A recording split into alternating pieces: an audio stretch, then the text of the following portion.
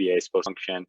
It doesn't even really exist there, and this would kind of get them in line or get us in line with, state minimums, essentially. That's their thought. I did run this one by the attorney because it's kind of an unusual one. And he said, he seemed to agree. He think that it's fine. Really, it's really up to you guys to decide if it goes forward as it exists or how it is now. So literally, it's striking everything out from both the land use ordinance and the shoreline zoning provisions. So Alex, it does not do away with setbacks. It just does away with requesting a reduction to the setback. Is that correct?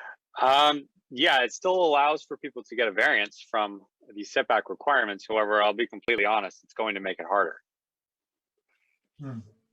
What? It eliminates parallel paths, one through the planning board and one through ZBA.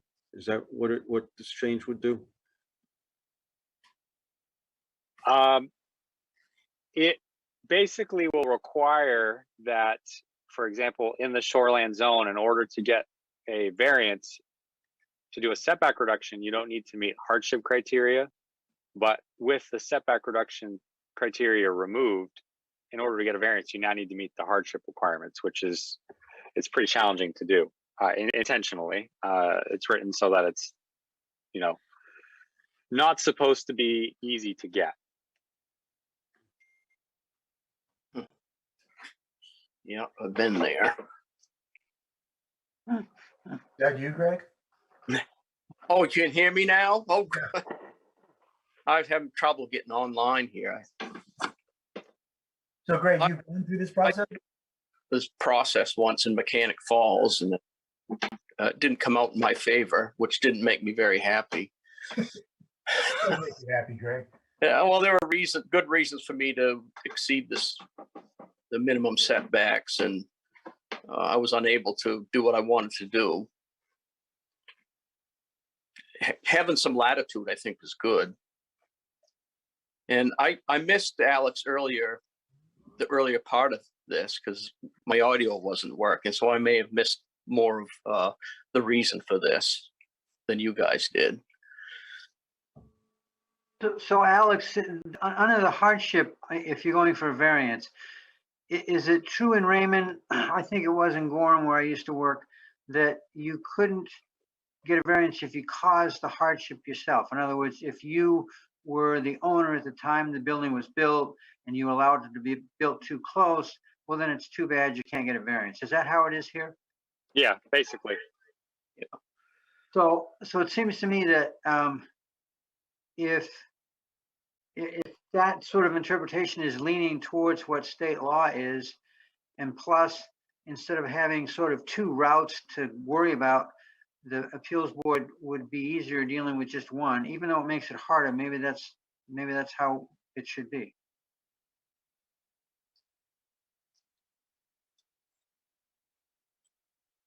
Have there been a lot of these issues coming up, Alex? Yeah, we've dealt with a few in the past year. We've got one that the ZBA will be hearing in a couple of weeks that, is a vacant lot in the shoreland zone. It's a very small lot. Under the setback reduction requirements, they would have been able to do a lot more, but in 2020, you guys may remember the ordinance was actually amended to say existing single family dwelling. So it now requires an existing single family dwelling on the lot in order to get a setback reduction. Because, like I said before, the setback reduction language was created to fix problems that already existed. Like Mike said with the hardship, currently, if you build a house too close, 2 feet too close to the sideline in the shoreland zone, you can't get a variance because you've created that hardship. But the setback reduction language doesn't include hardship. So it doesn't matter if you essentially created the problem, you can still apply for that setback reduction. As long as you're not creating new dwelling units, as long as there's an existing single family. I mean, there's stuff that they have to meet through there. Well, I guess that does seem to make sense.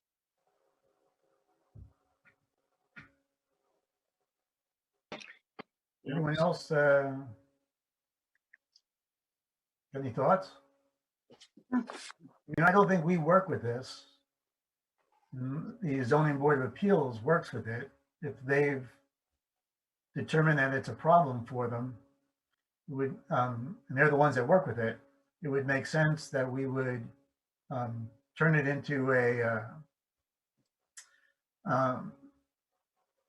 or support or forward, actually, I should say, the revisions, and we can do that with an approval or just simply forward it to the selectmen. Vice, just, go ahead, I'm sorry. What I think probably would happen with this one, if you guys are kind of in agreement, I can send this red line document off to the town attorney and basically get kind of a final blessing from him. And it would still go under, it would still be something that has to be included in the public hearing when you guys do a public hearing on all these changes. And then go to the select board. I guess if it comes down to the recommendation, I think, is that where you're getting to, making a recommendation or not? Yeah. You can possibly leave it off and not recommend either way. Personally, I can understand the struggle, because if you ask me which route to take, I don't even know. I think it does make it harder for people to do stuff. So, I guess I don't really like that, but at the same time, like you said, the ZBA is the only one that really has to deal with this language. So I think it's fair for you guys to not need to make a recommendation and kind of leave it at that, I guess. I was leaning And that's towards down the road. We can, we're a number of steps away from that.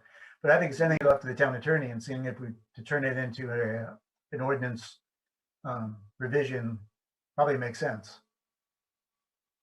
Yeah, my suggestion was going to be, Bob, is let's get the opinion of the attorney, and then if the attorney comes back, makes any revisions or supports it, then the planning board can forward it with the endorsement of the town's attorney or something to that effect. Yeah, exactly. Sounds good.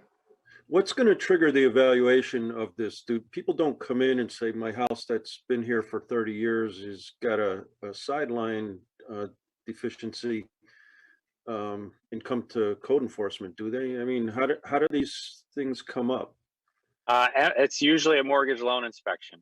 So when a house sells, the bank will do an MLI, and it's not a full-blown survey, but they still will check to make sure the structure is where it's supposed to be, and that's how these are found. Okay. Either that, or I have a situation where I own property where I think I'm too close. I don't have enough setback to put a garage in if I want to. So I would go pull a permit, and then Alice would come out and look at it and say, sorry, Mike, you're too close. And under the old system, I could ask for a change without a variance. But if we do what the Board of Appeals wants, I would have to get a variance, which I wouldn't be allowed to do because I created the hardship being the owner when the house was built. But understand that, Mike, but for a structure that's already been built, wouldn't it be grandfathered in under whatever rules were present at the time it was built? Oh yeah, probably would be. Thanks. That's good. I like that. Still can't build a garage though. Well, what are the minimum setbacks? Like we have 30 feet in the front, 20 in the side, and 20 in the rear. Well, let's see, what district is that? That's rural residential. Are those our standards, or are they a minimum standard set by the state? No, those are set by the town. If we went by the state minimums, would they be the ones, the 15 in the front, 10 in the side, and the 15 in the rear? That is a good question. I'm not sure what the state would have. To be honest, I don't know that. I think that's what they are, but I'm not sure. I don't like to confuse myself with setback numbers because there's so many to remember already. Yeah. It seems reasonable to grant this kind of variance, I don't know if that's the right word, to people who are, just trying to sell the property to another landowner. Yet I don't agree with having it so people can build a porch or a garage that would violate the setback requirements. I think if it's just for a mortgage survey, then I'd be in favor of, granting that kind of a variance. What else are you gonna do? Tear the house down? It's been done.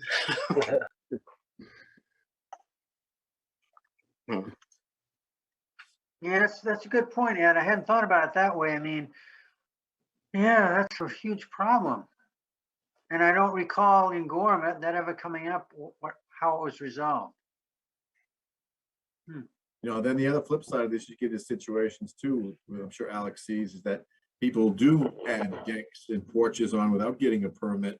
Then they come back after the fact and try to slip this in. So it kind of can go both ways. So Yeah, I don't have any sympathy for those guys, but no, you don't. Yeah. But if somebody's selling a house, I can see, they could get trapped there. and I guess that's the question: is under the variance, would that be? I can see what this one might be able to go through as a variance because that's a condition that wasn't created by the owner. Yeah. Because that's usually the one in the whole hardship that is nearly impossible to get your hands around, because every situation you can almost argue is done by the owner. Yeah. No, it seems like maybe the attorney. You guys just want to vest this through the town's attorney and see what the feedback is before we. Yeah, I think that's the best way to go. Yep. Sounds good to me. Sounds good to me too. Okay. Done. Jim, I'm going to let you take this one. All right. This one is in response to solar energy systems. Alex, if you can just kind of scroll that up a little bit. Thank you. You can see we have a purpose here, which is, obviously we're being driven now by green energy, state subsidies, federal subsidies, which are pushing for these solar systems. So we've had a couple come through the town. Actually, you've seen one. Alex and I have kind of seen one because it actually happened in Wyndham, but the entrance was in Raymond. So this is trying to get some standards in place as to how we would review these. And we gave exceptions to those that are used for private use, private energy systems like single family homeowners, or even a business if they wanted to put something on their roof, or a ground mounted system where it was for their own private consumption. But if they're doing it for commercial purposes, then this ordinance would apply. And just kind of scrolling through here, this would come under site plan, obviously, and we'd want to have it reviewed for electrical, fire, general compliance with our site plan ordinance. And basically, a lot of this would be based on the surface area of the arrays, if you want to call them that. And what do we got here for? The biggest thing is if it's a certain size, then we're going to want a decommission plan, and that comes out of the DEP. It's nothing that we're kind of creating here. The DEP kind of had reviews a lot of these because they get into a size where they're required to get a DEP site location or stormwater permit, depending on the impact of the land.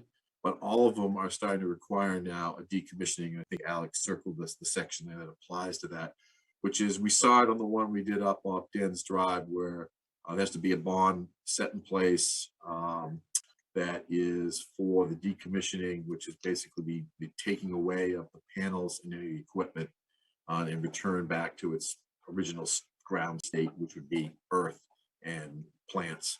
I don't think it includes any planting. It really just implies removing the equipment and just letting nature take it back.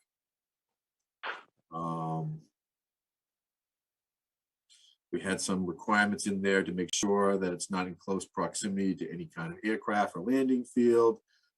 There is some information in here, which again is taken from other models regarding visual impact assessment.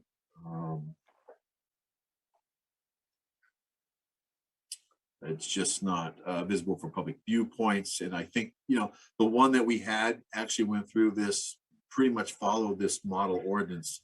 As you remember correctly, they did a visual assessment where you couldn't see it from the street, but they also went out into the lake to make sure that the visual assessment wouldn't be impacted from the public area. Keep scrolling down. There's basically two systems here, roof mount and ground mount. This would apply to both. And we have to meet the structural setbacks. And the board would have the ability to reduce that setback to, if it's shared with a right-of-way or utility corridor, half of the required setback in that zone. Again, these are not a building structure, but they still fall under the structure. There's, it still would have to meet the impervious surface ratio for various ordinances as well. And then the bottom there has to meet all fire, electrical codes. We really don't want to see exterior lighting. I think under the last one, E, keep scrolling down. I think we want to try to get as much of these underground if possible. But obviously there's certain situations where they may have to get a waiver. And the last section has to deal with the whole decommissioning, which again is really set by the DEP. That's language that we just endorsed from their model. Is there anything in there for the structure, the weight, if it's on a building? Does it decrease the snow load capability? So if a building is already not designed for it and you put this on top? That would fall, yeah, that would fall under the, I believe, the building permit requirement under Alex when they come in for that. I mean, they still have to come in and get a building permit. So that would be part of the requirement, because this ordinance does make them meet all building fire codes. So that would fall under the building code section. So is this going to apply to anybody that wants to put up a solar panel on their roof? No, we made an exception. I think if you go back to the very beginning, we made an exception for private individuals and individual businesses that might want to do it for their own personal business. Okay. Once they sell it, as a commercial entity. Thank you, Alex. Got it. Thanks, Alex. Idea is obviously you want to promote, we don't want to get in the way of people trying to, put these on their own homes for their own energy consumption. The idea is that, we're trying to get the big commercial uses.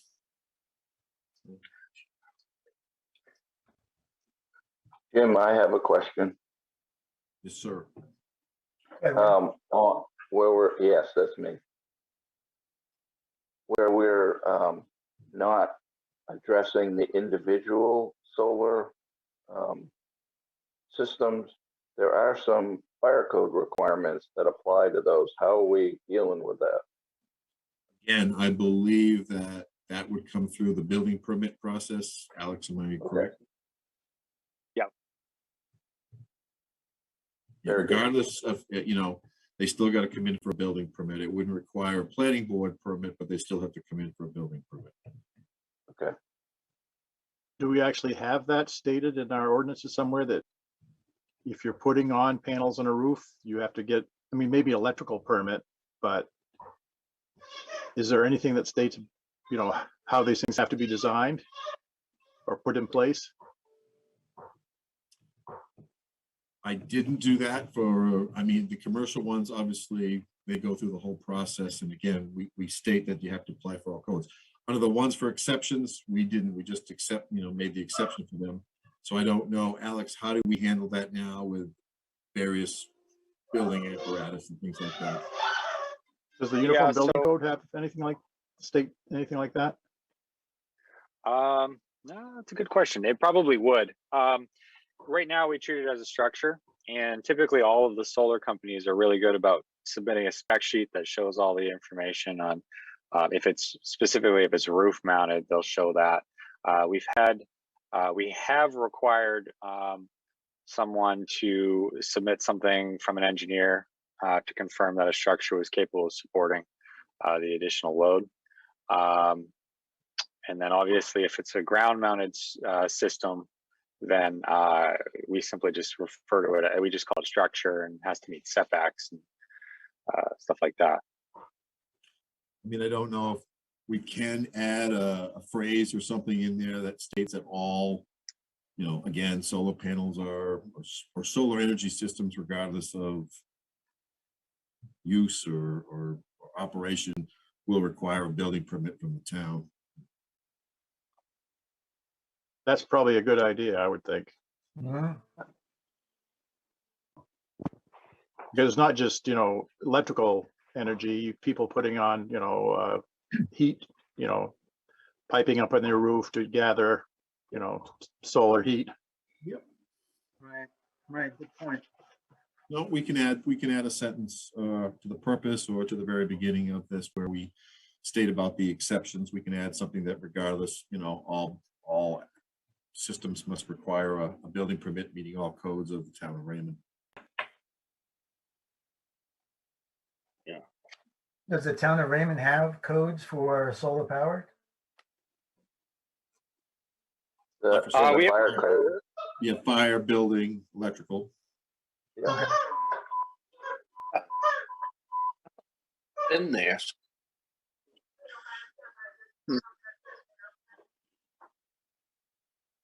So you folks have anything else you'd like to add or comment? Looks good to me. Me too.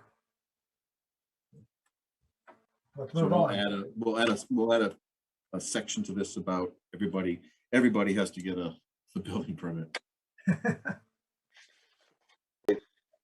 Just one thing, Jim, I noticed some of the language talked about the fire chief, probably should be fire chief or his designee. Yeah.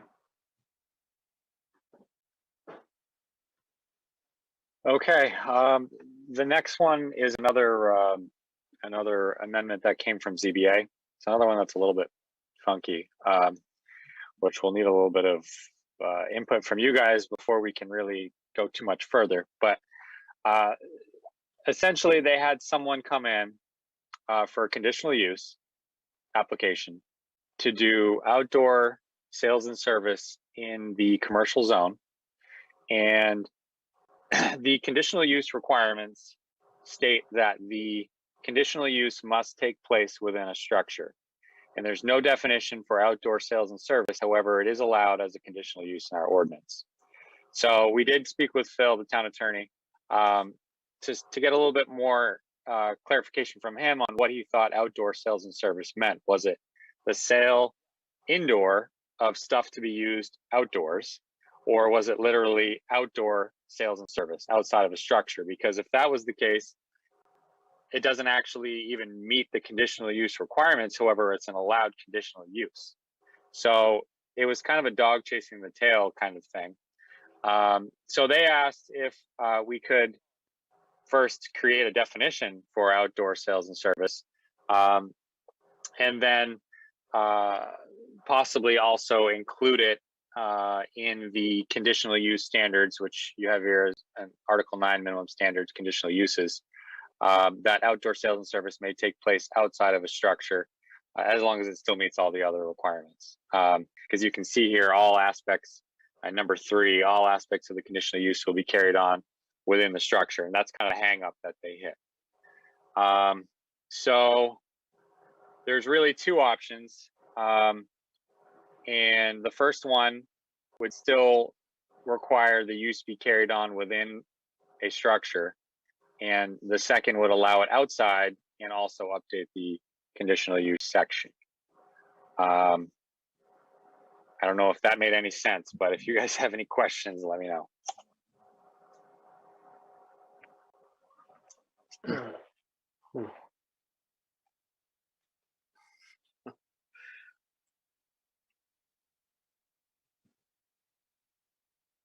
So Doesn't Alex, option 2, I'm sorry, doesn't option 2 already exist? I mean, we have plenty of boat sales places with, stock stored outside. Yeah, and the applicant for this conditional use is actually one of the marinas. They own land in the shoreland zone and in the commercial zone. And technically, boat storage is considered a marina use in the shoreland zone. However, there's no use in the commercial zone that allows them to store boats. So they came in as a conditional use for outdoor sales and service because boat storage and the marina use is outdoor sales and service, but there's no definition for it. So if they want to continue that marina use in the commercial zone, then they needed that approval, which they did get. And you're right, they exist everywhere currently. So under that thinking, option 2 probably is the better option because it allows the already existing uses to kind of be more compliant, and they're in compliance with the ordinance, and kind of corrects the issue, which is already in the ordinance. Outdoor sales and service isn't allowed conditional use. But if it literally is the sale of stuff outside, then it doesn't even meet the conditional use requirements. So it's a little bizarre. Yeah, option 1 is a pretty tough one to meet. I mean, you have to keep everything inside a building to work under that. Alex, under the outdoor sales and service, is there a required setback for the storage of the goods being sold? I don't know off the top of my head. It would have to meet the regular setbacks of the zone. Commercial zone, there isn't really setbacks. You can't. There are some setbacks for, I believe, storage of items, but I'd have to look. I'm not sure off the top of my head. I'm confusing Casco and Raymond. I know Casco you can't, but I think the commercial district in Raymond it's pretty wide open. Yeah, the reason I was saying that is obviously you go by some other locations and you see vehicles that are almost in the street or boats that are projecting out. And it's a safety thing as well as a matter of visual impact. So I just kind of wanted to see how we handle that now. Yeah, and of course, something like this, outdoor sales and service would still need to meet the conditional use requirements, would still need to go through ZBA, and would still also need site plan approval. This particular marina that got conditional use approval will still need to come to you guys for site plan or go through staff review. So, it still needs to meet all the normal zoning requirements and the site plan requirements as well. Well, It seems like there should be setback requirements in a commercial zone for storage. You got boats right up to the edge of the road. I don't think it's healthy. Well, not only that, you want to throw a little more complication into it. If it's in the commercial zone, then you got to throw the design guidelines also potentially at it. Yeah.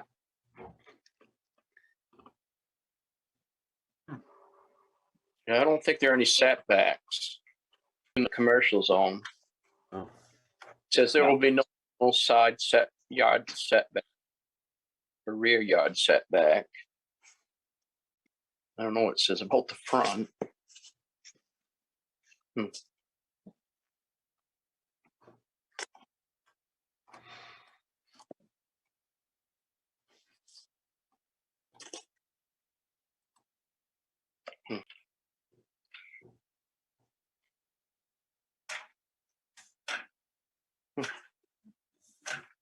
So are you looking, Alex, are you looking for us to tell you to proceed with option 1 or option 2? Or you guys can just say, let go, and we don't move forward with it at all. But I think it would be good to clean it up, either 1 or 2. If you guys want to give me kind of a direction you want to go in, then we'll get rid of all the language for the other option and have it ready for public hearing. Isn't option 2 already being, followed by some of these local businesses? Yeah, I mean, it may be. It may not be that they did it legally. That I don't know. That's what I mean. I mean, they're doing it de facto, doing this following option 2, but I think it would change things quite a bit for them if we restricted it to option 1. Yeah. Yeah, I have to agree. I think option one doesn't make any sense. I mean, a lot of these marine, or the few Marines we have, all of a sudden they got to put all their boats inside or something. That doesn't make sense. So I'm okay with option two. So am I. Yeah, I like option two also. Yeah, I agree. Maybe think about some kind of setback from the front, some front setback, but other than that, the rest of the commercial district stuff should be okay. All right, so we'll get rid of the language for option one and kind of keep that one going. Let's see. All right, this one is kind of an interesting one. This one is cleanup, essentially. Basically across, we did this last year with the street ordinance, the land use ordinance, and the shoreland zoning provisions. We cleaned up the definitions across all three. So this is kind of the same idea. It would be cleaning up the definitions across all documents for structure and setback. So right now, these two documents don't match up. With these changes, we would kind of be getting everything in line so that they match in both. There's some tweaks in here along the way. Like, for example, in structure, we've added ground-mounted solar energy systems to keep in line with that. And so essentially, it's kind of a Frankenstein of the shoreland ordinance and the land use ordinance.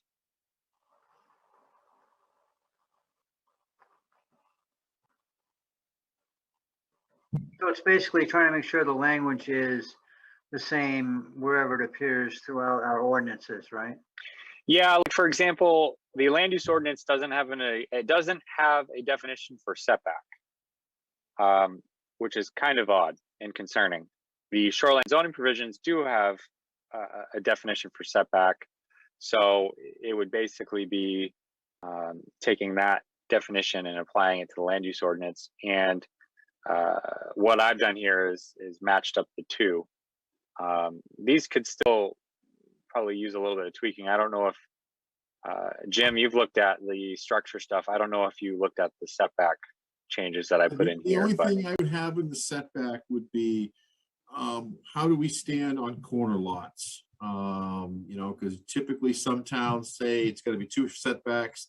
Some towns say, oh, front setback off the primary right away. It's a secondary street, then a side setback would prevail. That's the only question I would have is how do we want? Yeah, that's a good question. I'll look into that because this has come up a couple of times since I've been in Raymond, and I did actually spend a little bit of time last year with the attorney on that because I had someone who wanted to put their driveway on their sideline and keep their road frontage from a different line on a corner lot, and they were able to do that based on our ordinance. Some towns say that your front lot line is where your driveway is. So yeah, I can look at that, Jim. That's a good point. It might be helpful to lump that in on this. I think some towns actually have even the definition of a corner lot and how you take that setback off a corner lot. The only thing is, Alex will tell you that I get a hang up on is the infamous retaining wall and what is that? Is that a structure? Is it a fence? Is it a border wall? I kind of look at it, it's a hybrid thing. If we get into a situation where somebody builds a 20-foot high retaining wall right on a property line without a setback, what are we asking for? Because that is a structural engineered design structure, but it's kind of a no man's land within the building structure or setbacks. Building.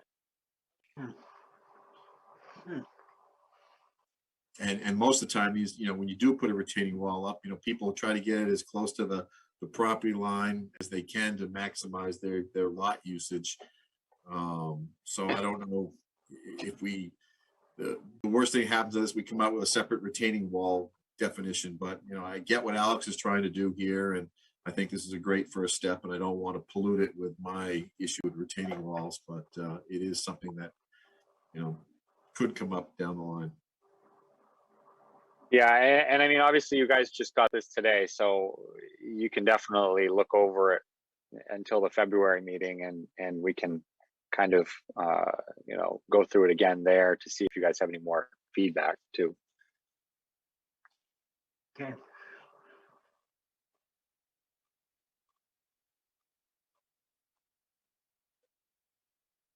I think a good point about the retaining wall, it's, you don't really want to have that encumbered by setbacks. You kind of want it right at your property line. Yeah, and at the same time, Mike, the other thing too is that once a retaining wall gets over a certain size, there's some maintenance that has to be done. So it can't be too close to the property line because you got to get in and maintain it, make sure you can access it on your property without going onto your neighbor's property. So probably there has to be some setback for a retaining wall, but you can't put it right on the line, but you got to leave yourself a little room to have access to it. Yeah, that's a toughie. I know in Gorham, they used to say, but they didn't have an ordinance for it, but they used to say if you're going to build a fence, you've got to allow exactly what you said, Jim, to be able to get on your property on both sides and deal with it. But there was no ordinance for it. It never became a problem that I knew of, but it was potentially a problem. Yeah, and I don't know if Alex runs into it at all. I mean, I could just see where probably more in the shoreland zone is probably where we see it more often. And they're in the shoreland provisions, there are some pretty tight regulations about retaining walls. So maybe it's not a big issue outside of shoreland. How do we deal with the rock walls that are existing or on property lines that actually define the property lines? Well, he just circled that. There's actually an exception for that. Yeah, it's considered a boundary wall, so it's like a fence. It doesn't need to be setbacks. So does that mean that's for existing ones, or if you were to build one?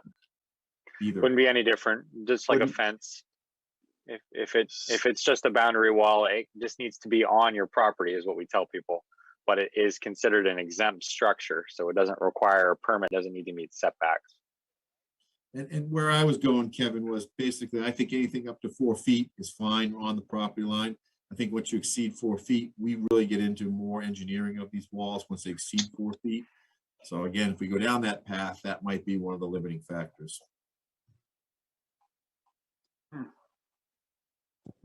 We only got 12 more minutes, so we might want to at least get to the point where we can introduce all of these. And then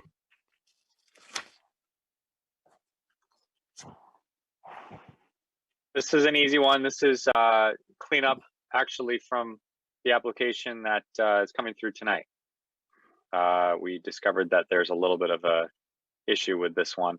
It says, I believe 24 or less, and then more than 25 or something like that. So it actually leaves out 25 by the way it's written. So this is just a cleanup for that one. Good catch. All right, so this would be an update to the entire Article 4 and Section 14, which is the allowed uses. So this one's kind of important. It would decide where you guys want to allow solar energy systems and outdoor storage, which we haven't gotten to yet. Right now, I have both of them added in every zone, just so that we could remove what you guys don't want. At least it's all in. So that's one that you guys, I mean, we can talk about that at the next meeting if we want, once you've had a chance to kind of digest all of this stuff. And we can figure out where that stuff's going to be allowed. One of the things that Jim and I talked about earlier today with solar, I think originally we had talked about not allowing solar energy systems in the shoreland zone, but like some of the larger summer camps on the Cape, like kids camps, do have, actually a couple of them already have solar systems. And I could see that being something that maybe they want to do more of. So I did put it on here as an allowed use through site plan. But if that's something you guys want to take off, if you don't feel as though it's an appropriate use in the shoreline zone, we can always do that as well. Yeah.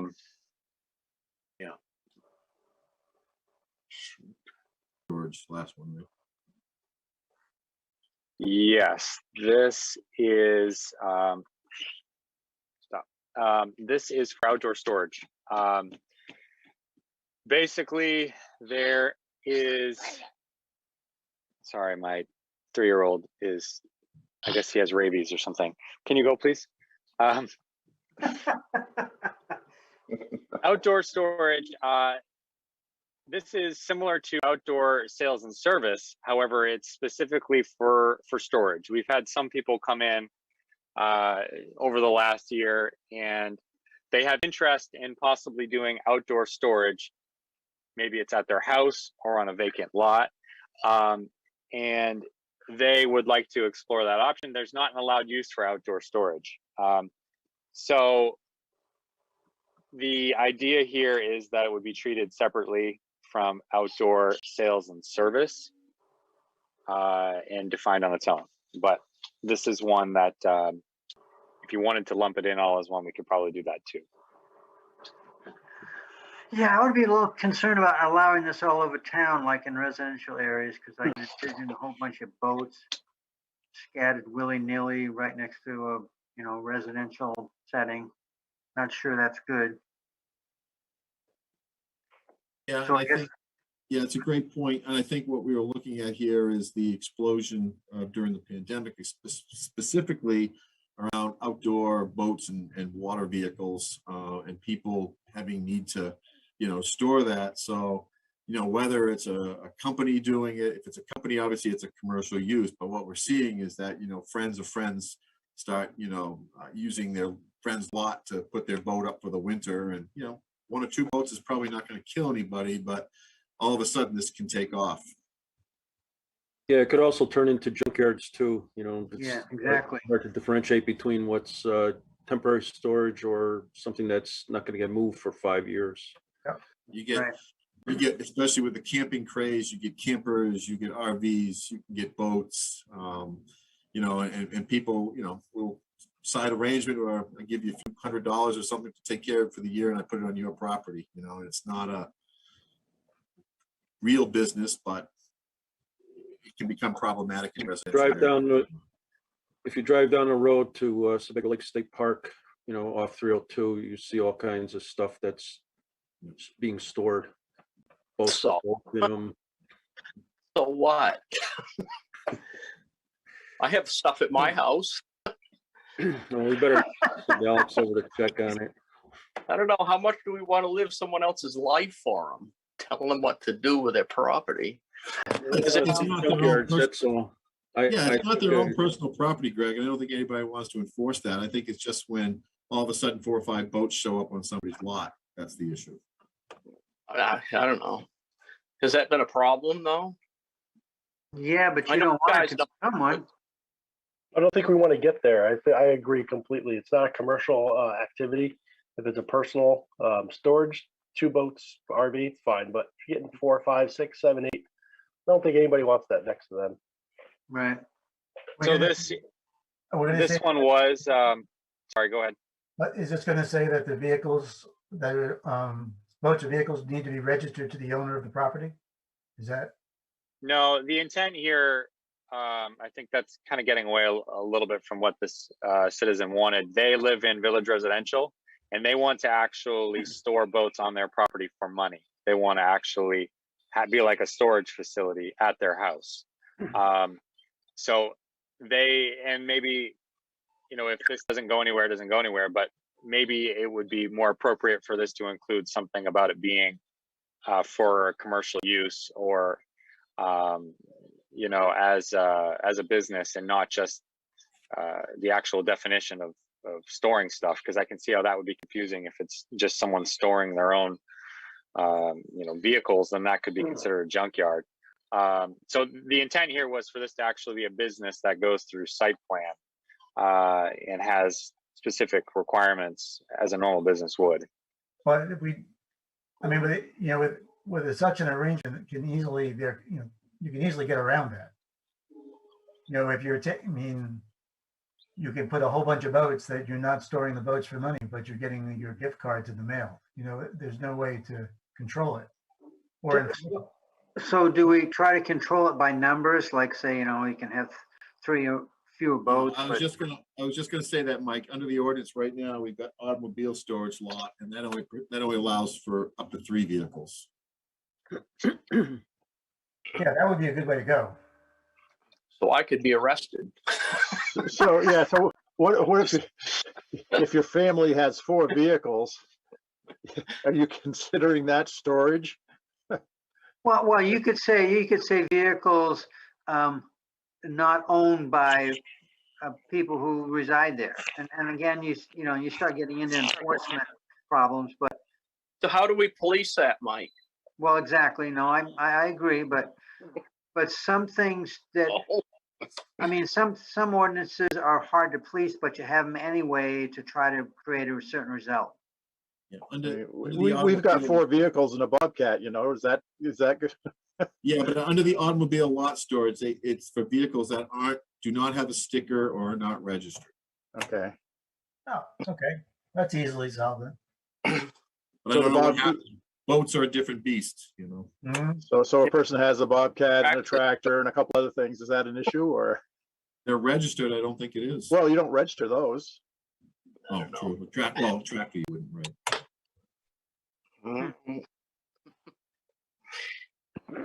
I just think it's easy to define it as your storage facility as a business function. I mean, it's that easy. If you have 14 cars on your property, I personally don't think that you should get in trouble for that. But if you're storing it for a business function, then I think that should be the definition. Yeah, that sounds good. It's your own vehicle. God bless you. Have 100. You might be a classic car collector or something, Exactly. collecting things. Right. Yeah, I mean, if it's yours, sure. But if it's a business, then I think that's where Yeah. it crosses the line. Okay. Alex, you'll make that change to add something in there about commercial use or business. Yeah, and you guys can also decide. I mean, we can keep these definitions in here, or put the definition in here, and you guys might not decide. I can't talk. You guys might decide to not actually include it in any zones. We could just put the definition in, so that it's actually enforceable in that situation, because someone could have an outdoor storage business that isn't actually an allowed use, and we can cite them on that. So that's an option too, if it's something you don't want to allow. It's always good to have definitions, even if you don't allow it. Okay. All right. Have we made any inroads on this marijuana thing, Alex? Oh yeah, I should have probably started with that. So I did go to the select board last night, let them know where you guys were at on the marijuana situation, and they have decided to create a referendum question for the June vote that will essentially ask if you are in favor or not in favor of seeing the town establish a committee and an ordinance for marijuana establishments. Perfect. So that's pushed off till June. If that passes, then the select board will likely create a committee to draft an ordinance, which would involve you guys once we get to land use ordinance amendments. And then that would go to town meeting, ideally in 2023 for vote. If it fails, if this referendum question fails, then it's a dead issue and we keep things the way they are. Okay. So that's the plan now. I think this is the last one. This one was just another cleanup item that you guys found, I believe, when we were doing the subdivision for Ron Willie. Mike found that. Yeah, this is the one that it states 20,000 in one section and half acre in the other, and we just cleaned it up to say 20,000. Ah, good. That was yours. That was your catch, Mike. Yeah. I didn't really know about the 20,000 in the other section, but as long as it's consistent, that's good. Visual impacts? Anything? Oh, I'm, as I mentioned before, I'm really in favor of being proactive and trying to make sure that our subdivisions look good. There's one depiction of a single house out sort of in the middle of a field without anything surrounding it. And the language is sort of like, you know, we could have done a better job with this if we somehow bordered it or somewhat bordered it with some vegetation requirements, and I couldn't agree more. What if the homeowner doesn't agree with you, Mike? Well, there's a lot of instances where we're required to do stuff like pay taxes that we don't necessarily agree with, right? The individual homeowner isn't really always going to agree, but we're trying to protect all of us from all of us. Protect us So I from think ourselves. the question with the visual impacts was how would we put this in our ordinance? And I think the last discussion we had was this might be a good application to put in, similar to what we have for the design guidelines. It's a tool that we can go to say this is how ideally we would like to be done, but I don't know if it would have the same teeth as if you wrote an ordinance. So, and I guess the idea is that if you write an ordinance and you feel like you're boxing everybody in, and you know, if you have a guideline, you can kind of work with them, and the board can have a little more latitude, I think is where and how guidelines came about. Yep. I think that's a really good suggestion. I think it's, although I'm highly in favor, I admit it's really hard to write an ordinance. So I think guidelines would be a really good, certainly a good starting point. I agree, but I think even if we write the ordinance, it's still not going to be something that we can follow to the letter. It's still going to be subjective. Right. Jim, do we officially accept those as guidelines? How does that Yeah. work? I guess that's a question Alex and I have been having the last few days, and I think we just need to check in with the attorney to figure out what the process would be if we accept it as a guideline. Is that something the planning board can do, or does it still have to go through the same action through select board to be enacted into the ordinance as a tool? That's something we're trying to get to at this point. So we haven't got an answer yet, but we thought about that as well. You know, well, way back when we did the sign or guidance, that I don't think ever went to ever left the planning board, if I'm not mistaken. So we may want to before me. before your time, Jim. But what I'm thinking is we may want to look at that at the same time as we do this, if in fact it should go to the selectmen and to the town. Yeah. Yeah. Again, if it's not an enforceable action, then I don't know why it would, but we want to just cover our butts to make sure we're doing this the right way. Yeah. Okay. So just a quick on timeline. This is January.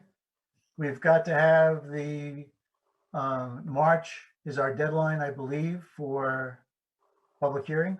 Yeah, ideally we want to do our public hearing in March. So if you guys want to go through this, and if there's any others that you, I know we talked a little bit about apartments.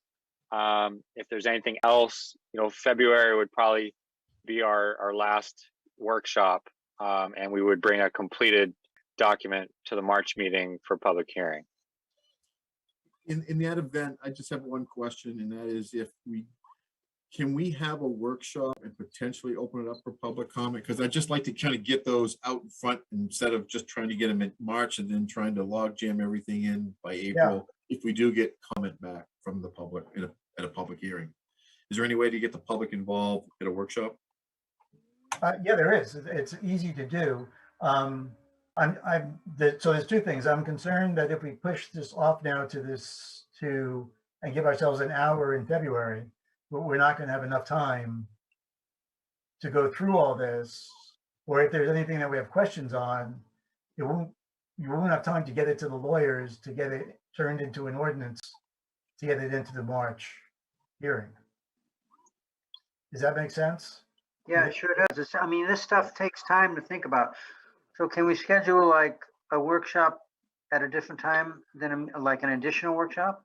Yeah, that's what I'm kind of dancing around with. If we did another meeting, another Zoom meeting in 2 weeks or 3 weeks, we could advertise it, what the changes are. We could advertise it for public comment if they wanted to, and then put it into final draft. Is that that would give us more time, excuse me. And if we did that in 2 weeks, that would probably give us more time at the February meeting to address anything that came up that was difficult. Sounds good to me. Yep. Is that, excuse me, is that, sorry, is that, I'm dying here. Yeah. So we're looking at Wednesday night. Yeah, Wednesday, 26th. 26th our normal time, or whatever time actually works. Yeah, you guys are setting the workshop, so you can do whatever time works for everybody. Do you want to start it at 6 like we have been, or drop it back to 7? Six Six is fine is with good. me. That's fine. 6 is okay with everyone? Yeah, I think 6 is better in case it needs more than an hour. Oh, okay. Yeah, that's a good point. So can we set up in the workshop for the 26th? Now, the problem is I'm not sure that's going to give Sandy enough time to advertise it for well, she'll get it out. Sandy, are you there? Yeah, I'm here, Bob. Um, I would have to get it, the paper publishes, I have to get it to them by a Friday for their publication. So, So we don't need it to be a legal publication because it doesn't have. right, we just need it to be a notice out there. So I'll get that off to them and get it in. Okay. Yeah, I do have a meeting that night, but I'm just one of the members. You can't make the 20. Like that night, yes, the 26th. Well, it doesn't have to be a Wednesday. Right, how about the 27th or something? 27th work for everybody? Does for me. Anyone Good for not me. work? Yes. Hearing none? Okay. So let's move it to the 27th just because Greg can't make it on the 26th. You'd be better off without me, wouldn't you? Well, I didn't want to say that, Greg. All viewpoints. That's right, all viewpoints. All right, 6 o'clock on the 27th. I'll get that out to the paper. All righty. Woohoo. All right. Let's take a moment. And anyone else have anything for the workshop? Nope. All right, I got to go get a glass of water. I'm never going to make it through the meeting. So how about we take 2 minutes and 3 minutes and start on the planning board? Sound okay? Right. Right back.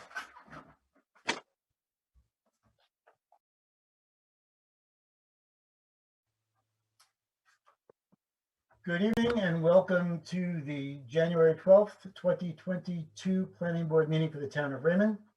The planning board will come to order. The board does have a quorum and we'll start with a roll call. So let's go, Robert O'Neill. Let's go across the top. Mark, Mike D'Angelo, Ed Kranich, Greg Foster. Kevin Woodbury. That's mine, Mark Childs. this is a public proceeding unless the board specifically votes to go into executive session. You have the right to hear everything that has been said and to look at all the exhibits that are presented. Please notify the chair if you're unable to see or hear. The board works from a published agenda and will be considering tonight's items in the following order. We have a slight change. We're going to have a review of our site walk for Raymond Cape subdivision. We've got approval of minutes for December 8th. We have new business, a sketch plan review for the Raymond Hills LLC project, major subdivision. In each instance, the burden is upon the applicant to demonstrate compliance with the provisions of the applicable ordinances or state law. All persons speaking, including representatives of the applicant and members of the public, are asked to, doesn't make sense, stand, make sure they are recorded. All persons speaking shall address the chair after, doesn't matter, we're not voting, and we have no appeals tonight. All right, that's it. We'll start off with the minutes for the December 8th, 2021. There are 2 corrections to those minutes that Sandy put out. Is there anybody else that has any corrections? None here. On here. If I could get a motion, I move that we accept the minutes as submitted. and I'll second. then second, any discussion? Nope. Has to, it's Zoom, so it has to be a voice vote. So Mark, Yes.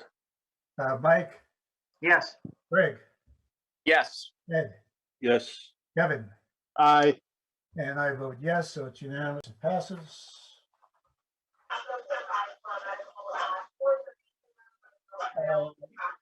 Next item of business is just for our completing of our site walk. I told Andy that we would get this into the record. So the site walk was conducted on January 22 for the Raymond Cape subdivision. Those were in attendance were all of the planning board, with exception of Kyle. Also Will Haskell as our town planner at the time, and Wayne Jones from the fire inspector.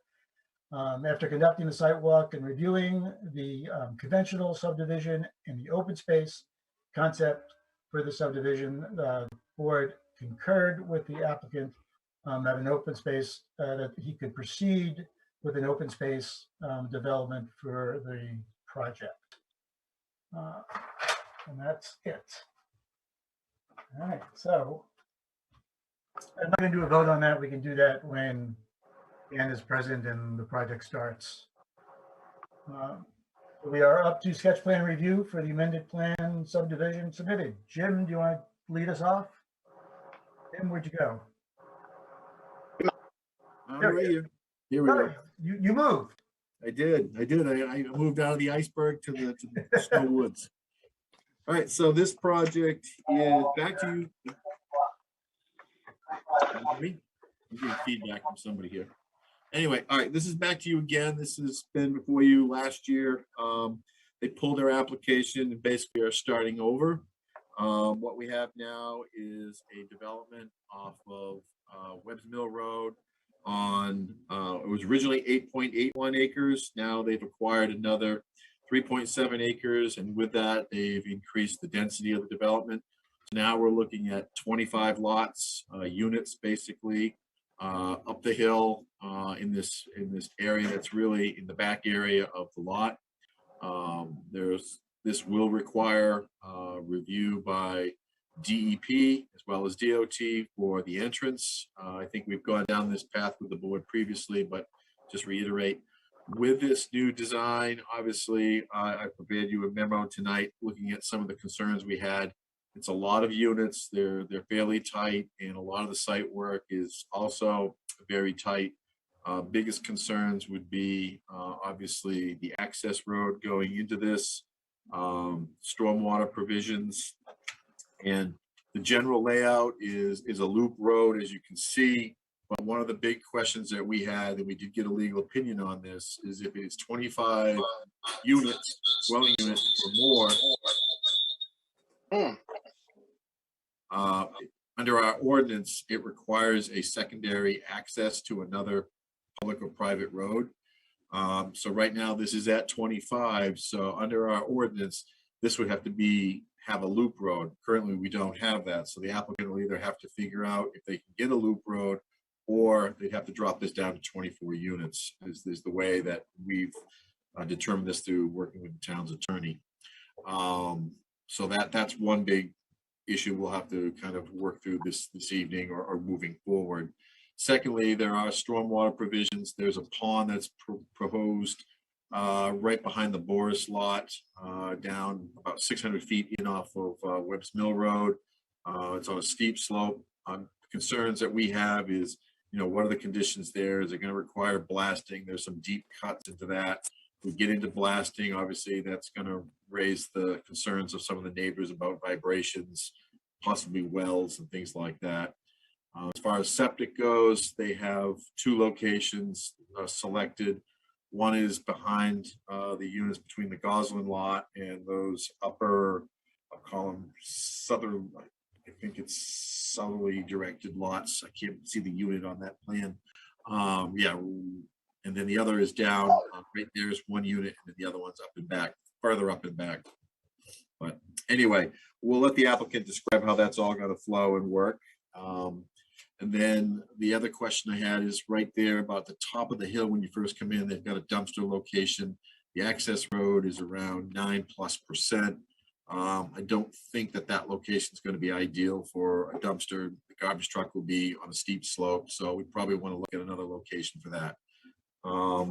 This will, as I said, has to go through stormwater, through the DEP.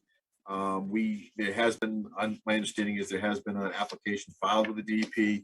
We have not got into that yet, as we're still at sketch plan, but once we get through sketch plan, we'll take a look at that. And if there's anything in there that concerns the town, we can obviously address that to the DEP, through the town. Typically, the board does defer to the DEP for the stormwater management review. Again, this is on some steep slopes, so of course erosion control and things like that are concerned as well. So I guess at this point, I'll let Dustin make his presentation, and go to the board with more information if I missed anything. All right, thanks, Jim. Dustin, you're up. All right, thanks, Bob. And thanks, Jim, for that introduction. I think kind of summarized well, what we've been working on to get to this point. So essentially, the first run of road, the first few hundred feet coming in and the grades of the road coming up into the site here really haven't changed from what we had submitted as our last plan, which got preliminary approval. So what's the change is basically from this point here, once it comes into our property, this whole configuration of units. If you recall, previously we had a cul-de-sac design with basically just one straight road in, and we had a cul-de-sac in this area, and just basically units on both sides. With the unit count increasing to 25, as we've got it proposed now, we had to look at kind of a multitude of different options as far as layout goes, to site these buildings in areas that would allow the roads to get built to them, and so that when everything is said and done, there certainly is some earth moving that needs to occur in order to generate the pad sites for the buildings and direct the stormwater and build out the septic systems and all of that. But once the site is graded to the design grades that we've got shown on the plans, it really is going to fit nicely up in this plateau area.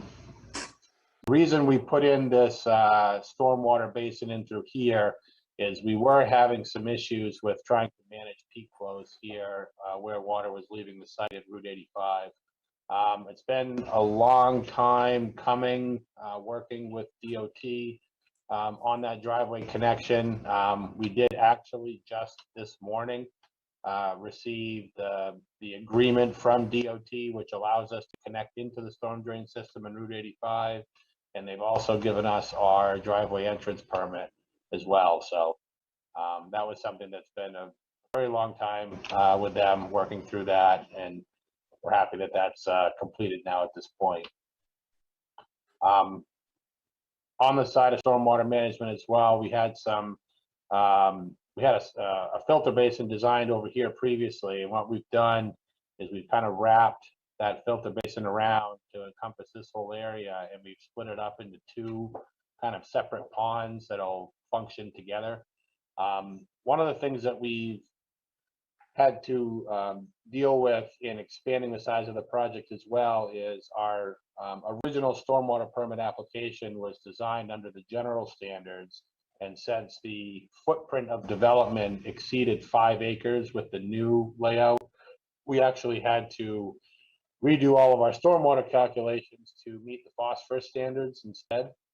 So the application that we had resubmitted back into DEP was all designed utilizing the phosphorus standards, which resulted in some larger ponds as well to both accommodate the new increased areas of development and to meet those phosphorus standards. So We did make an application today into the town, which included substantially more information. What we had submitted for the sketch plan certainly, is more advanced than what we would typically see for a sketch plan, but certainly fell short of, what would be a full application. So the application we made today does include, the full HHE 200 septic designs for the 2 new leach field locations. It includes the approval for the engineered septic system that was designed, the full stormwater report with the new phosphorus calculations, updated letters from Maine Historic Preservation Commission, Maine Department of Inland Fisheries and Wildlife, and Maine Natural Areas Program, where we submitted back to them, indicating that the footprint of our project had expanded into some new lands. So they did updated research on their databases and provided us with updated letters. And we've been working extensively with the Water District as well. They provided us with some comments about a week and a half ago, which we addressed and sent back to them. So we are still waiting for them to give us the updated ability to serve letter. But as far as I know, we've addressed all the comments that they had to date on the project. We're not anticipating any additional ones. So as Jim indicated, we do have some cut slopes coming in through here as we come in through the property. Previously, we had shown some stacked boulder retaining walls in this area to kind of deal with those slopes. And in addition to purchasing the 3.7 acres of land, Raymond Hills LLC is also acquiring this easement area, which allows the grading of the side slope, which will be a better long-term solution, just to create a slope along that embankment. And then it also allows for this stormwater pond to be constructed.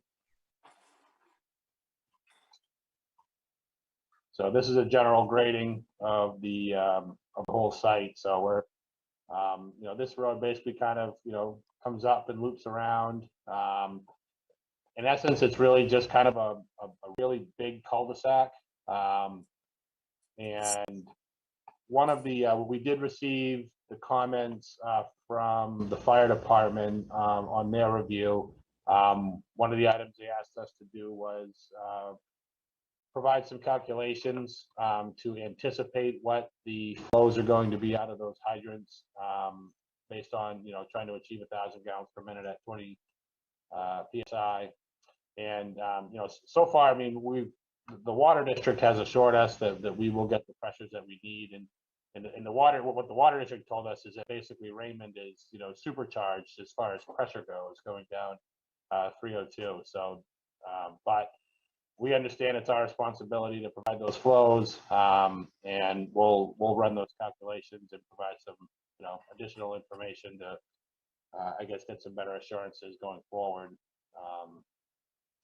The other question that came up was about a request to add a hammerhead on this little stretch of road here. The original revised sketch plan that we had submitted that was withdrawn had this kind of general layout arrangement of units. It did have a longer road. It was about twice as long as what we were showing here, and had this dwelling unit was actually up in this area. So this road kind of went all the way out and almost touched the property line. In that case, we had this kind of longer private road that we felt, we needed to have a hammerhead, which we did show on that plan. In this case, the length from, this section of road to the end is only about 70 feet.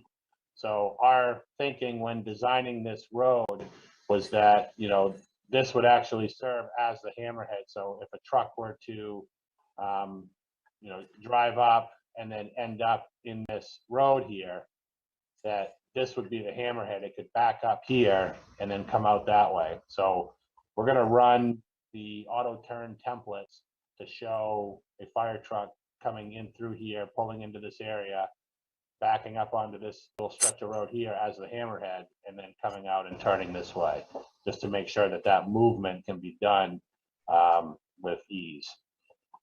Because in order to do a hammerhead on this road, we'd actually have to build this road all the way up to the property line and put a hammerhead out here. And we just think it's gonna be more likely that all of this is gonna be kept open for a turnaround than if we were to have this kind of hammerhead down off to the end of the road that, you know, even with signs and everything, somebody could decide to park in. We're very confident that this won't become a parking situation and this will always be cut clear. We did provide for some additional parking spaces here. You know, while everybody has a garage parking space and a driveway parking space, we did want to just have an area where we had space for some overflow parking that was kind of central to everything. So we did provide some additional parking in that area.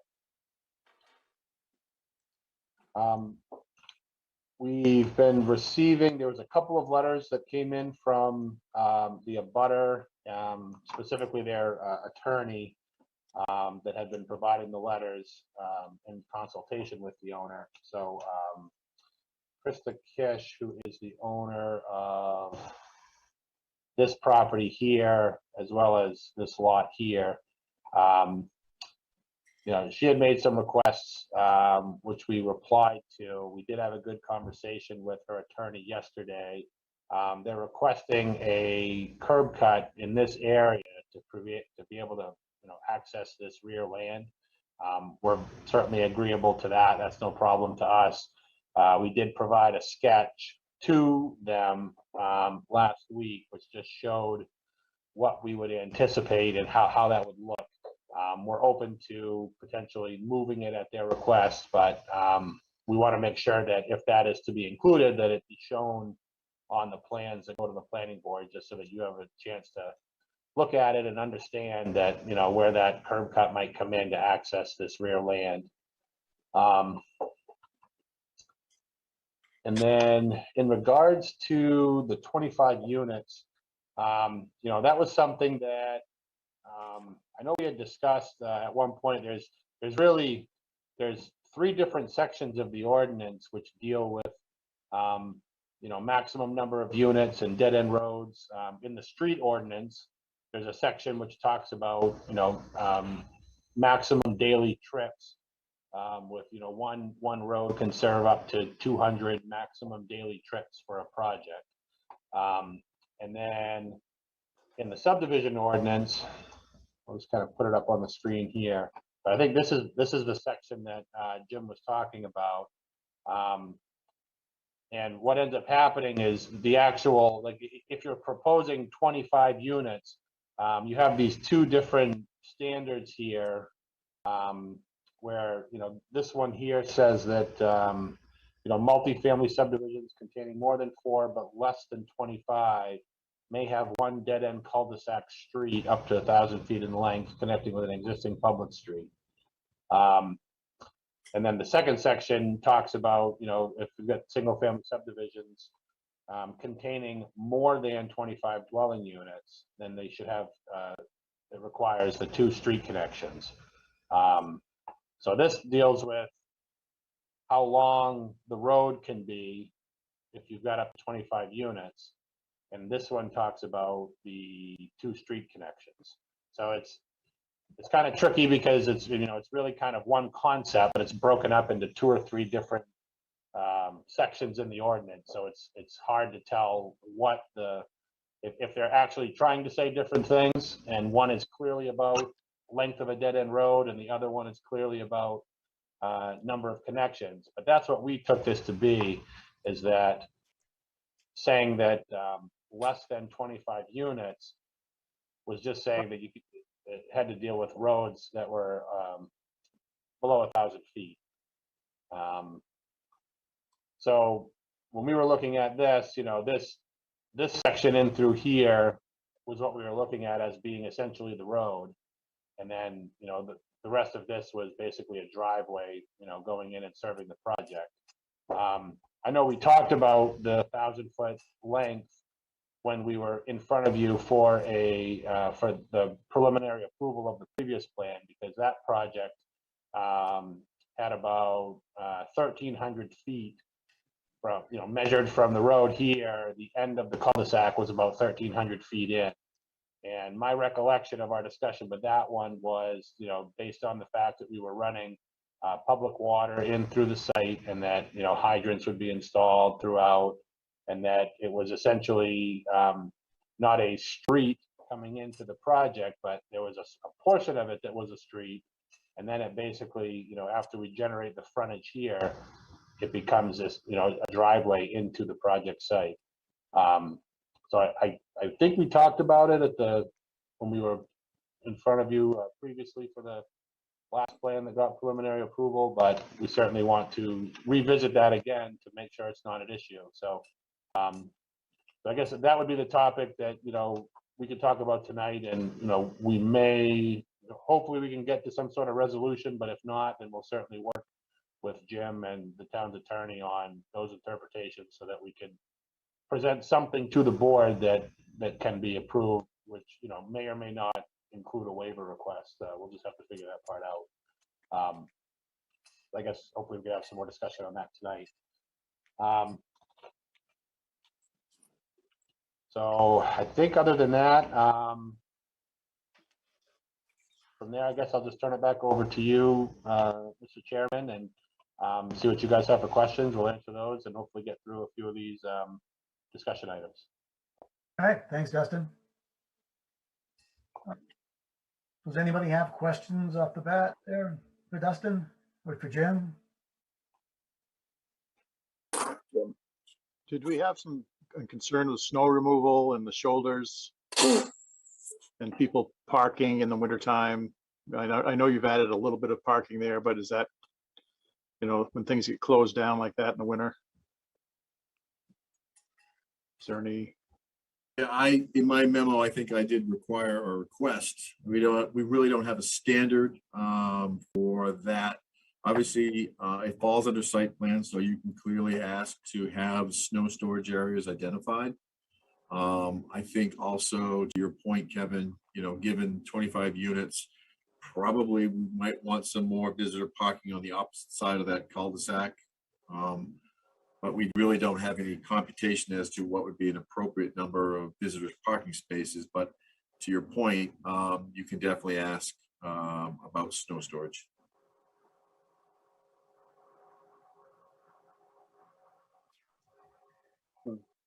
I have a question, I guess both for Jim and Dustin.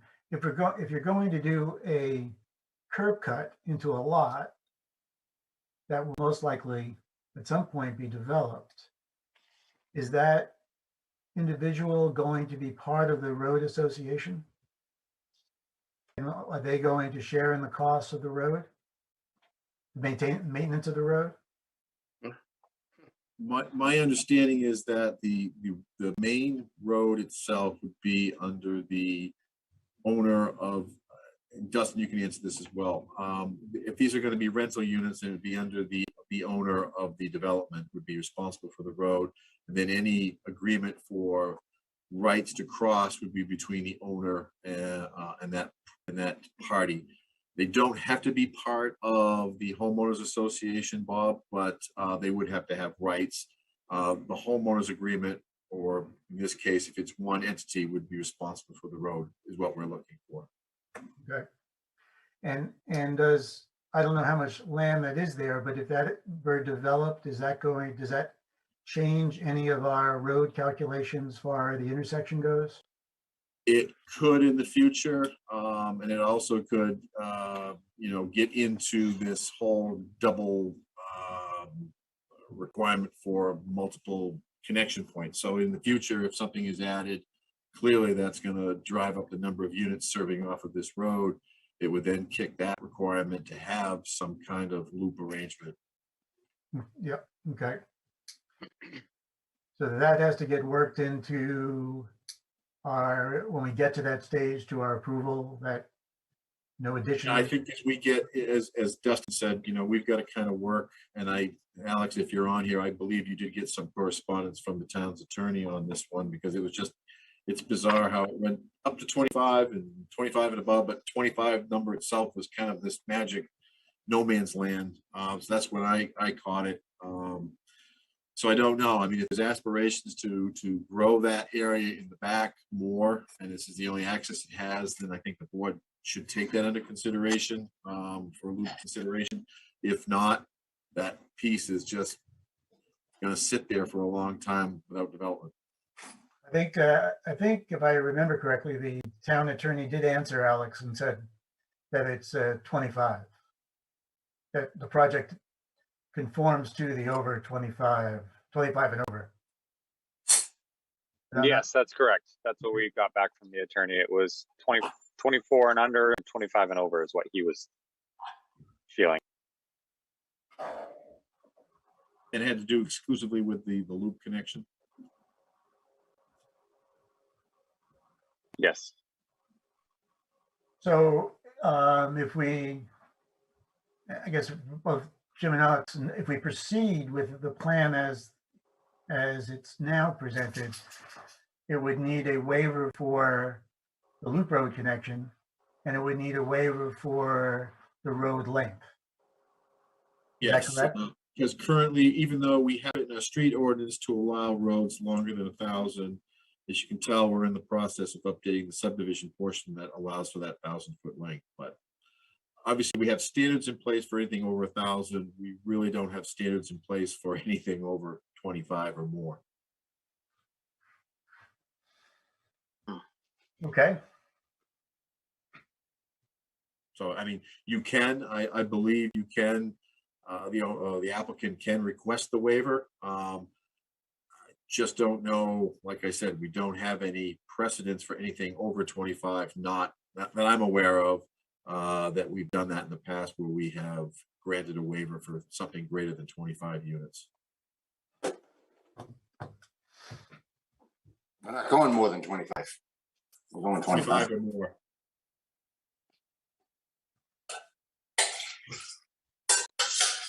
I'm just reading the language as is. The town's attorneys interpreted that it's 25 or more.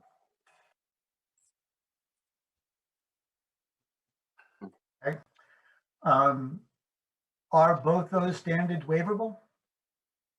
I know we've waived the road for. I believe those street requirements are waivable. Again, we can confirm with the town's attorney. I'm guessing we're probably going to have a couple conversations with them on this one anyway, along with some other ordinance language. So we can verify, but I do believe you have the authority to do that. Okay. If we don't grant a waiver, what has to happen in order for this to comply with current requirements? The applicant either has to provide a loop road, another secondary connection to another private or public road, or they need to reduce their development by 1 unit. Oh, What it is, this unit number 17 right here is the 25th unit. So what would happen if we were required to go down to 24 units, then we would have to just remove this unit from the plan. We wouldn't actually change anything else. I mean, everything else would be built out just the way it is. What we would end up doing is just removing this from the plan, in hopes that maybe we could add it back in at some point in the future. But so the reality is you'd have the same length of road, the same layout of the development. It would just be that one fewer unit. And it does really make a difference to us. I mean, we've been working the numbers on this project, and going from 25 units down to 24, is gonna take a hit for us, as far as balancing out all the costs for the earthwork and everything like that. So the planning board can kind of consider all that, and hopefully from a public safety perspective and access where nothing else is going to change, that serving this project layout with 25 would be the same as if it were 24. Justin, do you know that other one? I got two comments. One, I'm guessing the board's probably going to want some kind of right-of-way connectivity, even if it never happens, to the rear of the lot, between units. I don't know what those units are there, where you kind of have that end Right through here. And, yeah, right there. And then the other question I have is MB Bark obviously has frontage along this roadway. Are they prohibited to access rights to this? And do they have access by another means or another road on this road, on that property? So who are you asking if they had access over it? MB Properties, the one that's where you have the stormwater pond. Obviously, they're gonna have frontage on this roadway. Do they have rights to this? And if they don't, do they have access over another road on the edge or boundary of their property? So this remaining land of MB Properties is going to own the road. So basically, this property that we're developing just has a right of way to cross over this to get to the property. So what we're doing is we're building the road at our expense, but MB Properties, the owner of this land here, they're going to continue to own the road. So they have rights to be able to use it because it's not an exclusive easement that only goes to Raymond Hills. It's a right of way to be able to pass over the land. This property, the Kish property, actually has rights over that right of way as well. And it basically goes all the way up to here. So this right of way provides access to this property as well as the Kish property, even though they have their own curb cut out here. So that's why we're accommodating a driveway area here, which, as far as I know, they just want that to be able to, like if they're doing yard work and things in the backyard, that they'll have an access point that they can use that road to get in and out of the back part of their property. I'm not aware of any plans to actually develop that lot. That would be up to them, but they'd have to go through and look at the ordinances and figure out if they can do anything back there. We haven't looked at that at all. But as far as this, what we did is we laid this out so that, we don't know if at some point in the future, if this road would come out and curve and go into this lot, if it would go up the hill or what it would do. So it didn't seem appropriate to push a right of way out in any particular area, just because we don't know where it's going to go. And really the only rights granted over this project are just for the water main. The water district, basically, they looked at it and they said, just give us a right of way to loop this system around. The water district didn't want any other connections at this time. They just said it was, where we've laid it out so that there's a logical place where this road can be extended.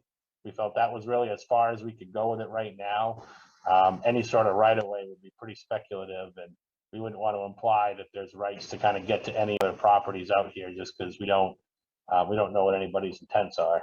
We don't have any interest in any of those other lots. And what about MB Properties? Do they have rights or are they restricted to use this for residential? Nope, they've got full rights to use this road for anything a town road would be used for.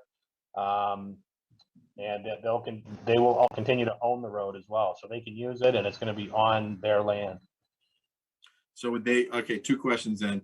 One, they would have to be part, most likely, of the homeowners association. And two, if they do have rights to further develop that, we're going to get right back into this connectivity thing again, because even if they put one lot out there and you do 24 or 25, that's going to be another future subject issue of a loop connection.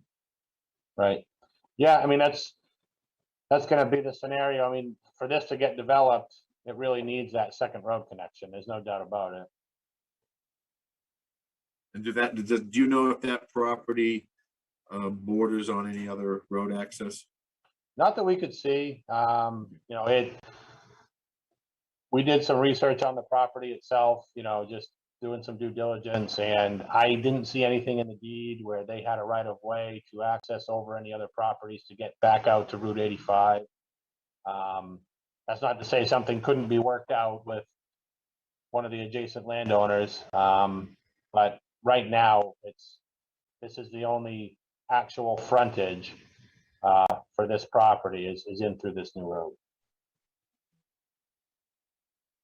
So it's not unrealistic to assume, since they're going to own the road, that there's going to be considerably more development going on, maybe on either side of that road, accessing onto 85, well over the 25 units. Yeah, I mean, who knows? I think, I mean, a previous owner had proposed something on that lot with a contract zone, you know. Yeah, no, I know who knows. I mean, it couldn't be developed for 40 years. But as far as the planning board goes, or as far as planning goes, it's hard not to, and we're going to be asking for a waiver to do what you want to do. It's not unrealistic to be thinking that we're not just waiving 25. There may be, and could very well be in existence right now, 27. Properties accessing that road.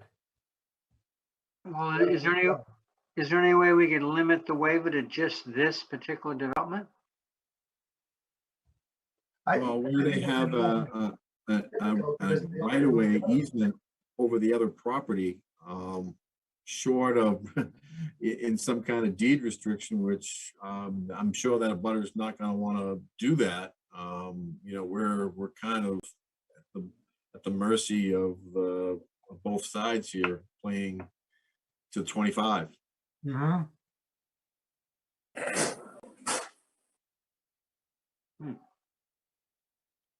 I mean, if he develops 24 or 25, he's basically taking, any of his rights away without having to get some kind of connection loop for even one lot.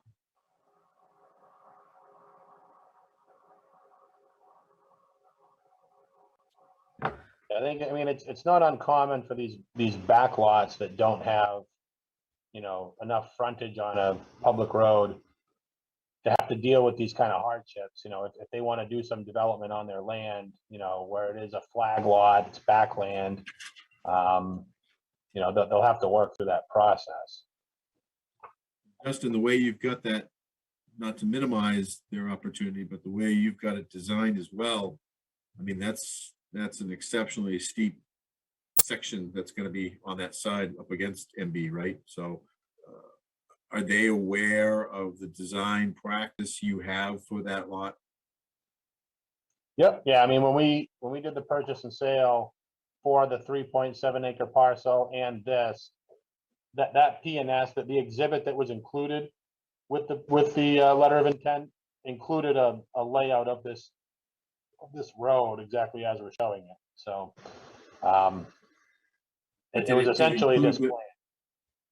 Yeah, but did it include the grading impacts that you'd be imposing on the project? I mean, you're giving them I guess the question is, you have an easement, right, over that. Do you have it over the entire frontage or just It's just in through here. So we have a stormwater easement to be able to build a pond in this area and to do all the grading in the back.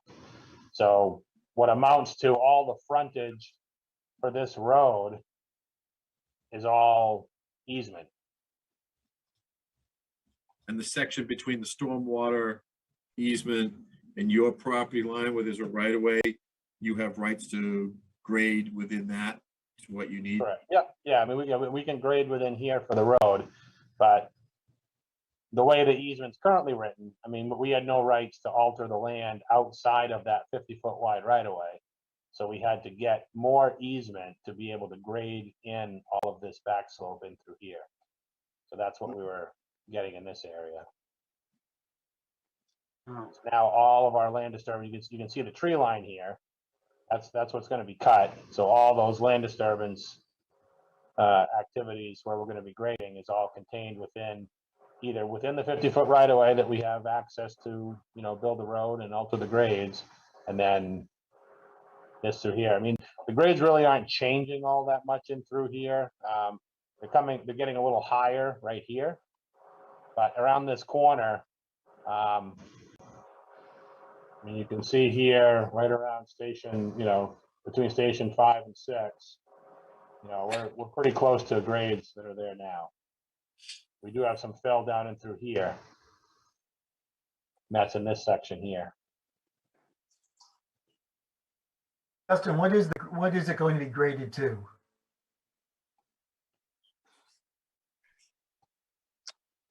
Yeah, so we've got a little over 9% for that stretch going up the hill now. No, not the road. The area that the embankment.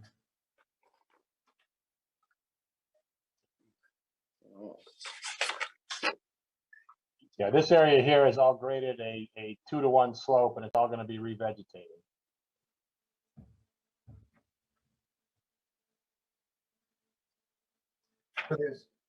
So that's a.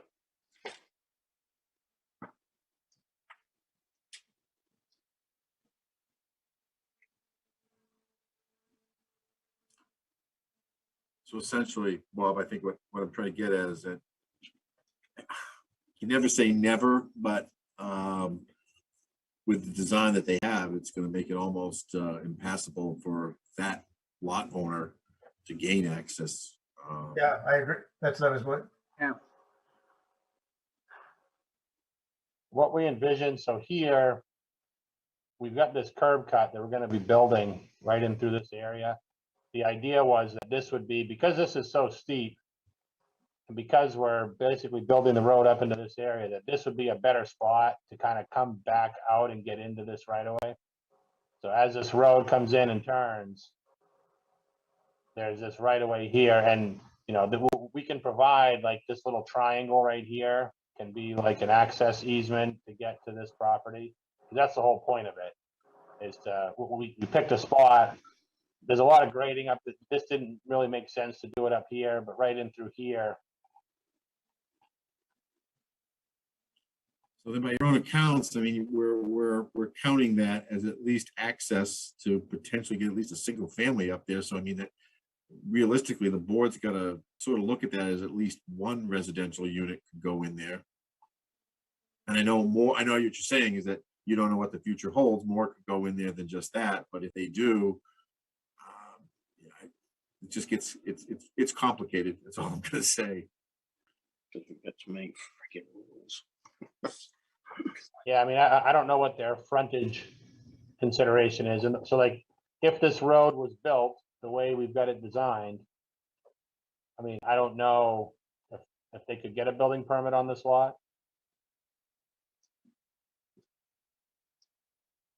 I mean, I guess they do have frontage here that's all built out. Right. Even, I mean, I think they have the legal.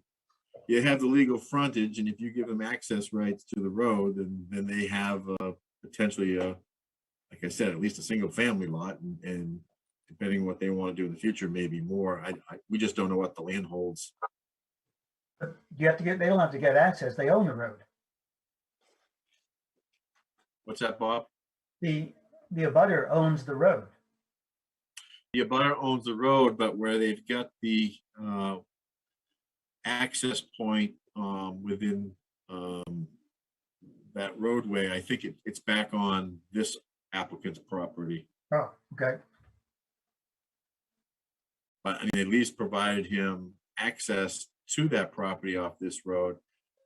There's no restriction saying it can't be residential, so we have to assume it could be residential. Right. And the worst case is, it could be multiple lots, and if that happens, then they'll have to design the road to be loop. But at minimum, that lot owner has a right to at least put a single family home in there. Mm-hmm. So where that curb cut currently exists, is there any way, I mean, it looks like it's up past, I guess, what's considered the road and more like what's considered the driveway.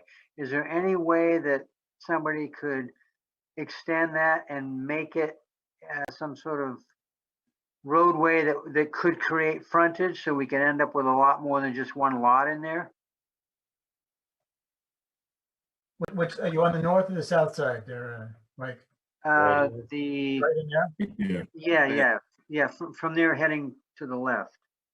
So in other words, Yes, I could come down to, I'm just They can come concerned down to- about if we granted a waiver, it's, I guess, bad enough to do it for one additional lot, but what if we ended up with a whole new subdivision in there and we had a waiver and they were able to use that waiver? Yeah, and that would all be subject to whatever the access easement or deeded language states. Yeah, well, I mean, I think we would only request the waiver to the 25 units. I mean, it wouldn't be a blanket, we just throw the standard out and now it's as many units as you can get in there. It would only be for the number of dwellings that we're requesting. But what I'm And saying is that yeah. if you do 25, say you do 25, and you have 25 units and we give a waiver for that, the second that MB Properties comes in here and doesn't want to pull a building permit, everything's out the window. Or he's gonna have to design an access road for a loop road. He comes the threshold tripper. Well, I guess then, I mean, would the planning board be willing to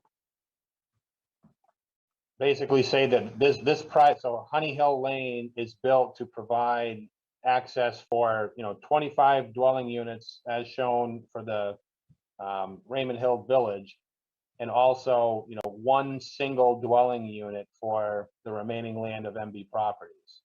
And we could just list it that way on the plan, saying that this road is being built and being approved for 25 units here and one additional dwelling unit on that other land. That way it keeps it open if they wanted to put a house. But if they wanted to do a development and split lots or do anything like that, then that would have to be its own project and they would have to come in and talk about their own merits for a waiver or provide a second road connection. If the board were to agree to the waiver, I don't know where the board stands with that. Yeah, I would think, Dustin, if we're going to grant a waiver, we're going to grant it for 25 units. Okay. Grant it for any additional units that may or may not be built. And if No, any, yeah, that's fine. I was getting the impression that the board was worried about not allowing a house on the other remaining land. no, I think the board, or at least I'm worried about what happens when that property is developed or wants to be developed, and has then with access, and now they actually own the road, but we're going to be telling them you can't develop your property on your using your road, using property that that the road on your property, because there's a 25 unit subdivision right to right down the road from you on the same road. Right. Yeah. So there's a road across your land, and because that road is there, you can't build on your land. Exactly. I mean, that doesn't sound.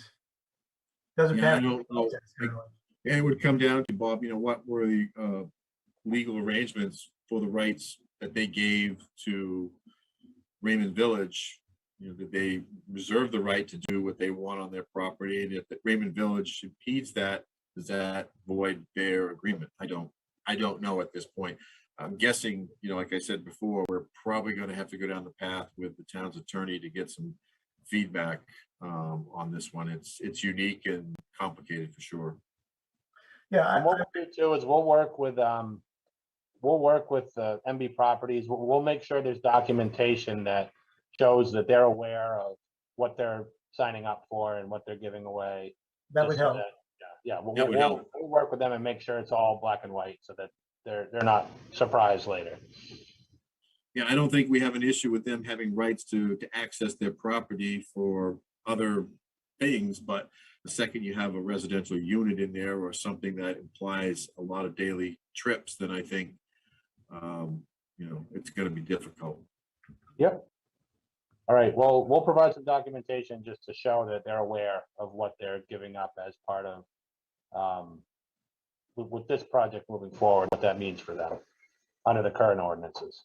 Okay. Yeah, and if you are providing access for the Kirsch lot, I think we're going to want to see that because we're starting to get at that transition point on the road where it's starting to get steep. So we'd want to see how that design would fit in there as well. Now, okay. And what MB Properties is going to have to give the Kirsch lot permission also, right, to use the road? They have that permission already, so just Okay. kind of the history of this lot, that this backland used to be part of the Kish lot. It was all one lot. So when that backland was separated from the Kish property, it was given, when this right of way was created, it was to benefit that property that's now Kish and the backland that's now Raymond Hills Village. Okay. So. And, he and already has Dustin, the rights. and Dustin, while we're on the point of access, I think the other points of access that we're gonna wanna take a close look at is make sure all the stormwater ponds and all your septic systems have adequate vehicular access for maintenance purposes. Yep. I know we got some tough grades in there, especially on the end units. With that stormwater pond, the grades are really steep up against the unit, so I'm not sure how and where you're planning on being able to get into all that infrastructure, but you know, it's tight. Yep, yeah, this one we have good access from the road. This one here, what we've got is, we've got this dash line here. This is gonna be the, built out as the access road. It's gonna come all the way out and around and down the property here. So we found some relatively gentle slopes that we can work with along this backside here as an access road, and that'll get us all the way down here to the spillway area, so that if any maintenance needs to be done down here, we'll have this road that comes right up and around. This road, I don't think was shown on the sketch plans. This was something that we added while working through DEP's comments. Okay, good. As far as the septic system goes, I know, do you have the grading plan where that's being located? Because I'm guessing that the abutters above may have some reservations about where exactly that's going to be located. And again, same thing, make sure we got access and everything. Yeah, so we've got, this is one new leach field here, and we've got one new leach field here. The rest, I mean, this is the big engineered system that we had approved originally. That didn't move. We did shuffle around the actual dwelling units that are going to that system. So based on the design flow that it was approved for and the number of bedrooms for the units, we kind of worked backwards from there to tie certain dwellings into that one. But we had, yeah, these are the two new fields here. And does this, I believe this falls under our open space development, so there'll be, is there a provision for open space? There is. Triangle, isn't it? I think it's that new triangle, right? Yeah, I mean, what we can do is just dedicate this whole 3.7 acre triangle as open space. Yeah, we just need a path or some access to that as well for Yep. purposes. Yeah, there's already a pretty decent path right here that kind of goes up this hill. You know, there's all kinds of trails through there, so. Yeah, we there's a just need to pretty good path. identify, make sure they have adequate access. And then under our open space ordinance too, as Chairman, you know, we do have, and I mentioned it before, idea that we want future connectivity. And I know what Dustin explained does kind of make it a little bit complex, but does the board wish to follow through with that and at least show some means of a right of way off the end of this development? I mean, the problem is it's going across the detention pond for one thing. You know, I don't know how we can make that work. So again, it's something that we promote in the open space subdivision. So I know we're giving, and maybe the fact that you're giving MB, well, they already have it. So I don't know. Bob, what are your thoughts?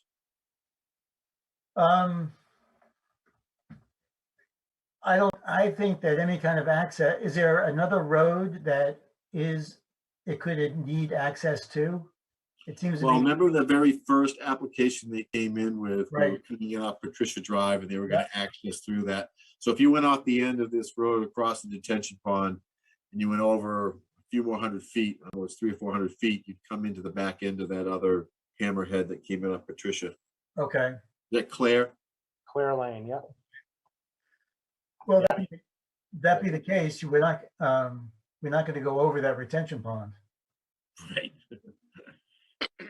No, doesn't look like it. I mean, what you've got is, these are all existing single-family lots that have houses on them. So Claire Lane is just beyond this. So this lot here and here and here are all, single family homes that have driveways coming in from Clare Lane, and these are their backyards. Okay, So I didn't envision any road coming through any of these 3 lots. This was that narrow stretch originally when we were going to acquire this property. That was where the road was going to come through. The GIS maps showed this being a wider connection point. When we actually had it surveyed, it was only 30 feet wide. So it was going to be tricky to come through there. So honestly, our thoughts were that if this road were to ever get extended to provide a second connection, it would either come back down through this property and come down to 85. And in that case, if the road did this, you would have to rebuild these ponds down here. And conceivably that road could loop down and go through this way. Or it could go the other way. It could come in and loop up this way and head up here. I mean, this is another piece of property here that somebody else owns. I guess the road could come up and go that way. And then this pond would have to get reshaped to kind of come up here a little bit further, or they would have to do, more of the Filterra units like we're proposing down below that don't have such a big footprint. So there's going to be trade-offs. If this road's going to be extended, I mean, obviously it's going to cost money to extend the road, and part of the cost to extend the road is going to be to relocate these stormwater ponds. The other argument is that, there is connectivity to the MB property, but again, we're at a conundrum here on the number of units. Yeah, I mean, this seems like the logical direction that a road extension could go if that second means of access were to be secured. So that's why we've got this curb cut here and putting the culvert in and just getting that all done ahead of time, so that it's, that would be the spot where this road would come up and, could go into that property. But there's a lot of figuring out that needs to happen before that's even pursued. That's something that they going back to the open space, would you make sure that it's duly marked as open space land? Yeah. And Dustin, isn't there a power line that also cuts across there at the very top?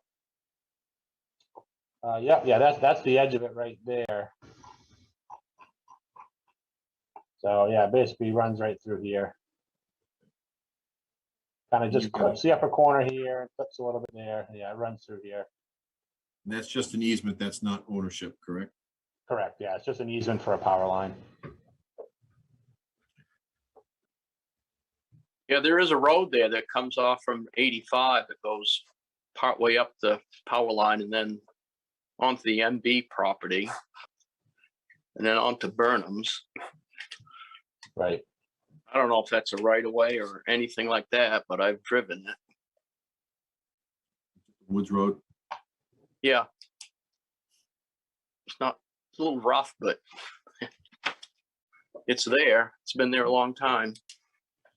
Yeah, so I think that's the balance act you as board members have is, how do we look at this development and look at the potential for another lot? I mean, we're not reviewing this other lot, but it's there. It's a white elephant in the room. So. Okay, before we, I just want to pivot here where we let all that sink in. I know that you got the letter, but the board received a letter from Mr. Kennedy, representing Krista Kirsch. I think you've answered this, Dustin. The first point was the road cut, which you've answered. The other things I think are addressed in our ordinance. I just want to make sure that we cover it. Concern for the preservation of unique established trees. Concern for the overburdening of the Christian Kirsch's easement. The stormwater permit is a Department of Environmental Protection action. Financial and technical capacity, that's in our ordinance already. Construction plan for noise pollution, I think you answered, Dustin. Am I correct in assuming all that? Yeah, and some of that was answered in more detail with the more complete application that we had submitted today. Okay. So there's more information there, like, letters from the banks on the financial capacity and, addressing some of those other things. What about the trees thing, the unique trees? Is that a, So that was something that came up, and what our understanding is that they are adjacent to a shed. So this is the shed here. You know, we do have some significant, you know, some grading that has to happen in through this area. So once we get over into here, I feel like we do have some room. We're outside of like that riprap slope area. So this is my understanding, is this is where those big trees are located. And what we offered to Mr. Kennedy when I spoke to him on the phone is, I know Ms. Kish is out of the state right now, but I just offered if there was somebody that she could use as a representative to show us where those trees are, I offered to meet with them on site so that we could flag those trees and determine where they are in relationship to the property line to see if there's a way we could just work around them. okay? So that's, I think we're just waiting to schedule that meeting, but we're, Yeah, Mr. Chair, I think when we walked that site walk, those were those pretty tall deciduous trees that were through there. Yeah, they're black locusts. Locust trees, correct. Yeah, they're pretty substantial. And they are But invasive, and the state wants us to get rid of them. question I guess I have, and I don't know what the legal parameters are, though, is if the tree is on the property line, but then the road damages the root system, and you know, where do we get? And the last one of their, all those previous plans, Dustin, you've had encroached upon her property. Has that been fixed? yes, that's, so what it was is kind of this wiggly line right here, just the way it was drawn in order to make the text all readable and everything. That wiggly line at this scale was on, you know, kind of meandered on this side of the line a little bit. So we made sure on all the drawings that it's clearly on that, on our side of the line. And we've added some notes as well that just basically says that prior to any tree clearing, that we're gonna have this lot line surveyed with silt fence staked by the surveyors, you know, on the line. Okay, So that any tree clearing is gonna be very obvious which side of the line it's on. perfect. Okay, Yeah, and so I I think think- that passes the mail. Yeah, and I think in the erosion control plan, Bob will also have to be very cognizant of the fact that they're right up against the right-of-way line with the grading and everything. So we're just gonna have to make sure they do their best to, during construction, to keep dust and disturbances and noise and everything like that down during construction. If you remember correctly, there was like I think there was a big rock pile Yep. right on that property line. Yeah, right there, yep. Yeah, so that rock pile is gonna get, you know, taken right back to the property line, and we'll have to basically just stabilize that side. So we're gonna have to remove some rocks in through here. The grade's gonna come down in this area, so that's why we basically have a riprap slope along this whole edge. Fortunately, the road's gonna be down substantially lower than the grade, so this actually kind of works like a fence buffer between the road and Miss Kish's property. And then these are, I believe, are the trees that she's concerned about. Okay, And Dustin, I did see on your plan profile, you've got some deep utilities in some sections, and obviously the stormwater pond behind the unit there on the north side. Yeah, right in there. That's a pretty substantial cut. Have you done any test pits in there? Do you anticipate blasting or anything like that? No, we're not anticipating any blasting. We've done test pits in the road through here. We did one in the slope up through here. We did, you know, basically a whole day of test pits all through the site. We were concerned about this big mound that runs down through here. So we dug test pits all through there. Anywhere where it looked like there could be an outcropping or something. We dug those areas, and then we also dug just in the flat area in through here, just making sure we weren't sitting on top of ledge there. And everywhere we dug, we basically were able to get down until we finally hit a big rock that we couldn't move. So it's all, you know, big bouldery gravel up through here. We didn't hit ledge anywhere. Oh, okay. And obviously with your stormwater pond, you'll have to provide test pits to DEP for that anyway. So you get a good sense of what's under that.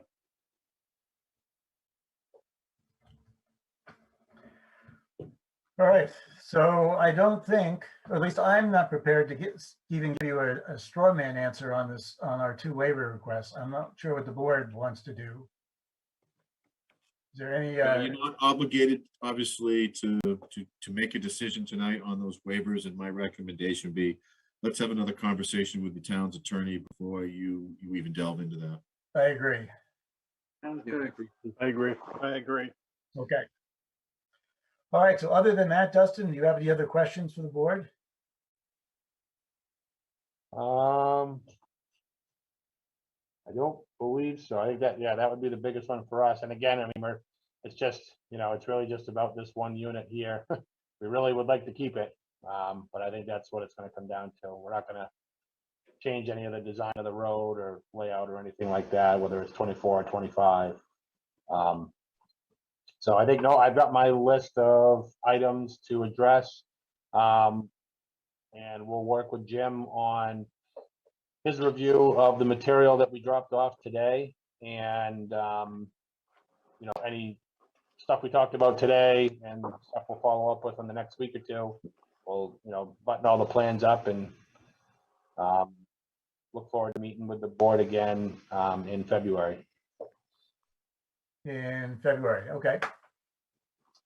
All right, Would there be any merit in waiving 2 house lots, 2 extra lots, one for the abutter? It probably wouldn't work, but is that something to consider? say it again, Greg. I'm sorry. Make a waiver for 26 house lots and one for the abutting property. That probably wouldn't work, Well,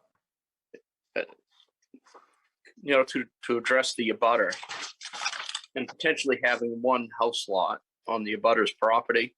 mhm. And that may be the way we go, but I think it's best right now to, I'm just throwing out, I don't know if it'd work or not. I'm just throwing out as something maybe to consider asking the lawyer about. oh, okay. A second one that would make it more appetizing for the abutter. Mhm. He wants to put a house. Am I making sense or am I just babbling? Okay, I think that's kind of what we talked about before. Yeah.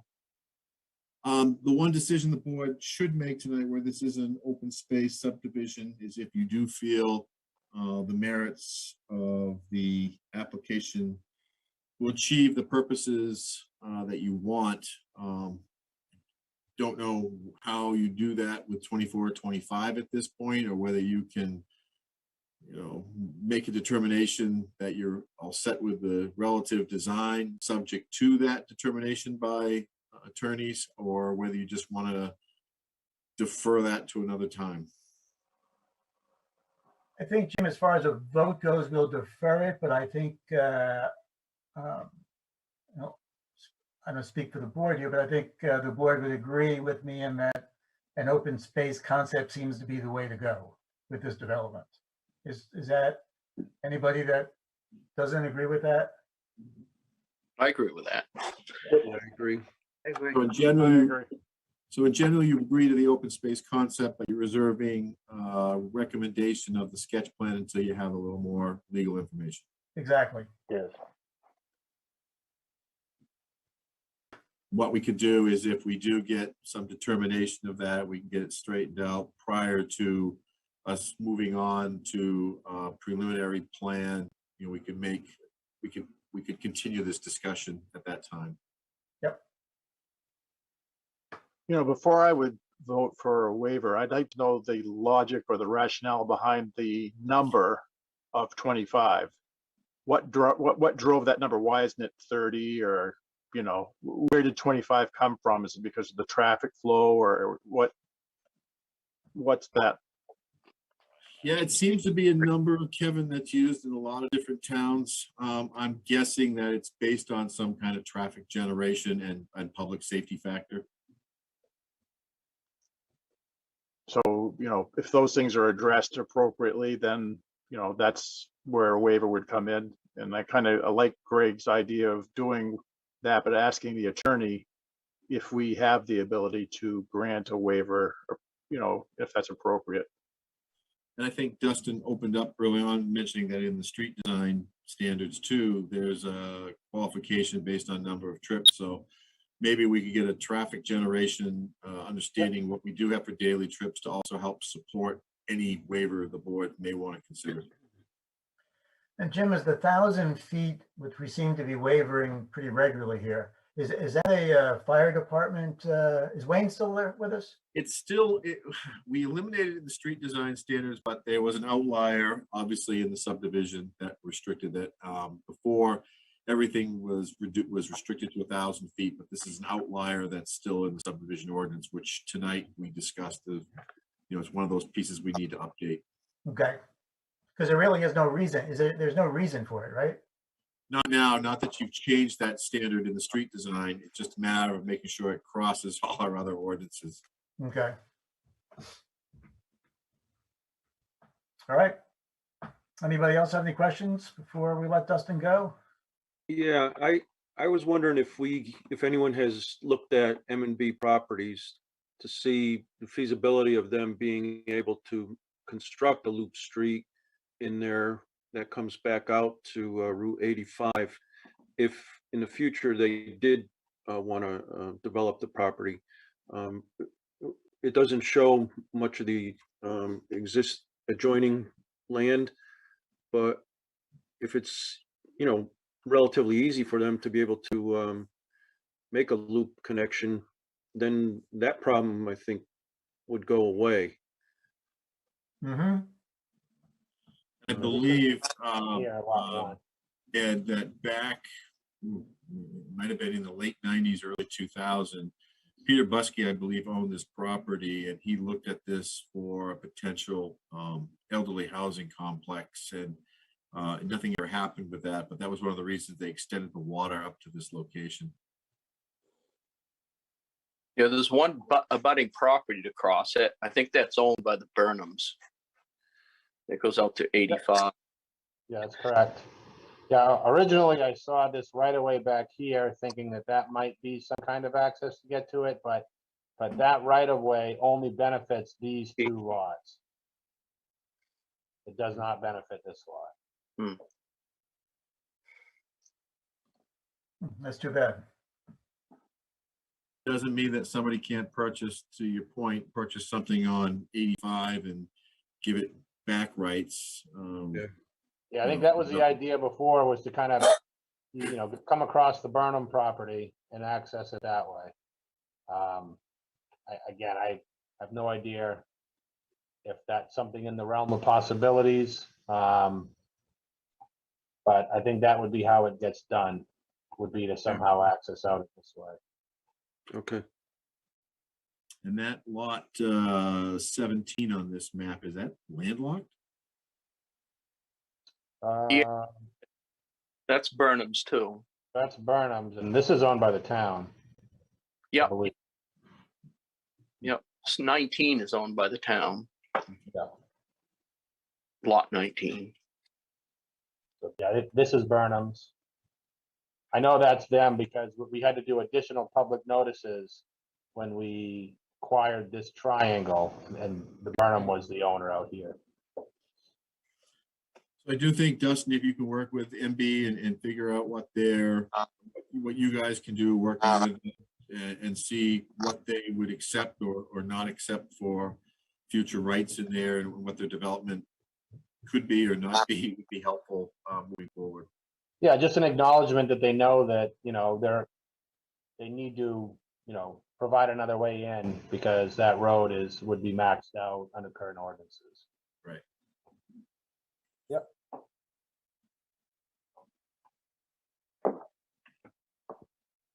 All right, anything else from the board? Dustin, you got all your answers you need? I think so. I appreciate everyone's time. All righty. Thank you. We'll see you next time, Dustin. All See you right. later. Yeah.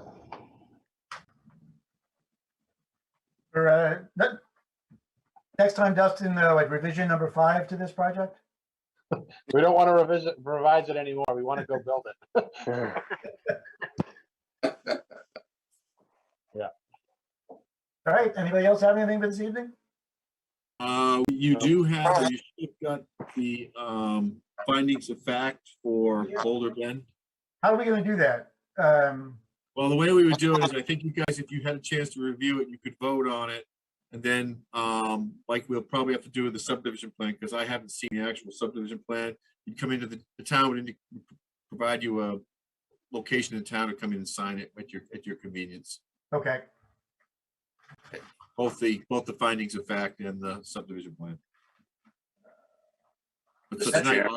tonight, all you need to do is vote on the findings if you find them acceptable. all right, so it was in our packet that Sandy sent to us. Yeah. Right here.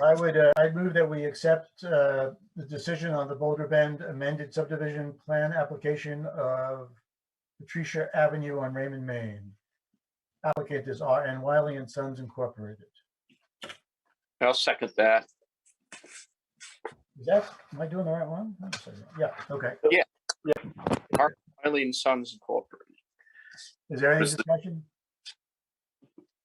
Mr. Chairman, Yeah, Wayne. one of the conditions in your findings of fact was the E911 addressing, Right, and that hasn't been addressed to date. Correct. That would be on the actual subdivision plan, Wayne, when we get that. We won't sign the plan until we have that name. Okay. I think, yeah, it's I addressed. had that. I think I had it in there. Well, they just proposed 3 names today. No, I have it in there as a condition of approval. That they can't record it until we have the name. Okay, It's addressed. It's addressed in there. okay, great. any other discussion? All those in favor? That's the voice vote. Yes. Mark, yes. Yes. Ed, Yes. Greg, Yes. Kevin, Aye. and Mike, there you are, Mike? Mike? Yes. Okay, yes, but I vote yes, it passes unanimous. So, when, Sandy, I know you're still there, when do you want us to start showing up to sign this? I would like to, if I can chime in real quick. Sure. I'd like to have us have the subdivision plan in place with the new names and these conditions on it before we have you come in, so we can do it as a one-stop shop, if that makes sense. Yep, so Sandy, you'll just email us out when it's time to go. I will do that. Sounds good. Anything else this evening? Move to adjourn. Greg, did you just move? I move to adjourn. Ah, perfect. Second. All those in favor? Aye. Aye. Aye. Passes. Thanks, guys. So we'll see everybody on the 27th, right? Yep. Yep. 6 p.m. 27th, 6 o'clock. Sounds Yes. good.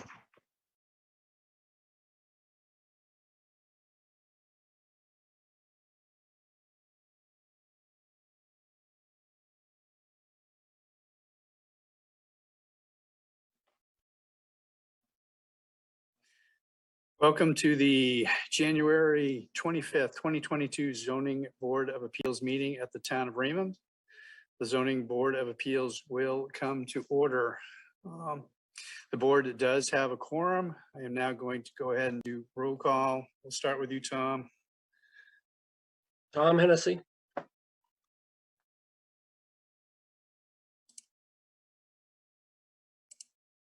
Greg. Greg Dean. Thank you. And David Murch. This is a public proceeding, and unless the board specifically votes to go into executive session, you have the right to hear everything that is being said and to look at all the exhibits that are presented. Please notify the chair if you're unable to see or to hear. The board works from a published agenda and will be considering tonight's items in the following order. Number 1, call to order. Number 2, approval of minutes of November 30, 2021 meeting. Old business, of which we have none. New business, a public hearing for applicants Sarah and Matthew Holland. Number 5, a board interview with Frank Miller. And number 6, code enforcement officer communications. And then finally, adjournment. In each instance, the burden is upon the applicant to demonstrate compliance with the provisions of the applicable ordinances or state law. After the board votes on the merits of each application, it will prepare a written notice of decision. Because the notice of decision may substantially affect any appeals rights, and also as a matter of courtesy, the board asks that those attending the meeting with regards to a specific application not leave until the board has completed its discussion. Generally speaking, appeals from adverse decisions must be filed with the Superior Court as otherwise provided by law within 45 days of this board's decision. Also, to be certain that you preserve your individual rights to file any such appeal, you must be certain that the board's record evidences your appearance this evening in opposition and the basis for your opposition. All persons speaking, including representatives of the applicant and members of the public, are asked to state their name, their address, and their affiliation with the application, being either for, opposed, or neutral. All persons speaking shall address all remarks or questions to the chairman. Finally, this meeting is not over until the board has formally adjourned. Any discussion not included on the meeting agenda or accepted by the board is to be held until after adjournment or conducted outside the meeting room. So, looking at our agenda, really first up is approval of minutes of the November 30, 2021 meeting. Because we're doing Zoom, we'll have to do a roll call vote on this. But do I have a motion to approve those minutes? I'll move to approve them. Do I have a second?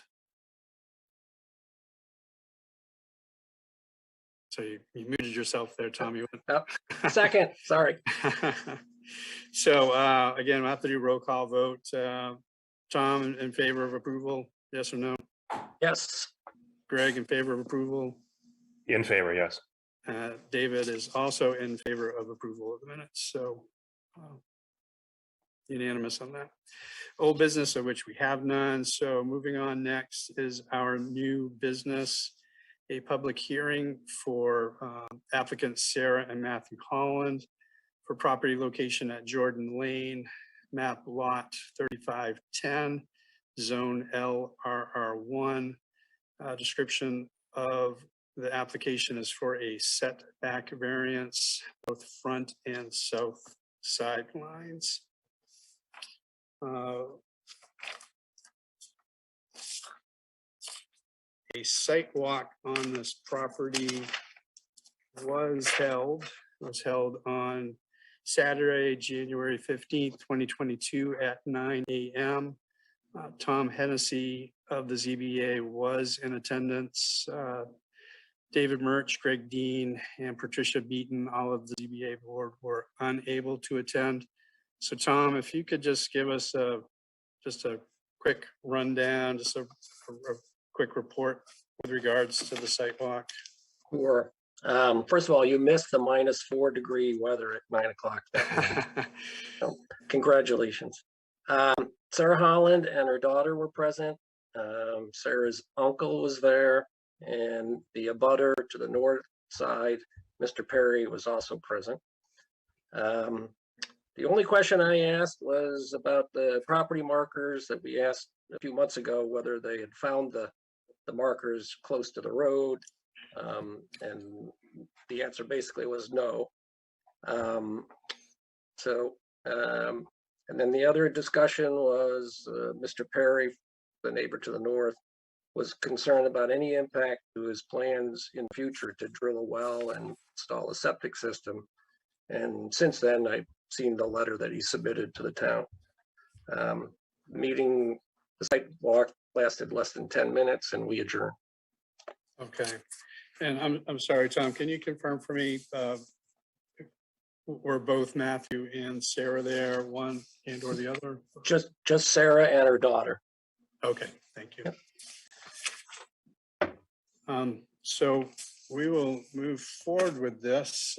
First off, by asking Matthew and or Sarah if you can give us an overview of what's being asked of the board tonight with regards to this application. Okay, great.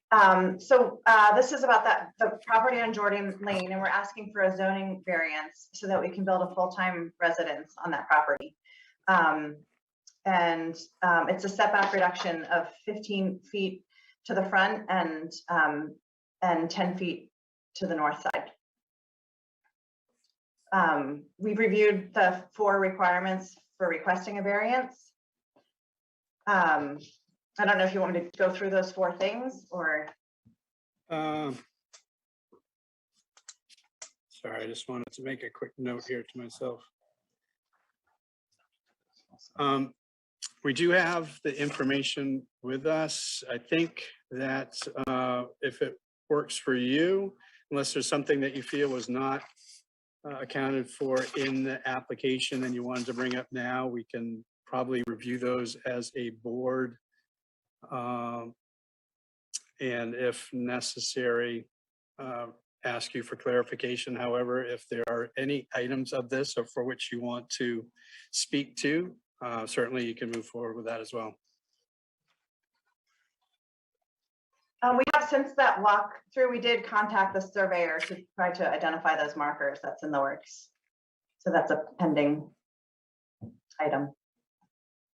Okay. We reached out to the original survey, Maine survey consultants. So. Okay. I did notice in the application that I believe it says it says a survey was commissioned in 2016. Is a copy of that survey available? Yes, and that was included. That should have been included in the packet that was submitted. Okay, I just wanted to confirm that's what we had. Yes. Yeah, that's it. Dated 12/20/2016. Yep. Okay. And like I said, we did reach out to them. Everybody's busy these days, so it's just hard to get them there. But we will definitely get those pens reset. Okay. Is there anything else you wanted to introduce at this point or to comment on, or? I don't think so. I mean, we just, would love to be able to build a house to live in. So that's right why we're here today. So I know we already went through this once before. We didn't have the right, I guess, with the existing structure is what we're running up against. So. Sure, and just to confirm it for the public, and Tom had mentioned as well, we had done a previous site walk on that, and that was with regards to a permit, or excuse me, with regards to a request for a setback reduction, during which we talked on, I think it was a couple months ago, and it was determined that the property did not qualify with regards to that. Therefore, the application was withdrawn, and therefore we're reviewing it now as a setback variance. So, Tom, did you have any immediate questions for Matthew? Just a quick question, or I'll say clarification. In the application, it says north side 10-foot reduction one place and south side another place in the application. And from what I understand, it's truly is the south side. It is the south side. I apologize for that error.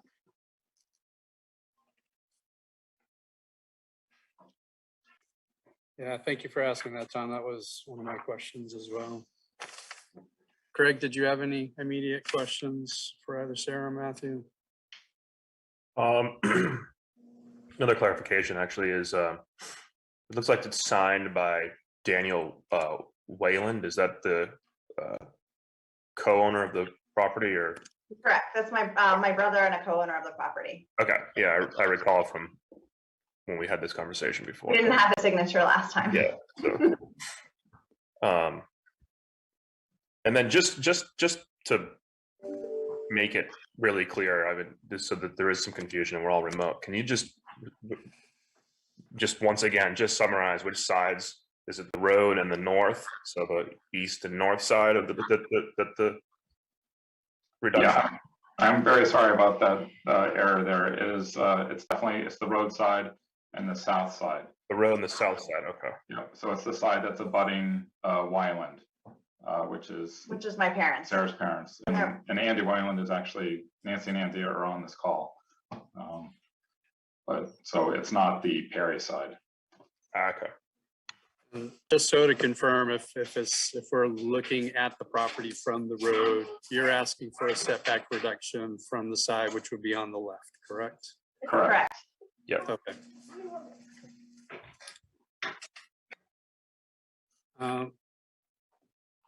One question, actually two questions, but one question I had is, what is the reason for your request for the front setback or the roadside setback? I mean, the front one is the more critical of the two. Without the front setback, the sort of the building envelope is only about 6.5 feet for the majority of the envelope. There is a little bit of a jog out where it gets slightly bigger as it approaches the Wineland property. But so that's the one that's really causing us the hardship of trying to figure out how to build a house with a footprint that's reusable. And then the setback to the south that we're asking for is just so that we can give us a little bit of space to the Perrys, pushing the building as close as possible to the Wineland camp, which is a camp that Sarah's parents will continue to own, and we would like to have a closer connection to that camp. So what is the building envelope size or the buildable, building envelope size without the setback reductions? It's only 6.5 feet wide. Oh, you're asking for like a square footage? No, the 6.5 feet wide is good. What about from the width, say the length of it? The length Envelope is, size without the setback.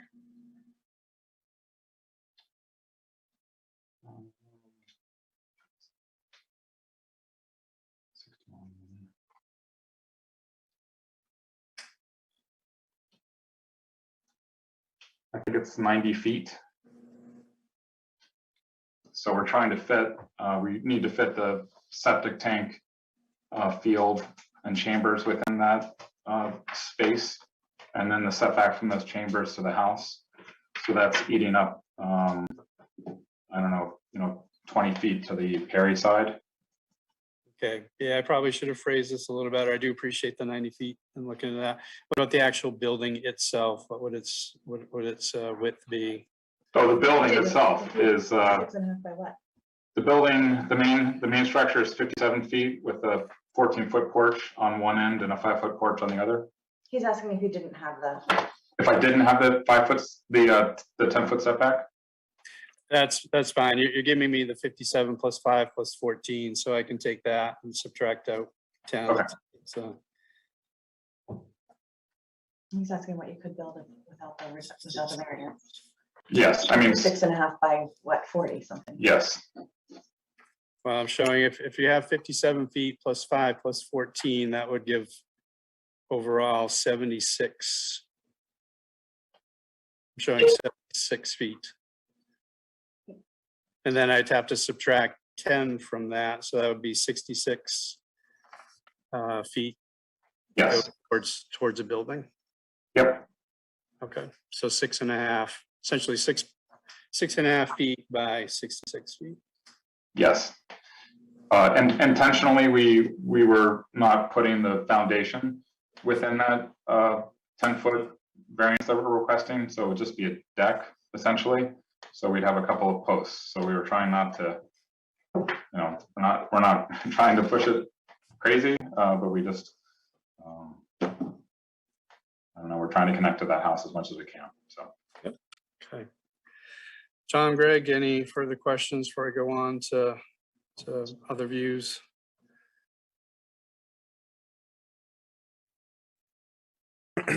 I think I'm good. Tom probably has something. I guess my only comment in looking at it was that the setback, it was stated that the setback has changed over the period of time that they owned it. And from my information, the setback numbers have been in place since 1994. And if Alex or Sandy can correct me, they can go for it. It's the I think they're referring, well, I'll let them answer, but It's the change to having a requirement of the existing footprint or existing structure. So that changed it so that we couldn't just request the sort of more standard setback reduction. My comment is that the 30-foot setback from the road and the, whatever it is, 20 feet on each side apparently has been in place since 1994. Sandy or Alex, can you say anything?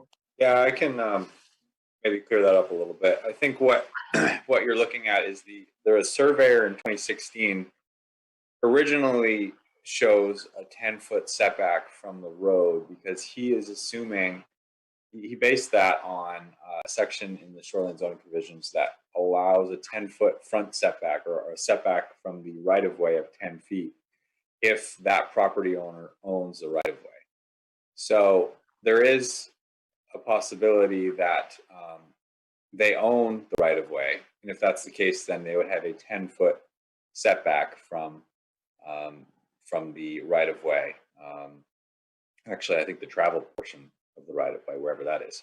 So that's on that original survey. If you look, it does show that. One of the things that's kind of unusual, though, is he shows the lot line not including the right-of-way. But then there's a note that says it's assumed that the property owner may own the right-of-way or something like that. But nothing has changed. I believe the only thing that may have changed would be an interpretation. That could be the thing that's changed.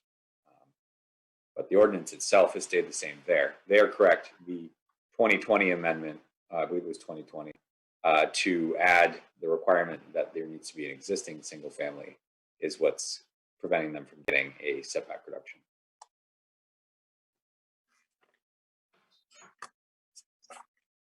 All right.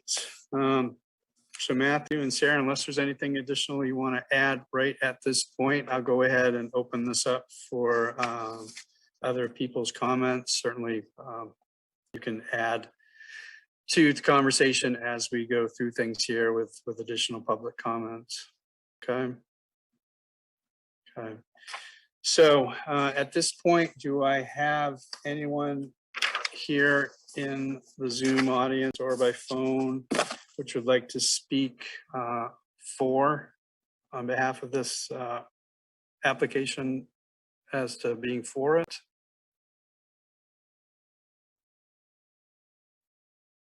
And I'll ask Sandy or anybody who may be able to answer, do we have any indication that there's anyone on the phones? I don't get that impression from my limited view. No, not that I can see either. Okay. So with that said, then, do we have anyone here tonight on Zoom that would like to speak in opposition to this application?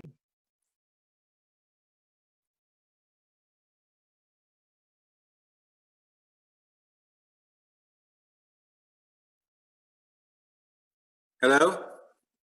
Hello, I see Andy speaking. I'm the old guy. Yeah, I approve of what they want to do next to our place.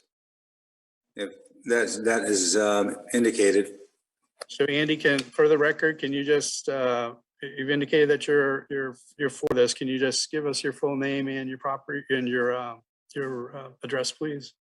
Andrew J. Weiland, MD, 65 Jordan Lane. 35 Jordan Lane. So what happens when you get to be 80? Raymond Maine. Very good, thank you. So we will then ask, is there anyone here tonight on Zoom that is looking to speak on behalf of this application, but in a neutral status? So David, this is Greg Perry. I'm 31 Jordan Lane. Are you gonna read the letter that my father Tom Perry put out ahead of time, or do we kind of be redundant with that? Well, yeah, give me 1 second here. Thought I was in better organization than I currently am. My intent was to have, if Tom was here, give him the opportunity to speak, and if he wanted me to read the email, I would do that. If if Tom were not here tonight, I was going to read his email to us into the record. So my dad can certainly speak for himself here, but I wanted to make sure that the mechanics usually, at least from my experience, the letters read and then public comment, but maybe he can just, you want him just to read the email that he wrote? I am certainly the way it's positioned where you say opposition, we're not really opposing it. The issue is making sure we don't hinder our own ability within our own rights, not asking for anything above and beyond. And that's obviously his point.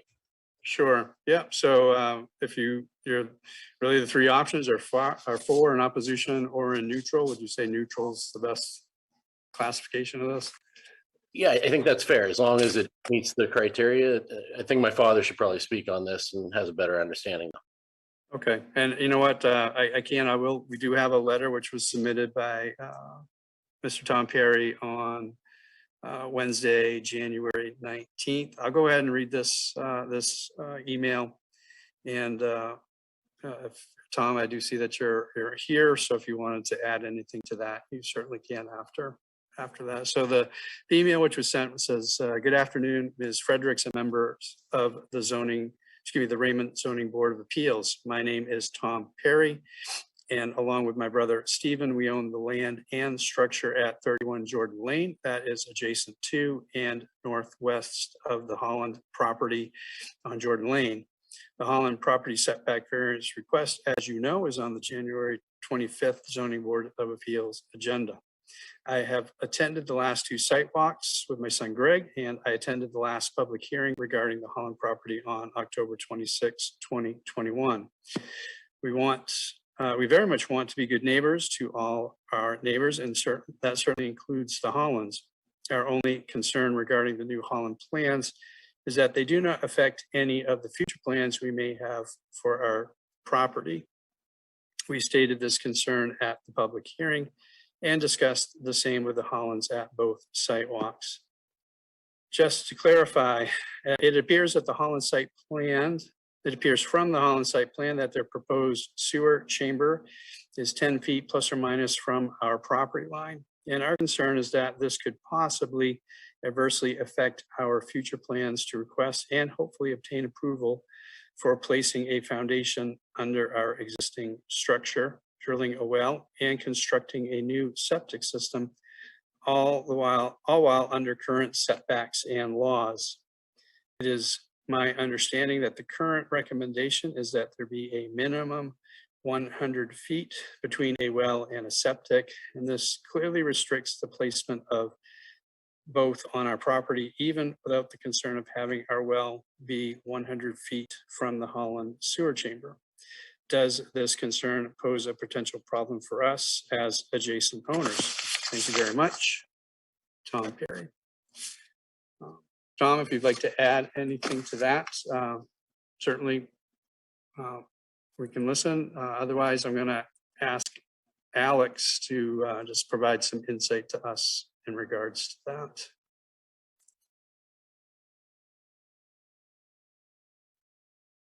that. I can't tell. I think you might. Are you talking, Tom? If so, you're on mute.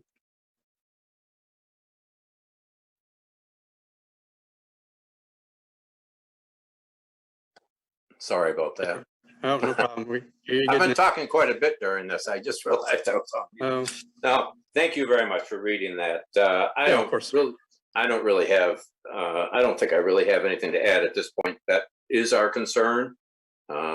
Without being repetitive, that as we move forward, we want to be able to do what we hope to do in the future with the town of Raymond and with our property. Other than that, that's really our concern at this point. So okay. I am going to ask Alex if he can provide some additional insight. I will say that looking at this, I believe that the proposed sewer chamber that's being referenced is on the side for which there is no setback reduction being requested.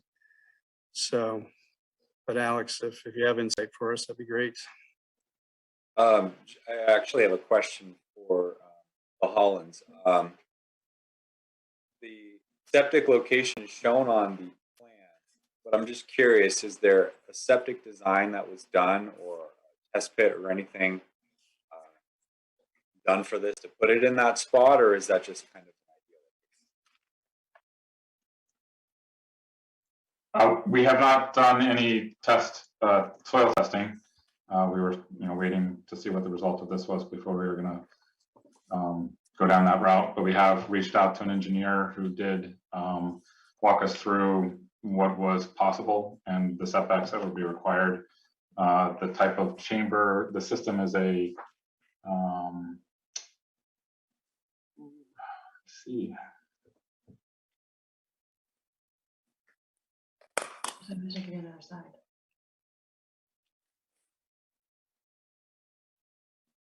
It's one of those sort of high-tech chamber systems that does the aeration, and so it's a smaller field than typically.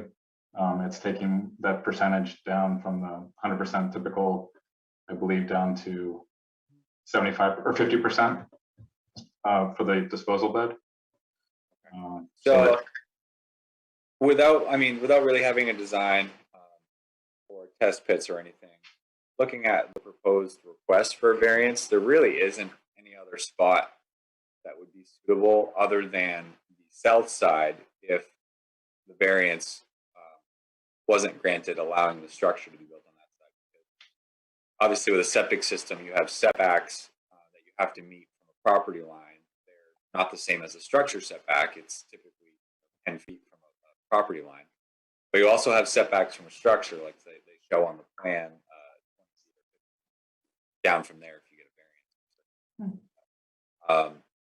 There really isn't any other spot because you do have a setback from the water, the 100-foot setback as well. So they are extremely limited. David, I'm not sure if there's any specific questions that you guys might have for that. But without having more information, it's tough to tell. It looks like they're basically limited to the north or south side of the lot. Right. Am I just as looking at this and in regards to the fact that there's not a setback reduction being requested from that north side, I don't know that I appreciate certainly the Perry's concern as adjacent landowners, but I'm not sure in regards to the specific setback variance requests, if there's anything additional that we need to consider with that. Yeah, the way that we often, because this is pretty common, we run into this a lot, we have to review any application for a septic system based on what exists today. So wells, structures, lot lines that currently exist today. We can't really base the approval for a septic system based on, possible future development. That's where it gets a little bit challenging. There has been situations where there are certain recorded restrictions and it can kind of get complicated. But when we review a septic system permit application, we are basing it on, well location, structure location, lot line location for today, and the soils for today. Alex, can I jump in real quick?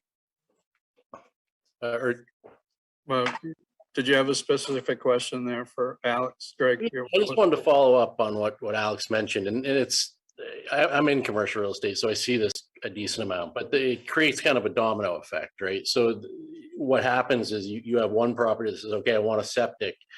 And then all of a sudden the next property down has to go to their far edge. And then the next property down eventually ends up in a position where they cannot put a septic system in. And so the granting of this variance, it suddenly becomes, it's no longer in our control in any way. We have no say on anything. But what you're saying is, even though our camp, that's been there for, my father could jump in, but since the 50s or early 60s, it is an existing structure, but does not have the septic in place. We would all of a sudden not be able to put a legal system in because they're putting something in that's newly built.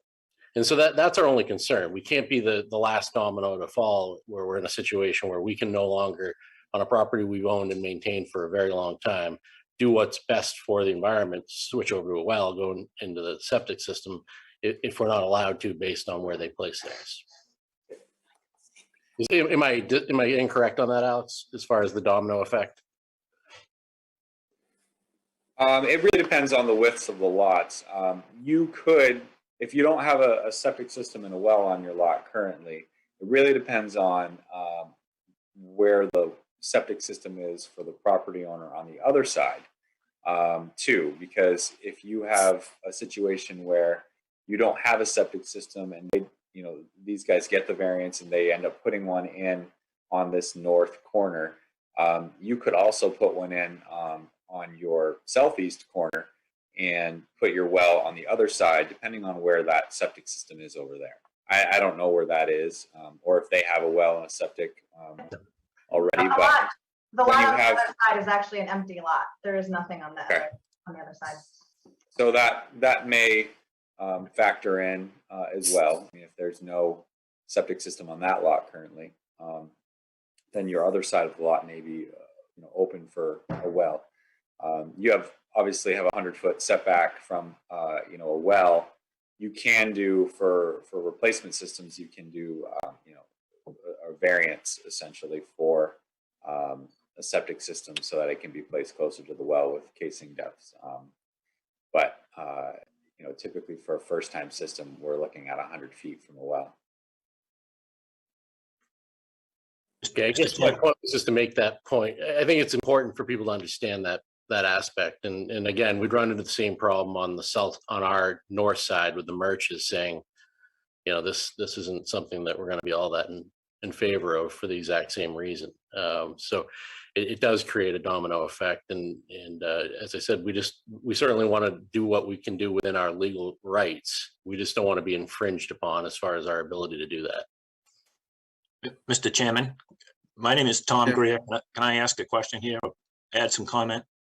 Tom, if you can just also state your address, please, and if these comments are being done in favor or opposition or neutral with regards to the application.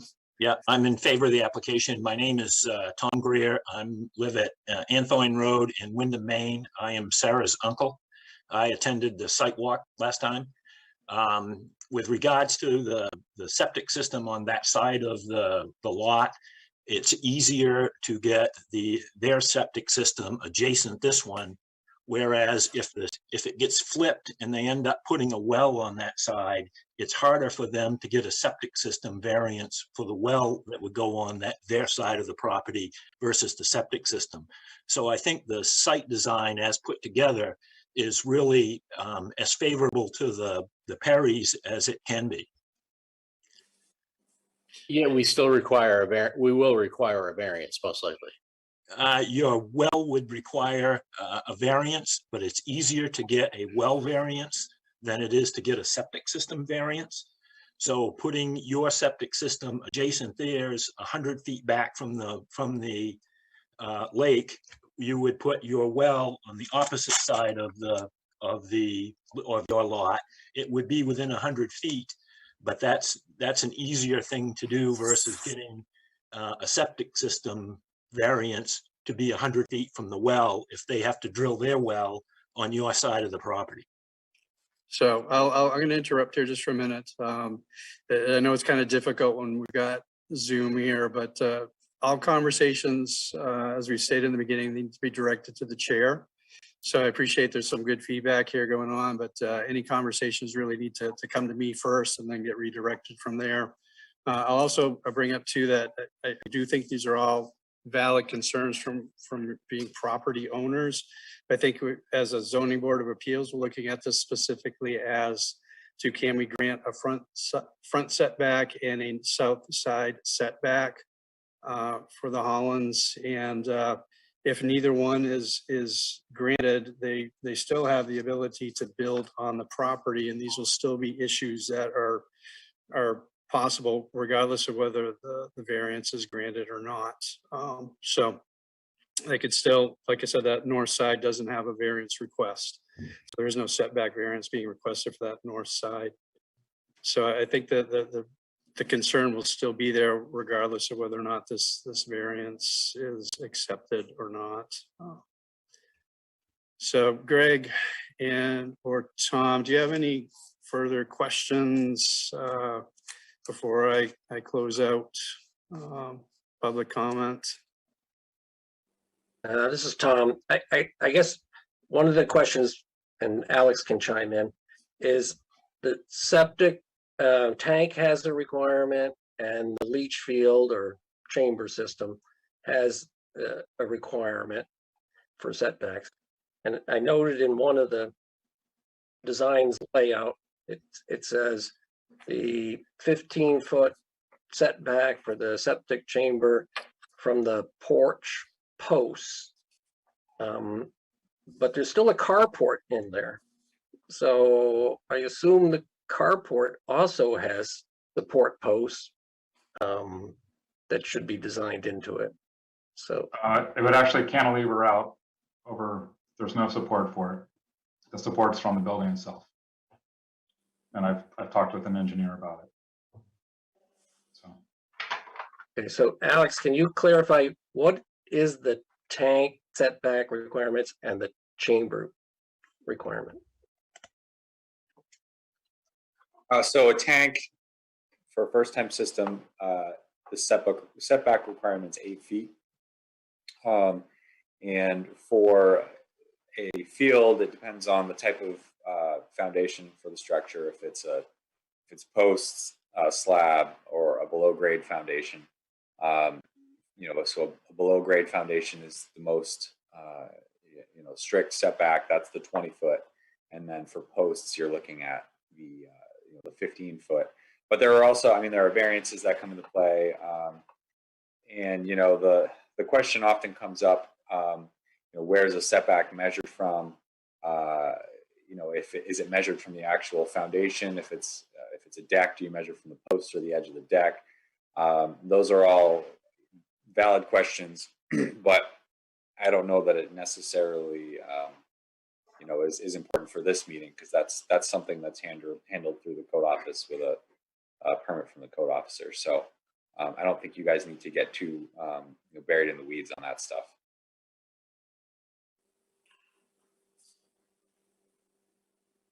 You all set, Greg? I was just going to ask. I don't know. I think he might be talking to me, but I'll give him a chance to specify a last name. Oh, sorry. I meant to say Greg Dean. I apologize. Yeah. I think Alex. We've spent a lot of time on the north side of the building. I understand we want to make sure everything's landowners have their interests represented here. But Alex, so nothing on that north side influences the setback that we're discussing in terms of the road or the south side. There's a whole bunch of permitting and stuff that will have to be done no matter what in terms of plans, and it's okay. So we're not it definitely doesn't affect the road setback at all. It could affect the self setback. If you didn't have as much of a setback from your septic system, you may be able to push the structure up, but it doesn't look like there's any room to go there. It's pretty much maxed out on the north end with what's shown on this. Granted, it's not done by a site evaluator, so we don't even know. That could be all ledge there, for example, and that could kind of mess up the plans for putting it there. But based on what we see here, there's no more room to play with on the north side, from what I'm seeing. Okay. All right, and I think if we wanted to, we could make it conditional of approval of whatever needs to be done on that north side too, because I assume that all needs to be permitted and inspected, and soil needs to be done, and before anything gets actually committed to. Okay, I'm good. Before I close out public comments, Sarah, Matthew, do you have anything else you'd like to add, given the conversations we've had so far? No, thank you for hearing us again today. Thank you. Okay, very good. So I'm going to go ahead and close out public comments. At this point, we as a board will need to review the town of Raymond's ordinances and see how they apply in regards to this appeal. I will say that Sandy Fredericks had reached out to the Maine DEP, Department of Environmental Protection, about this request, and their response from Jeffrey Kalinich, the Assistant Shoreline Zoning Coordinator, said, "Hi Sandy, this variance application is for road and sideland setbacks. The mandatory Shoreland Zoning Act does not establish minimum road and sideline setbacks for municipalities to apply. Road and sideline setbacks are determined locally. Thank you for submitting the variance application to the department for a project located in the shoreland zone." So essentially, Maine DEP is leaving it for us to decide.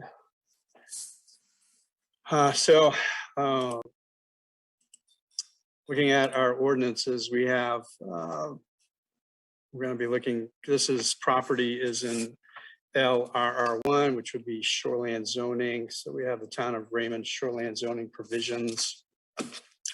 Looking at section 16 for administration, subsection G for appeals, further subsection 1, powers and duties of the Board of Appeals. The Board of Appeals shall have the following powers, and then section to this is variance appeals. So the Board of Appeals has the authority to authorize variances upon appeal within the limitations set forth in these ordinance provisions. So we as a board do have the authority to do that. Further section 2, variance appeals, indicates variances may be granted only under the following conditions.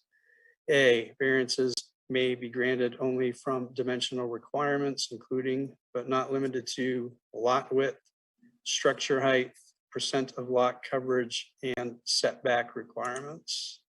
Our appeal tonight is for setback reductions, really setback variance. So we do this appeal, and Greg Dean and Tom Hennessy, if you see that I or believe that I am misinterpreting these, certainly feel free to say something, but I believe we have authority to speak to this. Section 2B, variances shall not be granted for the establishment of any uses otherwise prohibited by these ordinance provisions. Looking at our shoreline zoning ordinances, if I go back to the table of allowed uses,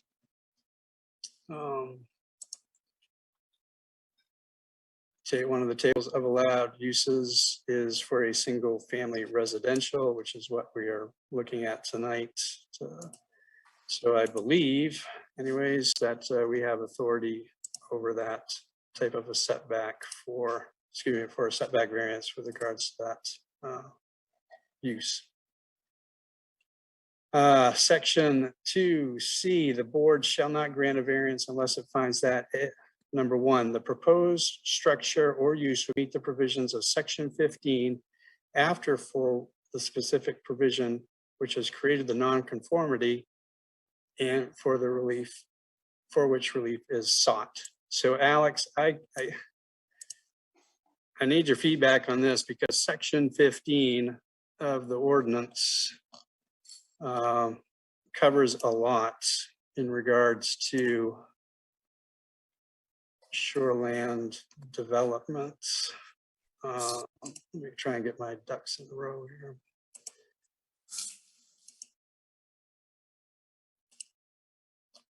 So if I go to section 15, if I immediately go to 15 land use standards, number A is minimum lot standards. And a minimum lot standard for LRR1 is 2 acres. Does that sort of automatically block us from going forward, or how do I need to look at this part of the ordinance which says we need to ensure things match up under section 15.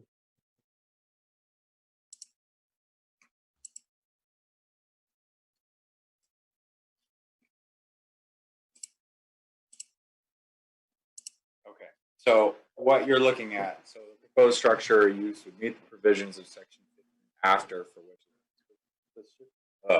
can't talk tonight. Specific provision for which has created the nonconformity and from which the right. Yeah, and I'm wondering to what level of section 15 we need to look into with regards. So what they're proposing is to meet all of section 15 with exception to the front setback and the side setback. So you can realistically base your decision on the fact that they're going to get a building permit and they're going to comply with all the other requirements of section 15, but the front setback and the side setback. Because they have to get a building permit. So if I'm looking at this, then where section 15A says minimum lot standards and setbacks, lots shall meet or exceed the following minimum lot size requirements: limited residential, recreational 1, 2 acres. I mean, that this lot is not a 2 acre lot. Does this automatically block them from? No, it's a legal non-conforming lot of record, so it doesn't need to be a 2 acre lot. Okay.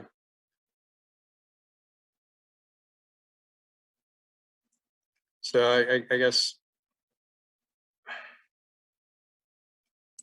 for Greg and Tom, I think we at least need to take a look at section 15 here of the shoreline zoning provisions for land use standards, and to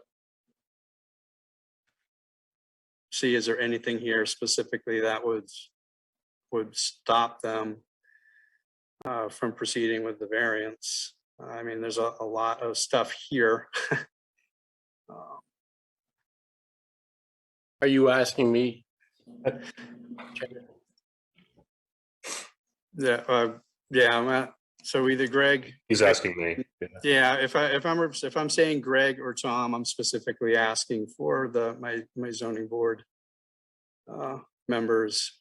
Well, I think Alex, I don't want to draw too much from maybe something you subtly dropped in there, but it sounds like you're from section 15. You said that everything is fine as long as the setback variances are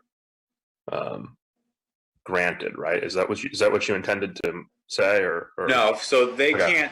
can't build what they want to build because they currently can't meet the setbacks. Right. So they're applying for this variance so that they can apply for a permit to build this structure, and they can't get a building permit if they don't meet the requirements of section 15. But they also have a non-conforming lot of record here, so they don't need to have a 2 acre lot, for example, in order to apply for a variance. So we, as the zoning board of appeals, what responsibility do we have towards section 15? Or is that responsibility more under code enforcement as part of a building permit application? I mean, I want to make sure we're doing this correctly. And if we need to go through aspects of section 15, I want to do that. However, if these are already going to be covered, or if I just don't want to get to the point where we're granting a variance and then come to find out we really should have taken into account some aspect of section 15 before providing that, or before granting that variance.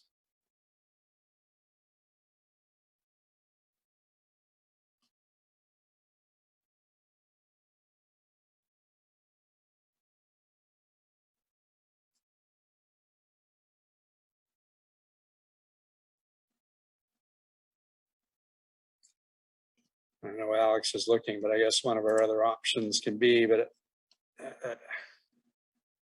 we could grant it with conditions that says, if we choose to grant the variance, that it can be granted, with under the condition that the building permit or what's being requested to be built satisfies section 15.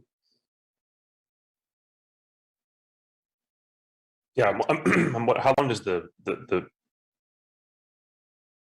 variance, if approved, it has a time frame for the building to be put up anyway, right?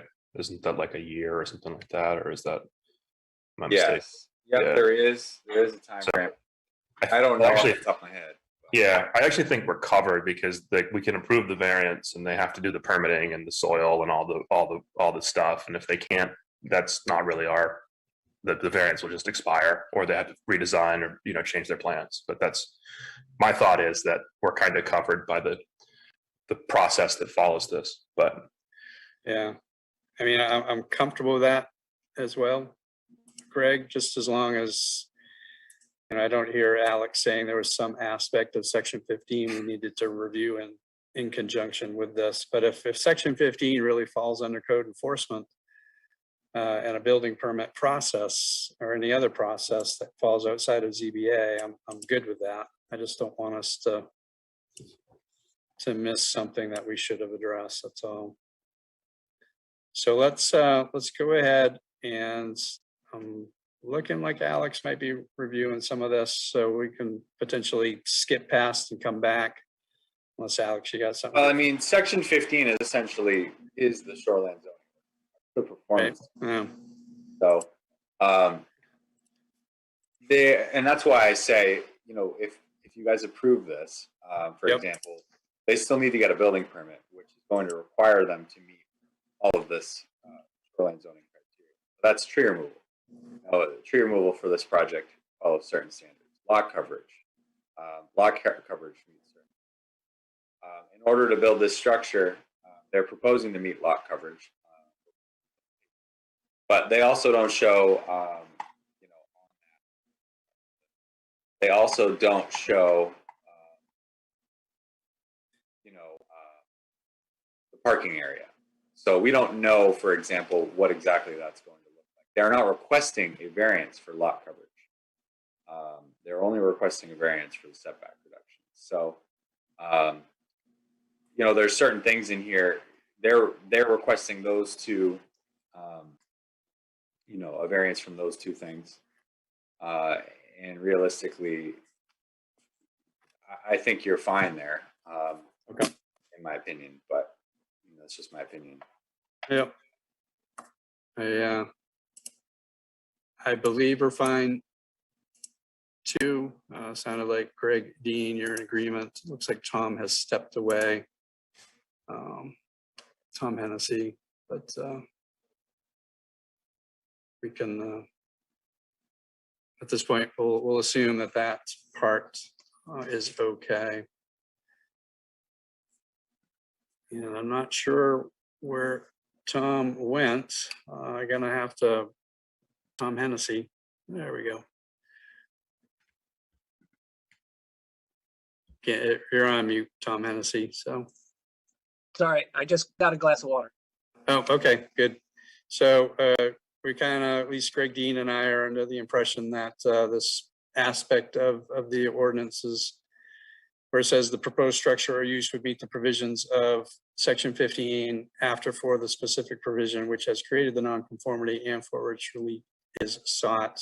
We believe that and that it will be covered as part of the building permit process, and that there's nothing further here that we need to do in regards to a ZBA board.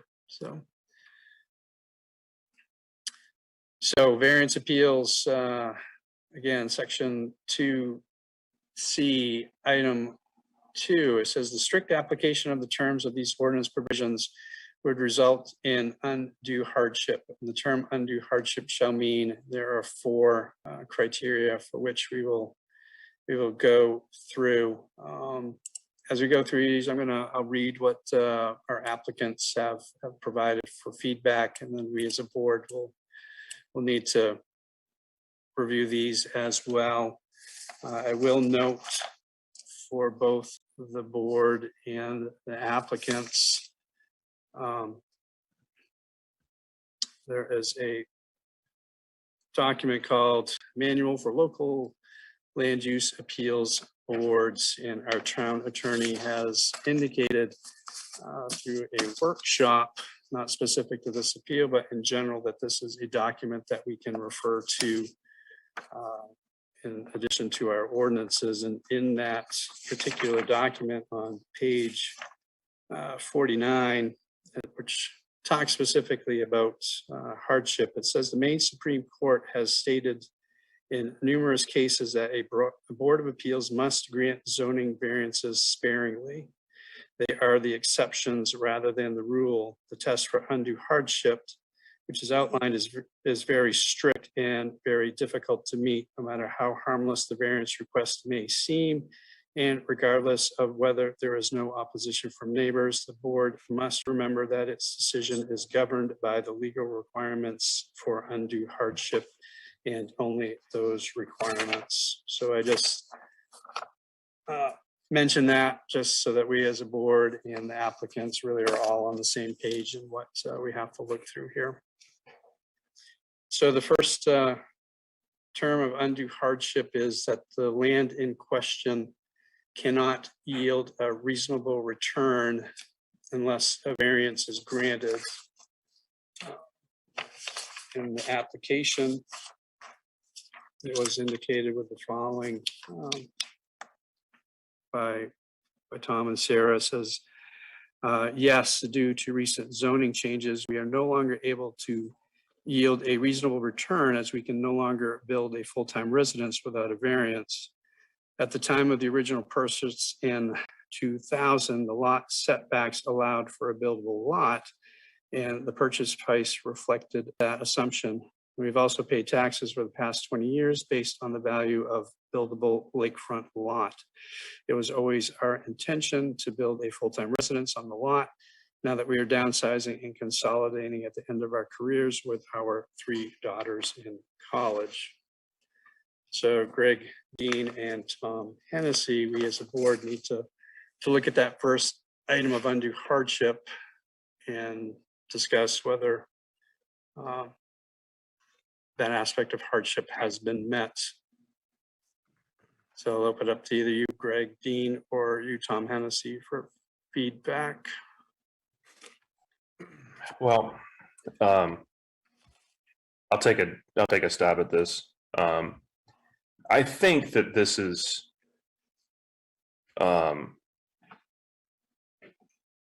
we have the strictest version, right, of this, of what the state allows for a variance here.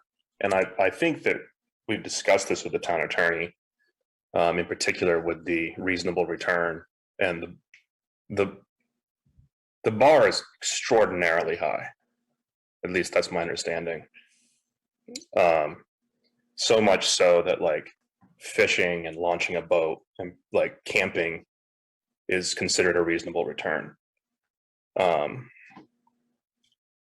So I think it's hard to, given the rules we have, unless I'm mistaken, and Alex or David or Tom, jump in if you think I'm going off astray here, but based off on the guidance we've been given, it seems that the reasonable return is kind of an unreasonable bar.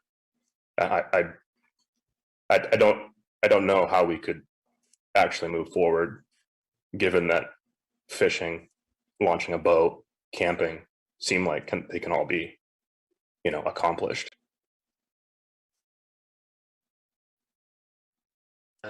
This is Tom. I'll pick it up from there. I agree with Greg based on all our training to date that the reasonable return just means that you can't use it for any purpose at all. And even in the letter from Sarah, it states that they enjoy winter activities and summer activities. I'm sure Alex can confirm that they're welcome to put in a dock and other limited things on that lot to expand their uses even. But it certainly seems to be, based on what we've been told, we are reluctant, I guess, based on the training, to make any setback reductions under this hardship clause.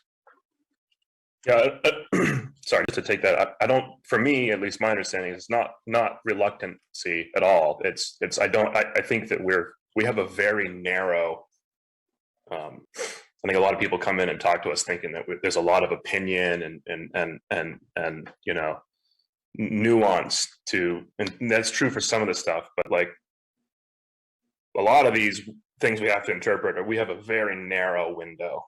And I don't think that like we've specifically clarified this exact issue, and it's there's, I forget the actual terms, but there's a, you know, we have, the town of Raymond has chosen to adopt the strictest possible kind of burden on landowners when it comes to these types of variances, and we really don't have much to go with other than the land can't be used at all. It's not that it can't be used for what you wanted it to do or what you pay taxes for to do, or those are all kind of separate issues. And I really hate to even have to talk about this because it's such a difficult burden to meet. I don't actually see how anybody could meet it. So given what the tools we have, that first one seems tough to get over. Yeah, Greg, the one I recall from our training is the quote, "The practical loss of all beneficial use of the land." And we are certainly not taking away every possible use of the land. Yeah, and we've talked, I mean, we've specifically probed one of the town attorneys about like, well, hypotheticals of what if, you know, what if you can't build a house, or what if the only thing you can do is fish or tent or stargaze, and those are all reasonable uses of your land according to the statutes that we have. And I mean, it sounds, you know, exactly what it is. But. So yeah, I am in agreement with the two of you. I reviewed that again, that manual for local land use appeals boards, and in section 4-1-11, it talks about reasonable return. This is the concept of reasonable rate of return has been defined in very specific terms by the court. To prove that the landowners will receive no reasonable return without the variance, they must show that they will be deprived of all beneficial use of the land. What the standard means is that they must show that the land is not suitable for any use permitted by the zoning ordinance. And I did, I reviewed the shoreland ordinances, and there's section 14 as a table of land uses. And number 1 on that land use is non-intrusive recreational uses, not requiring structures such as hunting, fishing, and hiking. So if we take, you know, what this manual has indicated, or saying that they must show the land is not suitable for any use permitted by the zoning ordinance. But one of the land uses is non-intensive recreational uses, not requiring structures such as hunting, fishing, and hiking. I would argue that is a use that's permitted and suitable. So. Alex, sorry, David. No, go ahead. Yeah.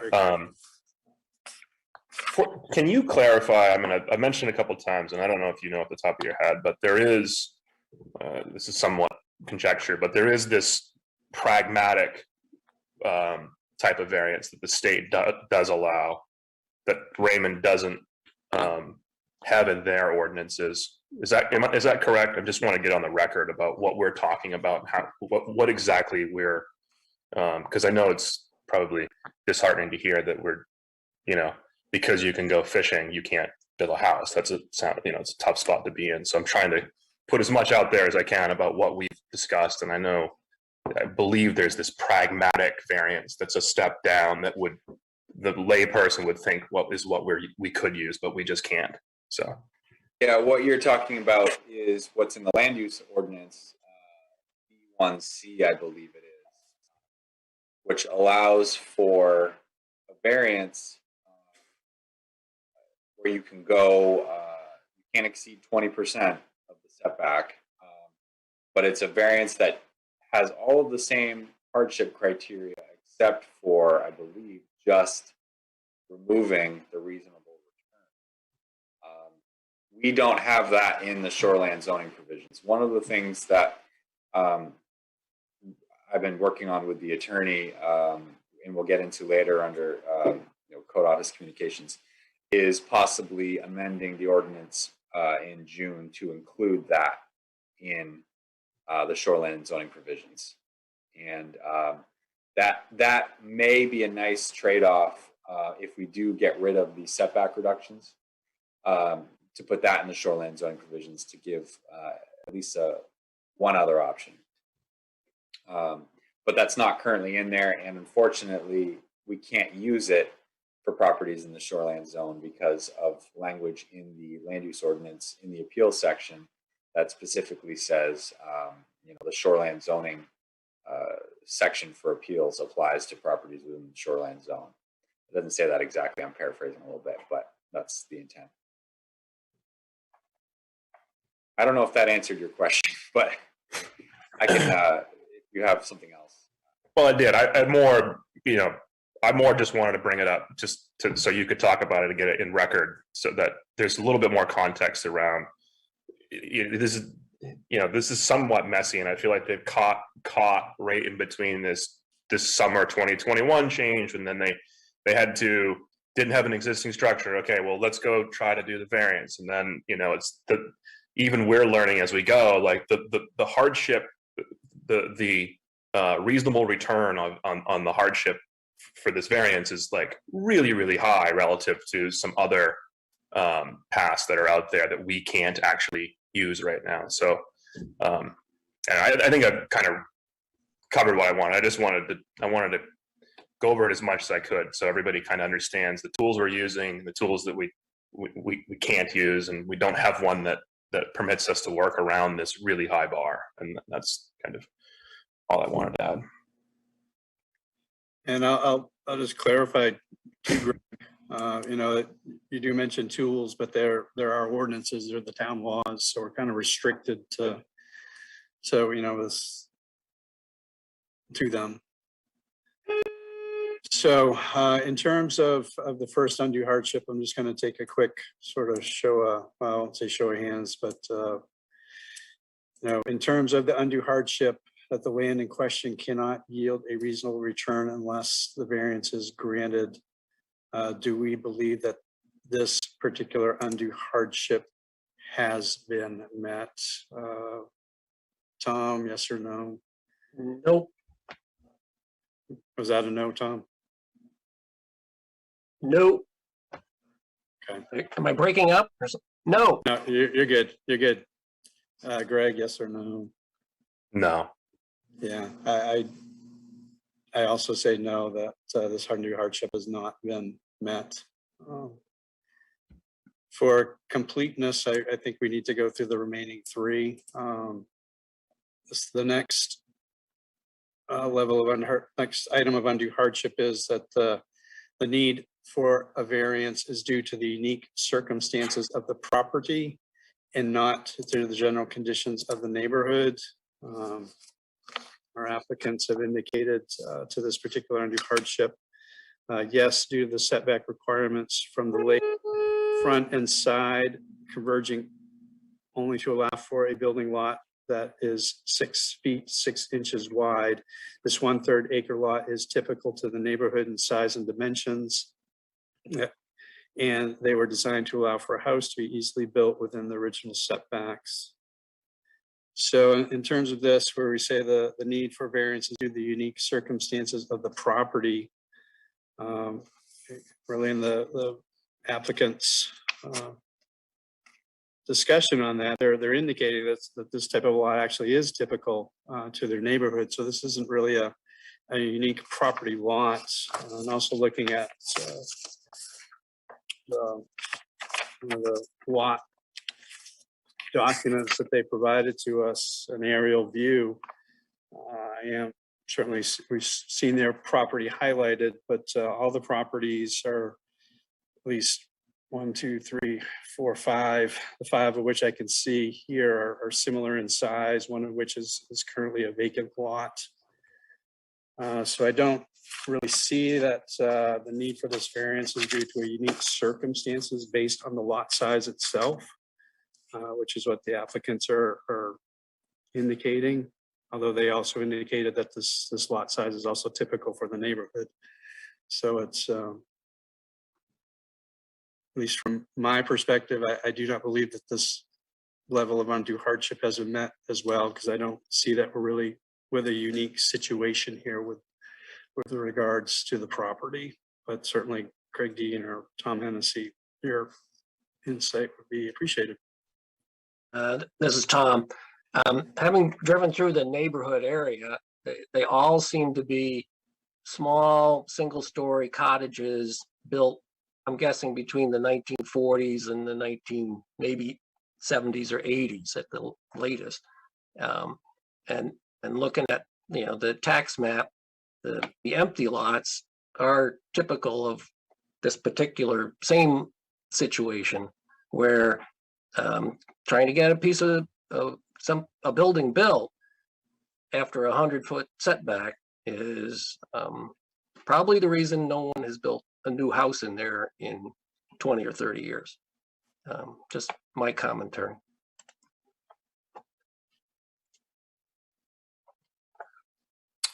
Yeah, it doesn't seem particularly unique to the lot. It might be unique to the neighborhood, but my understanding is that we're looking at unique to the lot relative to the neighborhood. It doesn't seem to be unique from my perspective. So looking at undue hardship, specifically the need for a variance is due to the unique circumstances of the property and not to the general conditions in the neighborhood. Tom Hennessy, do you believe that this level of undue hardship has been met? No. Greg Dean? No. David Murch also in agreement that this level of hardship has not been met. Undue hardship item number 3, that the granting of a variance will not alter the essential character of the locality. The only thing I can say, just in terms of what is being proposed to be built, this certainly appears to be a larger size residence, but in terms of altering the essential character of the locality, I would welcome any feedback the two of you may have in regards to that one. Oh, I'm sorry, I need to let you know what our applicants have stated. Yes, the existing character will not be altered, as all of the existing homes reside much closer to the lake and to adjacent properties, as the original setbacks were less than the currently expanded setbacks. In addition, the neighborhood is changing from seasonal cottages to full-time residences, as many of the existing camps have been upgraded and expanded to accommodate year-round living. Our design intent is to create a house that fits within the current design characteristics of the existing cottages using building materials native to Maine. So Greg Dean, Tom Hennessy, any comments with regards to this level of hardship? This is Tom. I guess, as I said earlier, most of the houses are built closer to the water. So that apparently was before 100-foot setback was put into place. And they're all pretty much single-story, older cottages. As you said, this proposed structure is a much larger 2-story building, and it's would be, and if we said yes, a very close proximity to the right of way, which again, adds, as Alex concerned, parking issues.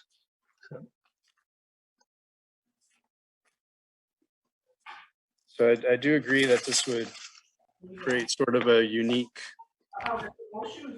property in terms of the building that's on it, but would granting the variance itself, would that be, you believe, altering the essential character of the locality though? I'm not sure how we look at character.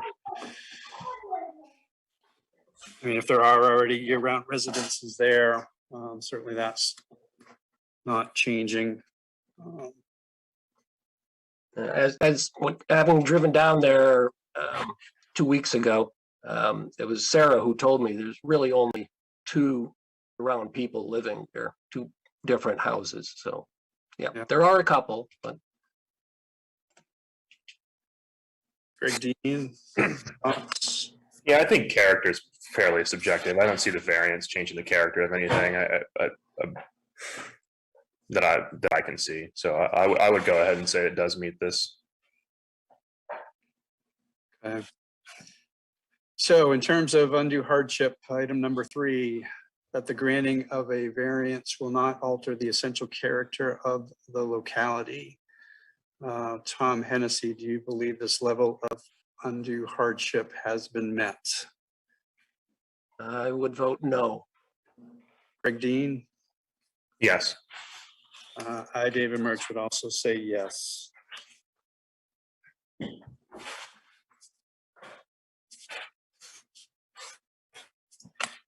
And our last level of undue hardship, that the hardship is not the result of action taken by the applicant or a prior owner. In the application, it was stated, yes, the hardship is not the result of our actions, but due to the expansion of the setbacks in recent years and a recent code change requiring an existing structure to be present on the lot in order to get standard setback reduction. So I would welcome any feedback on that one. I guess I'll say initially, I do understand our applicants and speaking towards the changing in the ordinances, but I don't know if changes in law are actually can be considered a hardship. So I just kind of put that out there, but Craig Dean or Tom Hennessy, any insight? Yeah, I think I kind of feel like that's the exact definition of this hardship.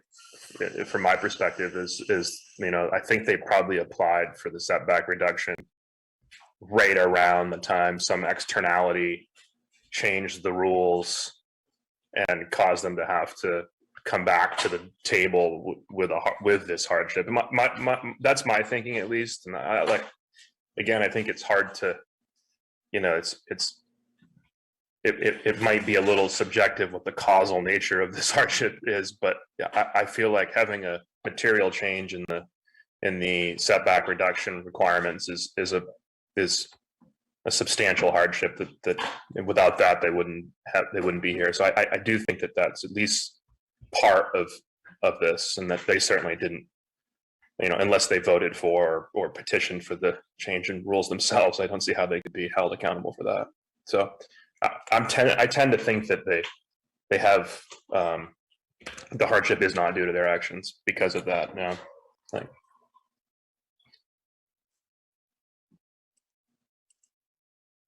Hennessy, you have any thoughts? I'm just kind of reviewing some of our documents here. I just have a clarification question for Alex. When did the 100 feet from the water line come about in Raymond? That's a good question. It may have been 92. It may have been earlier than that. Not exactly sure. I could look and find out, but just don't know. Now, I had asked Sandy back last summer for a different reason, and she had told me that in the 1994 original edition. So I just was asking you if you knew something different. Yeah, no, I mean, that would make sense. There may have been an earlier version of shoreland zoning, or there likely was, but the current version we have was adopted in '94, and that's kind of what we have to go off of. Okay, thanks.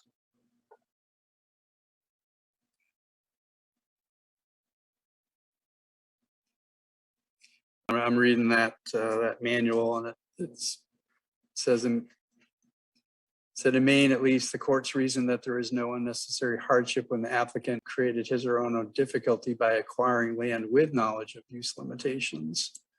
So I guess that was a good point by Tom earlier, is if the property was acquired in 2000, were the setback reductions at that time in place, as well as, well, the setback variances, I believe, were in place, but the setback reduction was there. So I guess, Craig Dean, as you mentioned, this is, you know, you're right, it kind of caught in a timing issue. I guess it was created by the town of Raymond itself, Roman voters, by voting that in. So I don't know how to look at that. I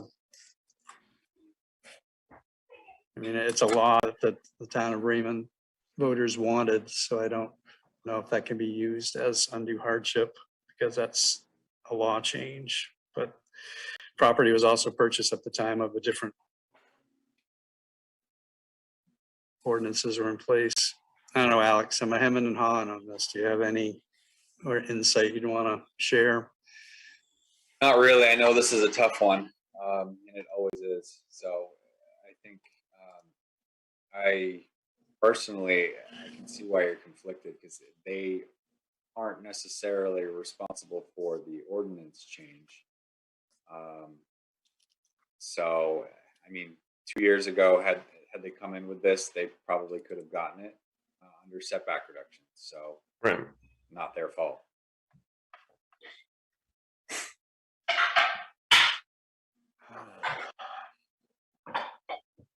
I guess I look at this in terms of, yes, the ordinance has changed, but there was an avenue open to them through us to at least try to make a change in favor of their behalf. So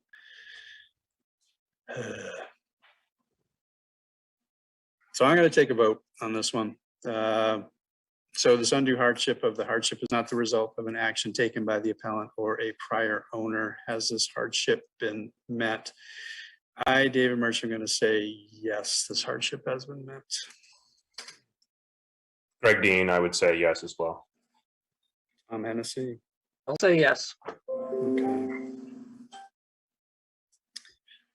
So in reviewing the shoreline ordinances in this particular section, says the strict application of these ordinance provisions would result in undue hardship, and the undue hardship means undue hardship shall mean, and we've gone through the 4 items, but through our initial voting, we've had item number 1, land in question cannot yield a reasonable return unless a variance is granted. All 3 of us have agreed that this level of undue hardship has not been met, but the need for a variance is due to the unique circumstances of the property and not to the general conditions of the neighborhood. All 3 of us have agreed that this level of hardship has not been met. The granting of variance will not alter the essential character of the locality. One of us has indicated this level of hardship has not been met. 2 of us have indicated it has been met. And finally, the hardship is not the result of an action taken by the applicant or a prior owner.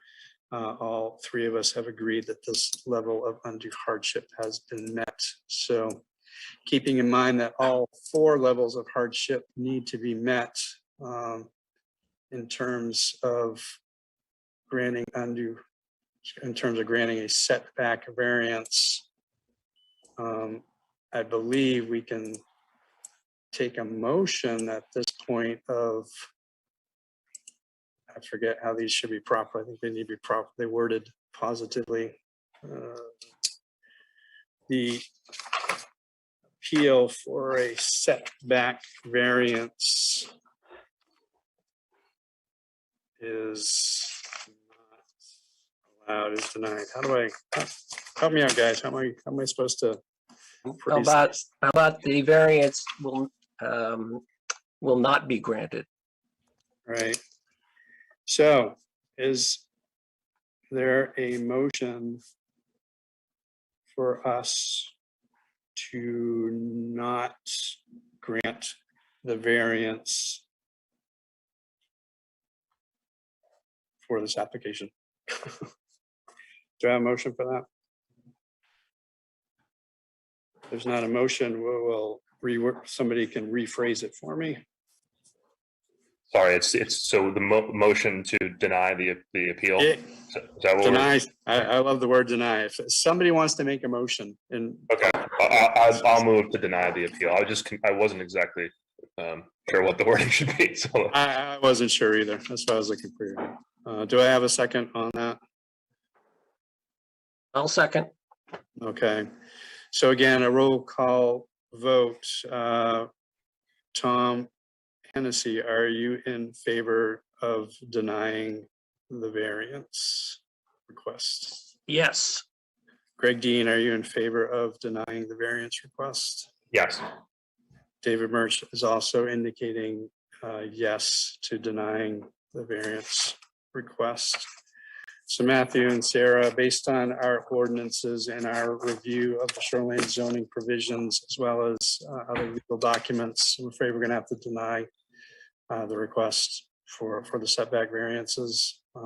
Again, it doesn't prevent you from building. It just unfortunately results in a smaller building envelope. That's all. So, but thank you for bringing that to us.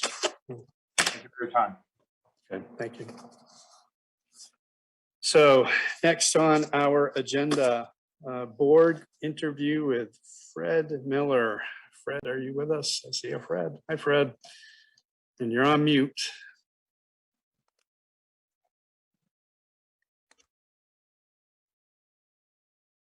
Still got you on, still shows you're muted, Fred. Good evening. There we go. Hey, how you doing? Good. So Fred, you have submitted an application to us, a volunteer application for the Zoning Board of Appeals. I've had a chance to review the application. I am sure the rest of our board members have as well. We had a chance to meet you at our last ZBA meeting, just informally for you being in the audience. But if you want to officially just introduce yourself to the board and let us know what led you to wanting to apply for the Zoning Board of Appeals. Certainly. Again, my name is Fred Miller. I've lived in Raymond pretty much my entire life, other than away a couple of years after getting married. I went to school here in Raymond, all through school, Raymond and Wyndham. I have a business here. It's Miller Flooring. I also am the road manager for Thomas Monteris here. I've been, I think, going on 4 years, either 4 or 5 years. So dealing with Thomas Monteris here, I've had the opportunity to work with several of the code enforcement officers, including Alex, Chris, Scott, also with some the water districts out of our Standish area for some issues, dealing with the road here, and a lot with Nathan White also on different road situations. So doing some research, I came across that the town was looking for some help with a couple of different committees. So I actually thought about it for a while and thought that it would be something to broaden my horizon too, also on what I'm dealing with here on a day-to-day basis of being a road manager, and give me some, like I said, more insight about what you guys do and what's actually out there for laws. Excellent. I appreciate the fact that you're willing to volunteer in the town. We joke about it. There's no pay to this, so it's all done based on people being willing to serve in the community. So I really appreciate that you're willing to do that. I get involved with a lot of voluntary stuff. I don't know, it's a gratification for me to be able to help people and help with different things. Good, thank you. A couple of things to just ask about. We do have meetings, which are always, well, when there's something on the agenda, it will be the last Tuesday of the month. And then site walks are the Saturday, 10 days prior to a meeting. And I'm pretty sure on either the application or somewhere, they say that these ZBA meetings only last an hour. That has typically not been my experience. They typically seem to run 90 minutes to 2 hours. I don't know if that's because I talk too much or what, but do either the site walks or the timings of the meetings or the length of time, is that restrictive to you at all? Is that something that you would be able to attend? Yeah, I could attend them. I mean, again, where I own my own business, I have that flexibility, to be able to do stuff, during the day, that's why if it's needed. So. Okay. And I know it's been asked of potential candidates as well in the past, as you saw tonight, and you sat in on that workshop a couple of weeks ago, or well, I guess a couple of weeks ago, a month ago, with the town attorney.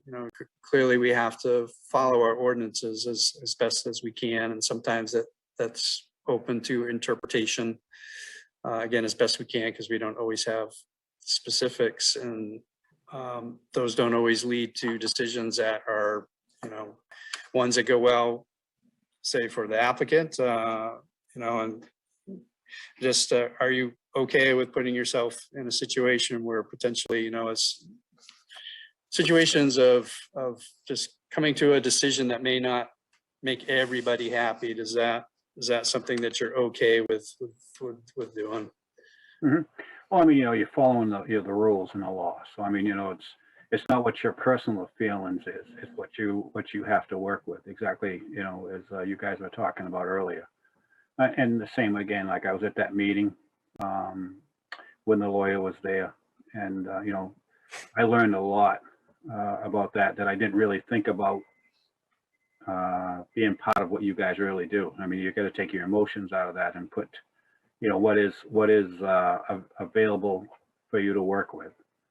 Yep. For the right tools, and I can understand where your emotions can kind of get into there a little bit. And I think you have to be able to cut them off and put them aside and go with, what you really have to do. And I understand that. So Greg Dean or Tom Hennessy, do you have any questions or comments for Fred? Yeah, I think I have a pretty favorable opinion of Fred already after sitting through the lengthy session with the lawyer. And I mean, you figured out the mute button. I mean, it's all looking good from my perspective. So no real questions. Good to see that you've been volunteering in your community and other facets. So I think, thank you for volunteering for the ZBA. You're welcome. Thank you. This is Tom. I guess my only comment is, after withstanding 2 meetings, we haven't scared you off, and you said all the right words about, knowing what a code enforcement officer is, and I think you're already ahead of the game. So. Thank you. So, yeah. So I will go ahead and make a motion that we approve Frederick S. Miller Sr.'s application for the ZBA board, that we recommend him for approval. And I'll second. So we'll have to do all in favor of that. Tom Hennessy, yes or no? In favor. Greg Dean? In favor. David Murch in favor as well. So Fred, I think Sandy may be in touch with you, but I believe the next steps are your application with our recommendation gets sent to the select board. And then I believe the select board at their next meeting that they're available to would then sort of have their own interview with you. And then they would make the final decision as to whether or not you would be on the board. Okay. That is absolutely correct, David. So yeah, I will get this to Sue tomorrow. And when she tells me when it's on the select board agenda, I will be in touch with you, Fred. Okay. And I can either do Zoom or in person. So. Yeah, I think they're doing via Zoom Okay. now as well, but I'll let you know that as well at the time. Thank you. And well, thank you Thank you, again, and Fred, for volunteering. It's greatly appreciated. exactly. Thank you. Thanks, Nice Fred. to know we'll have another member. Absolutely. Thank you again. Definitely. Okay. Yeah. Thank you. One quick item, which is not in our agenda, but we are doing a Zoom meeting tonight. Seems wise to discuss Zoom meetings and what that looks like for the near future. Sandy, do you have any additional feedback for us outside of what came from Sue Look and saying that the Board of Selectmen is doing Zoom only for now, and the Raymond office is, I don't know, feedback? Yeah, we're back to you know, having everybody that comes in the office wear a mask. And all the boards that I know of, the select board, planning board, and they've gone to just Zoom for now, probably through the winter, possibly longer, because who knows how many more variants we're gonna have. So it kind of makes sense, I think, for this board to go this way as well. Yeah. I mean, personally, I'm gonna have to be on Zoom for a few meetings because I get a hip replacement on February 7th. David, would you, I don't want to get ahead of ourselves, but would you entertain a motion now to meet with remotely through Zoom until we change that again? Yeah, I have one quick question for Sandy. You said the other boards are doing it for now. What is their trigger to reconsider that? Oh, just until we see what changes. So it's kind of it's a for now, but indefinite at this point. Okay. So yeah, until something else changes and the boards make different votes, they're gonna continue. Okay. Is this something we need to like make a motion and vote on, or can we just informally say, yeah, let's just go Zoom for now until things change or something triggers and we decide to make a change? Does anybody know? Alex, I don't think the planning board did it by a motion, right? They just said, let's do Zoom. So yeah, I'm sure as long as you guys all agree, that's all we need to know. Yeah. I'm Is good. that- Moving forward with Zoom. So we'll vote without a motion. I like it. I'm good with Zooming. Yeah. All right. So we'll informally say Zoom only for now, and then at some meeting or conversation. Right. When We'll I see. hear of anything that changes and other boards are going to change, I'll definitely fill you in. Okay. So Fred, we'll be optimistic that you will be on the board in the near future. So just aware that we'll be doing Zoom meetings. So, Okay. Thank you. yep. And next to last on our agenda, Code Enforcement Officer Communications. That's you, Alex. Yeah. One thing I did want to share though on that last or the appeal, I'll reach out to the Hollands just to let them know. I do believe I told them this in August. If they were to try and pursue a real estate attorney to try and investigate the status of that right, they may find it's an old subdivision. Is anybody else having issues with Alex's audio? Sorry to interrupt you, Alex. He's broken up on mine too. Okay, sorry. Yeah, it kind of comes in and then it goes out, in and out. Maybe You I'm might be too far moving. away. Yeah, I think you're moving. Yeah. Yeah. So one of the things that I had mentioned to them originally, which is now their next and only step, I think, to try and explore this, would be to see if they can find out if the road is still owned by anyone, or if it has just been, if it's a right of way and the the ownership of the actual right of way is actually by the property owners on each side of the road to the center line. They may actually own the land under the right of way, which may allow them to do a 10-foot setback from the front instead of the 30-foot setback without needing a variance because of that funky thing in the ordinance. If that were the case, then that would open up the building envelope for them, and they could get a building permit to, as long as they meet all the other things, to put a structure on, a single family on the lot. And then if the setback reduction doesn't go away, for example, it stays as is, they may be able to come in and actually apply for a setback reduction from the side to build that deck like they wanted to. So that's really their only option, I think, at this point. I'll probably reach out to him and let him know that, or remind him that that's something he may want to just look into. It's a long shot, but it is a glimmer of hope, I think, if they want to try to, pursue that further. Sure. Yep. Would that setback variance that we were considering adding? I mean, you mentioned it this summer when you changed the ordinances. Yeah. Will that also help them, or was I way off on terms of? Well, that's where I was headed next. The planning board has been reviewing the ordinance amendments for this year, and a couple of them were prompted by you guys. The first one, the big one, is possibly striking out the setback reduction language from our ordinances, from land use and shoreline zoning provisions. A big change. I kind of presented that to them at their January meeting, and they were, I guess, neutral on it, and basically said, if that's going to help clear up things for the ZBA, then let's at least put it on. They likely will not make a recommendation. So for the warrants, they'll always either say, the planning board recommends or does not recommend when it goes to the select board of the town for vote.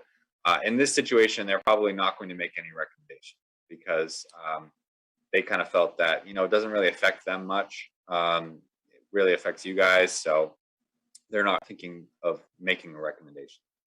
But that will probably go forward. One of the things the attorney and I have been talking about is where the land use ordinance does have that second variance for a single family home, very similar to what these guys are trying to do. Just coming in and get a variance of those single family home. You can go down to, or you can reduce the setback by 20%. So you can't do 50% or more. It's got to be 20%.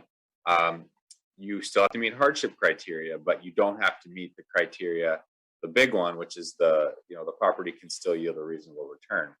The problem is you do still need to meet pretty much all of the other hardship criteria.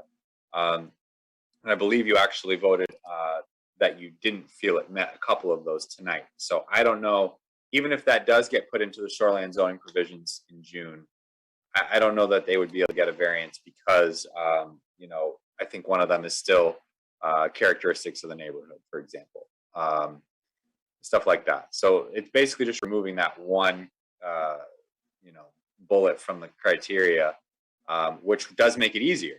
Like you said, it is an easier version of a variance, but it's just for a single family home, for someone to come in and build a house. So I think it does make sense to put that in the shoreline zoning provisions because it is in the land use ordinance. And if we're going to get rid of the setback reductions, it does create another option for people. And then, like you guys had discussed, we'll put something in there to make it clear that the two sections are different and not to be reviewed together and go with that.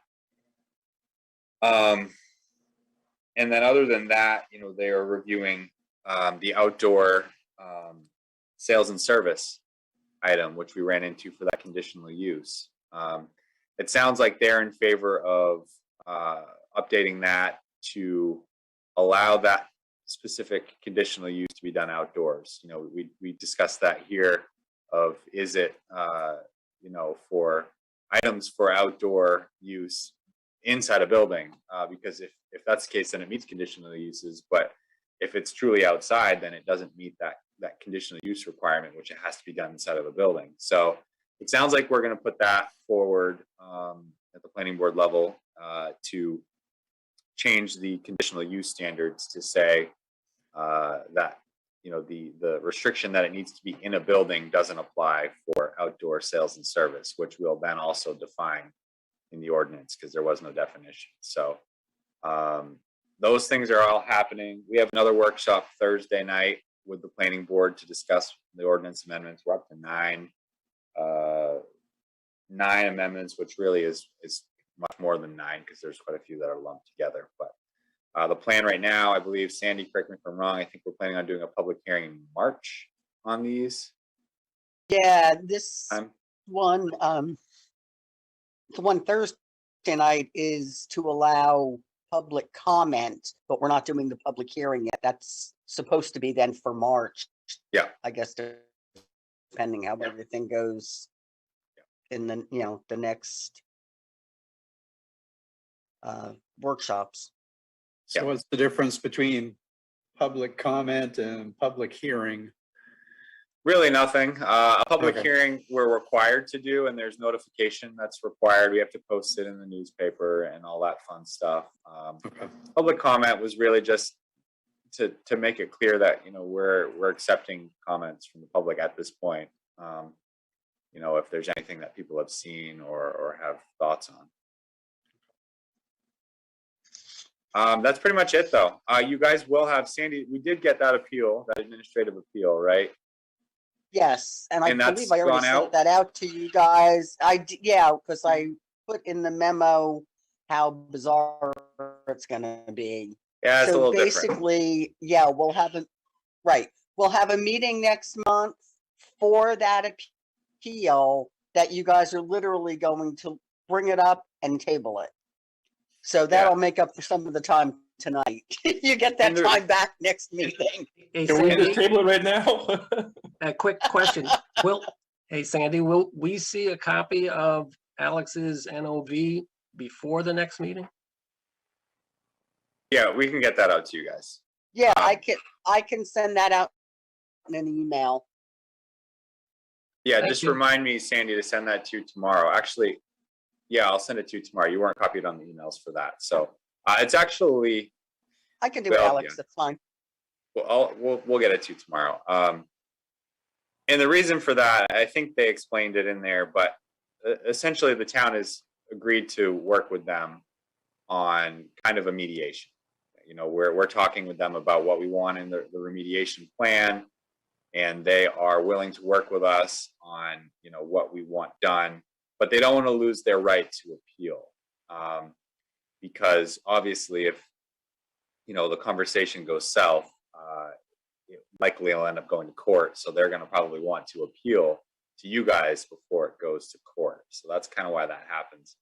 Right, because if they didn't appeal it by the 18th, they would have lost that Right. opportunity. So that's that. That's pretty much all I have. Sandy, is there anything other than this appeal which we'll need to table? Is there anything else coming up next month? Nope, nothing else came in. So that's why I say you'll get back a lot of tonight's time on the Very well. 22nd, I believe, is the meeting. Okay, Greg or Tom, anything else for tonight? I'll just let you know that I'll be zooming in no matter what next month. So, You and me both, Tom. and I'm hoping there's no site walk next month. There won't can't be because it's an administrative appeal. Yeah. Okay, thanks. All right, so I will make a motion to adjourn tonight's meeting. Do I have a second? Seconded. All right, in favor, Greg Dean. In favor? Oh, favor. Hennessy. In Dick favor. Birch in favor. Good night, everyone. Thank you. Good night. Good Thank you. night. Yep.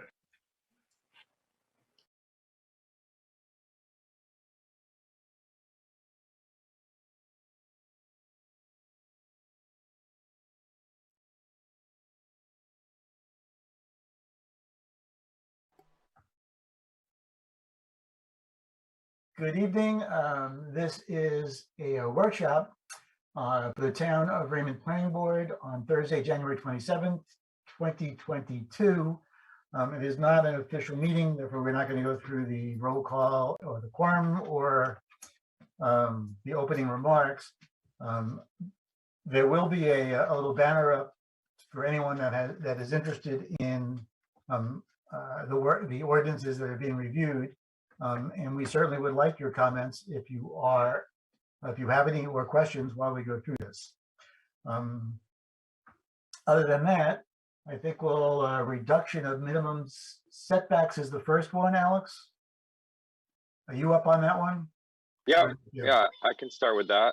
Okay. So you guys should have the updated document I sent over this afternoon that's highlighted with changes from last time. Is that on the email? Yep, it's in the email that I had sent earlier today. Give you a sec to pull that up if you don't have it. I can screen share too if you guys want, like I did last time, if that's helpful or not. I don't know, it's tough with all the text. That would probably be good though, so people that are watching could see it too. Yep. Sandy, can you make me host again for a minute so I can change that? Yeah, Alex, I did not get it. You didn't get the email this afternoon? Nope. If it came from you? Yeah, that's what he was talking about a few minutes ago when he said the reminder, because I just said a reminder, the meeting's tonight at 6. Well, let's see if it's up. You're in my spam. Well, that's not good, Kevin. You're going to spam. That's all right. Well, that's Bob's spam, not our spam. Yeah, I guess he's got a really good filter. So I'll report you as not spam. Yeah, that's probably a good idea. I think the term Kevin uses is whitelist me. You want to whitelist me. Whitelist. So, did you make me a host, Sandy? Looks like you're muted. She's got a bunch of stuff in spam. Okay. I'm trying to find where I do that from, Alex. It's the 3 dots, right? Yep, just hover over me and the 3 dots will pop up, and then if you click those, there should be an option to make me a host.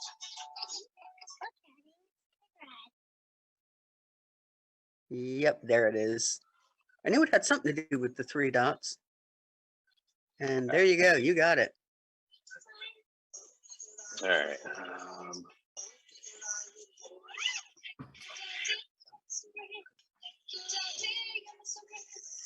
All right, so I will share.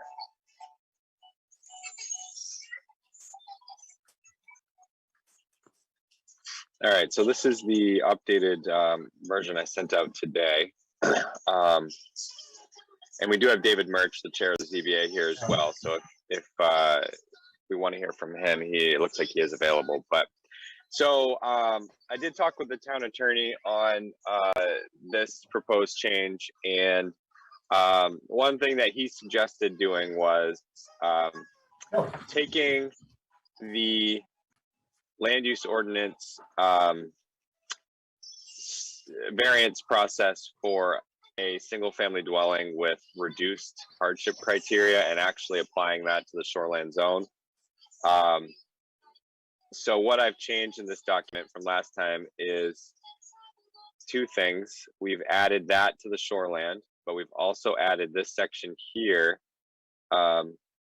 which is,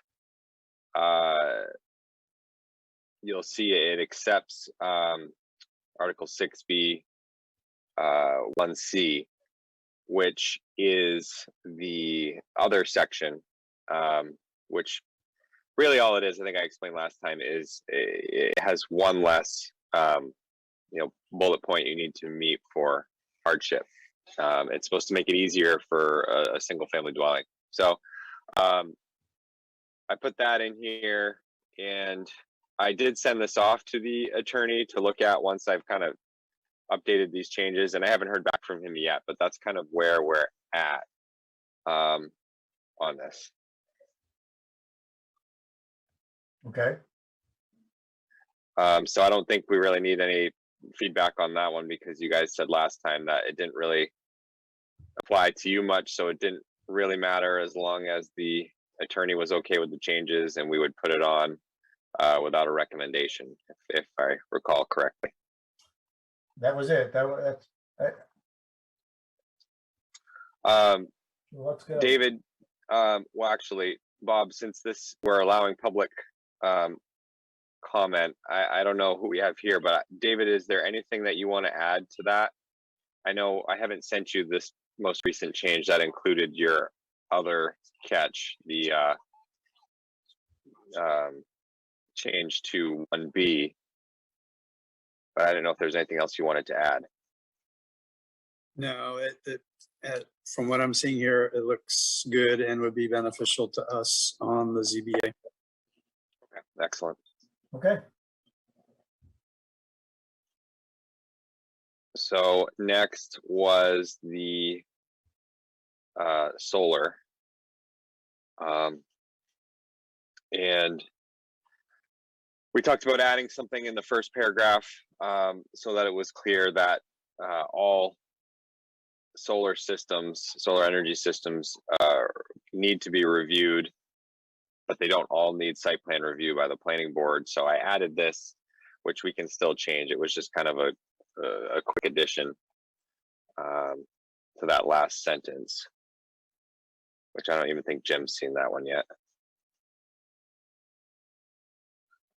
And then we also had some comments from the fire chief and fire inspector, and Wayne is here if he wants to comment on that, but we added in some text based on his input. It was clarification on that process, and just letting folks know that that water supply issue would be one of the items that we would look at based on the project. So that's what the chief and I came up with language for that section. And I think that was the rest of the changes for that section. If I remember correctly. Yeah.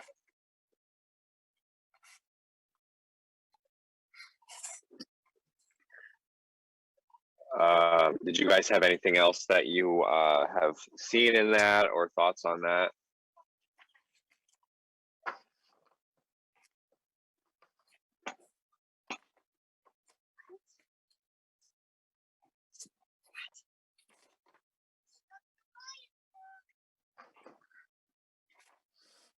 All right.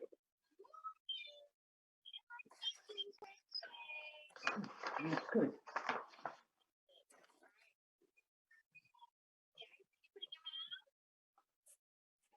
You want me to move on to the next one, Bob?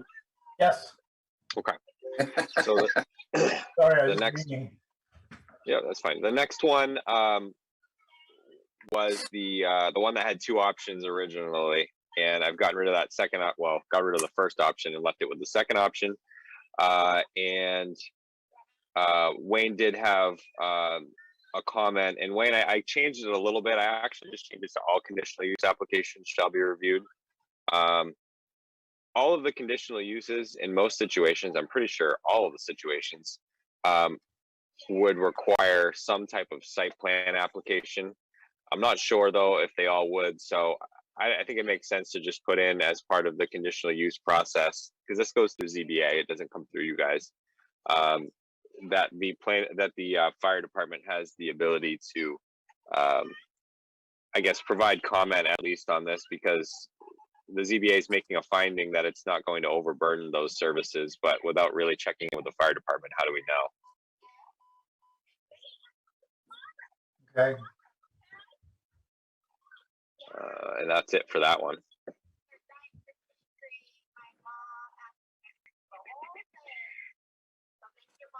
This was the changes to definitions for structure. Mm-hmm. And one of the comments last time was how we handle corner lots.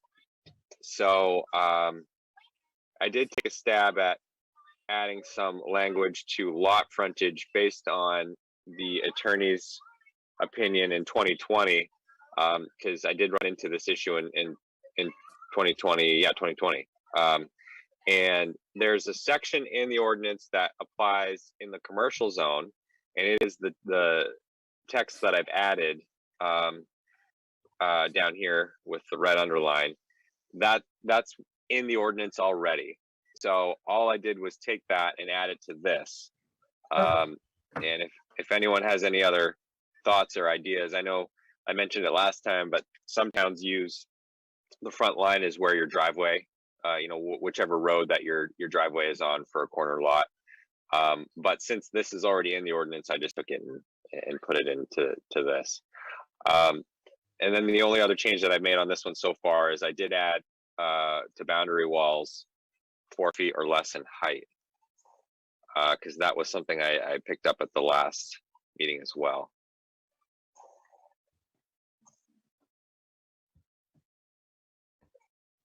Any thoughts on those? Or Yeah, Alex, I had a question on the lot frontage, and this is more of a code enforcement, I guess, jurisdiction. But if you have a lot and say it happens from time to time, you have a lot that, I don't know, it's horseshoe shaped, or so it has two different segments on a road, or a segment on one road and a segment on another road. Do you combine that lot frontage to determine the total lot frontage, or in the case of a corner lot, would you only measure it on the more traveled lot? for frontage, you mean? Yeah. Yeah, that's a good question. I believe there is something somewhere in here that refers to it as a lot line, not lines. Yeah, if you look at this definition, it uses line and not lines anywhere. So one thing that I've heard used in that situation is, that's singular. So it should be calculated as one line. But I think it might make sense. I think where you're headed with this is, do we expand upon that now while we've got this cut open? Right. And put something in there on that. I think that's a great idea. So Alex, I'm just kind of looking at this and thinking where the driveway is, that's typically where we're gonna, or how we're gonna address it. Like 48, whatever the name of the road is gonna be where the driveway is. And I'm just a little concerned about an emergency call if we're considering the front of the property on the other road. I just hope it doesn't cause confusion. No, that's a good point. I think for 911, they typically go to the side that where the front door is facing or where the driveway is facing. But we have circumstances, and I've seen it before, where we have frontage on one road, but we might have an access easement through another property or through another road because it's just easier to gain access to the lot that way. So, but I think 911 and access and numbering is different than determining lot frontage. Yeah, and I'll actually use an example. We met with someone today in the office that's looking to buy some land from someone on Egypt Road, I believe, and the lot would be pretty large, and they would actually use Egypt Road as their frontage, but they would access where they would build the house through a common shared driveway. So Egypt Road would be their frontage, and their address would actually have a different road name because they would be using a shared common driveway, kind of like almost like a back lot, but not really. And so that would be a situation where if you use the line where the driveway would be, it would make things a little weird. It wouldn't be as clean, I guess you could say. Okay, makes sense. But for E911, they're still going to use that driveway. E911 doesn't really care where the front of the lot is. They just really care where the driveway is. Yeah, I think that makes sense now. Thanks.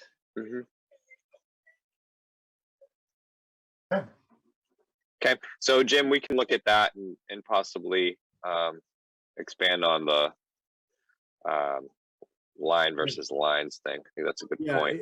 It happens from time to time, and when it does, we kind of all go, "Oh, we should have looked at this differently." So we've got it open. We can consider it now. So like on a hammerhead, that comes up a lot. Yep, exactly. Do you count all the edges? This one we've already done. It was an easy one. Can I just for a sec, David Mertz? I can't figure out how to raise my hand here, so I apologize. I just know that from a ZBA perspective, we get a lot of setback requests, and who's going to determine like the front? I recognize that the corner lots, it's going to be whichever is the most heavily traveled, but what if there's some debate about that? It's going to eventually come to us, and they can get more of a setback from one direction than the other. I guess ultimately who makes the decision is what's the front and what's the sides, or what if it changes over time? What if one road becomes busier than the other? You know, 5 years ago it was one road A, and now 5 years later is road B. Good question. I would normally, I defer to the code officer to make that determination, and then that sets, and then but I mean, whether he defers to me, but it's ultimately, his interpretation first, and then if somebody wants to appeal it, obviously they can do that. But I think most of the time it's pretty black and white. I don't think we have too many cases where, because usually it's a private road off a public road. Obviously, the public road is the one there. If you're on a major route 302 or a major route, that's pretty clear. It doesn't happen too often, occasionally, I guess, but it's pretty limited when we have two, I'll call them public roads of the same size and intensity, I guess. But well, I can think of an example. And David, thank you. You always catch these ones. And it is a good point. Rolling Brook, I could see, for example, that subdivision, you have Rolling Brook Road, and then you have Bracken Woods, and there are two corner lots. And I guess the question would be which lot is heavier, more heavily traveled. And I would say Rolling Brook is, because there's more houses on it, I think, I'm pretty sure. That may be the way you look at it, is just the density of the road compared to Bracken Woods, which is kind of the dead end. But that is a good question. I think it probably, in most situations, would end up being the code officer opinion determination. And then if an applicant doesn't agree, then maybe it would be, an administrative appeal to the ZBA. But I think that would come up in variances. That would probably be, if the side setback is less strict than the front setback, which all of them are, it might make sense for them to want to say, oh, that's a sideline and not a front line. When really it's not. So I wonder if the Department of Transportation has any good data on that sort of thing. probably not on local roads, on like subdivision roads like this, but maybe on more connector roads they would. But I guess both Alex, Jim, and David, if both meet the road requirements on both sides, why do we really care? Well, it's about the front setback, I think, is what the issue starts coming from. Right, I understand, but then it would just be whatever really the homeowner wanted. Yeah. If both frontages are meet the requirement, then whenever the building permit comes in, it can be the homeowner that says, this is what I want to be my front, and this is what I want my side. Yeah, if it's too close to tell, basically, you're saying they could kind of have their pick and which one they want. Right, and if it's not too close to tell, then it has to be the one that has the road frontage. Yeah, and most of the time, this is probably going to come up with new subdivisions where we have two roads. So I'm just wondering, I mean, typically on subdivision plans, the setbacks are established on the plan. Yep. Yeah, yeah. Okay.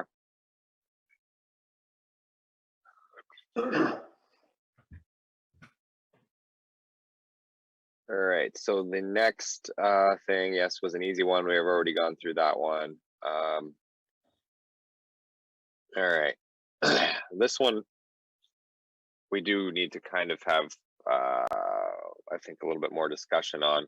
So this is Article 4, and Alex, before you go, do we need to go back there? Do we need to put a sentence in there that basically gives the code enforcement officer the authority to pick when both? Yeah, I mean, we could put something in like that. Yeah, I think that would take care of the issue.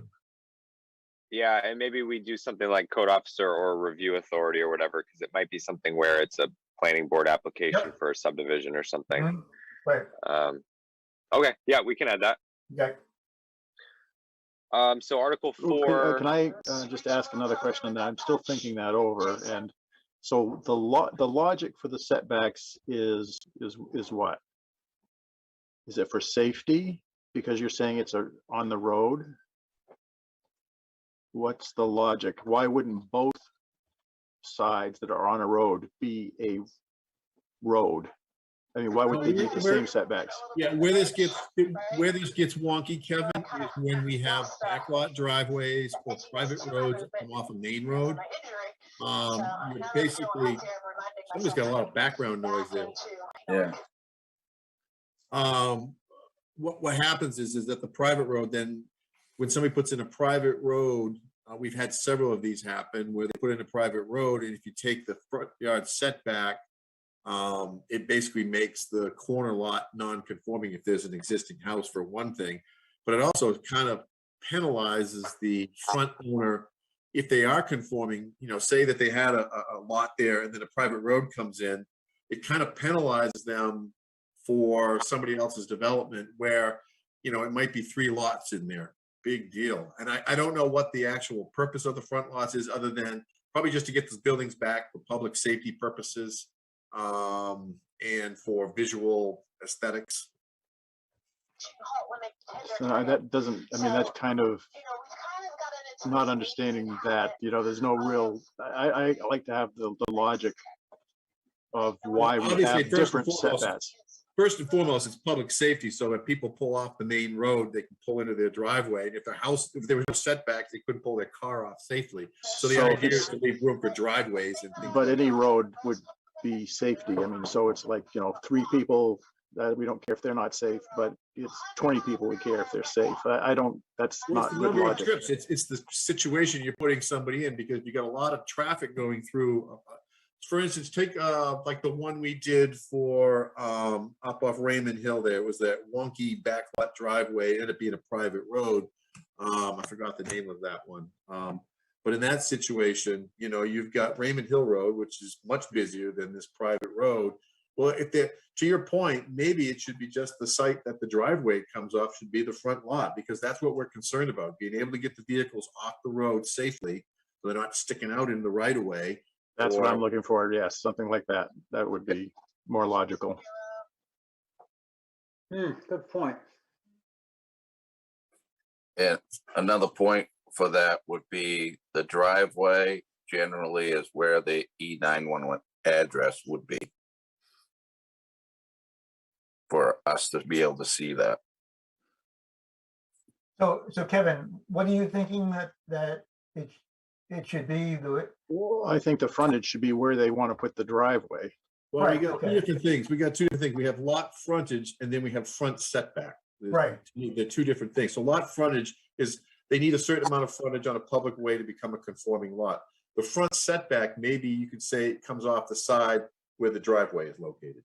So why do they, okay, so what determines that? Again, it should be, if they're going to put a driveway in, that should be the side that should have sufficient clearance, the frontage, to be a conforming lot, in my But it mind. doesn't always work that way. You end up with people who are on corner lots, and there's just weird configurations where they might have 50 feet on a side lot, and maybe a corner lot, and they're an L-shaped, flag-shaped lot, where they get the benefit of being on 2 road frontages just to make themselves conforming. Well, maybe we should have something then to say that we need X amount of feet on a public way to have a road in, and that should be, if they conform to that, that's fine. I think we might be digging a little too deep into this, but Well, maybe.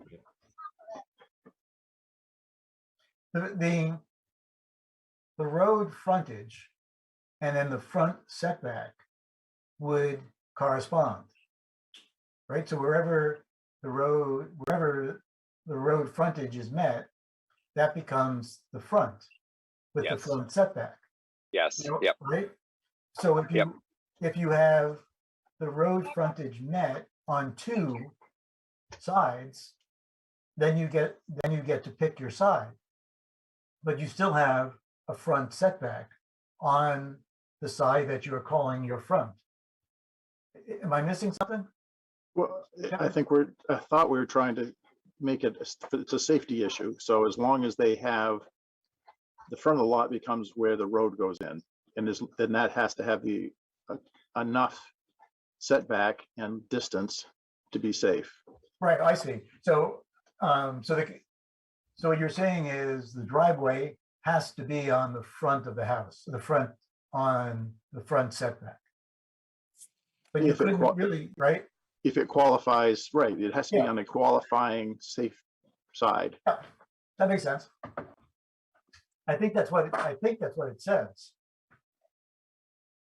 Well, yeah, but it appears to be if you had enough frontage on one side and you didn't have enough frontage on the other side, the lot would be qualifying if you still put your driveway on the unqualified side, just as long as you're meeting the setbacks, which doesn't make it safe. Oh, I see what you're saying. Yeah, it sounds like we're back to having the frontage, both the frontage and the front setback be on the same line as where the driveway goes in. Correct. Is that what you mean, Kevin? I think that makes it more logical and safe.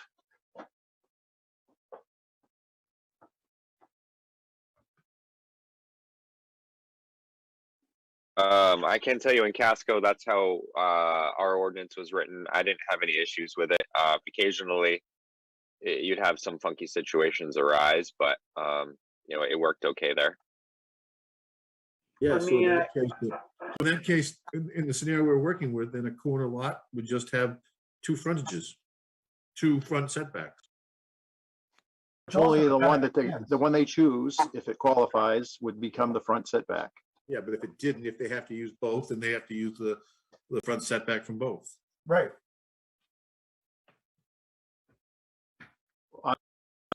I would say that only the one that they're going to put their driveway on. But let's say it's just say this scenario, say the road frontage requirement's 200 feet and they have 150 feet on one road and 50 feet on another road. So they have 200 feet of road frontage, but they don't have one dominant, they don't have all of it on one road or the other. In that case, they'd have to have the front yard setback off both roads. Interesting. Yes, but what's the distance that we're going to say is safe to put a driveway front yard on? setback would be the front yard setback. No, in length also. There's no length. No, you measure. Yeah, we have a minimum frontage requirement for each zone. So like 225, 300 feet. I mean, I think personally, if I had to have, my preference would be to have it be a single lot line so that you don't end up with short corners and stuff like that. That way you have to have 225 feet on a single line, point to point, in order to have a legal lot with frontage, instead of having, jogs and turns and stuff like that. It just makes it a little bit messier, I think. Yeah, I think I agree with that. I think having a corner lot where the example Jim just stated, where you have 150 feet on one line and then 90-degree angle following the other road, 50 feet, to me, they don't have enough frontage. To me, they need that 200 feet that goes as a straight line on one side or the other. I don't, I do a lot of plan development. I don't necessarily agree with that because we have a lot of roads with curves on them, and we always use the curved frontage on those lots for the lot line. They're long curves. I mean, they're just slight bends, but they're still curved. They're not a straight line. Well, I think that I misspoke. I didn't mean it has to be a perfectly straight line, but it has to be a line that is abutting one road. You mean rather than being able to. A continuous line, basically.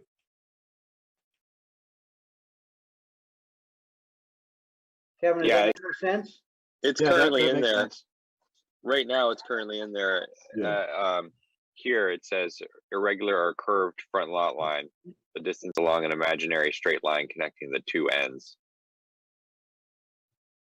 Yeah, I'm good with that. Yep.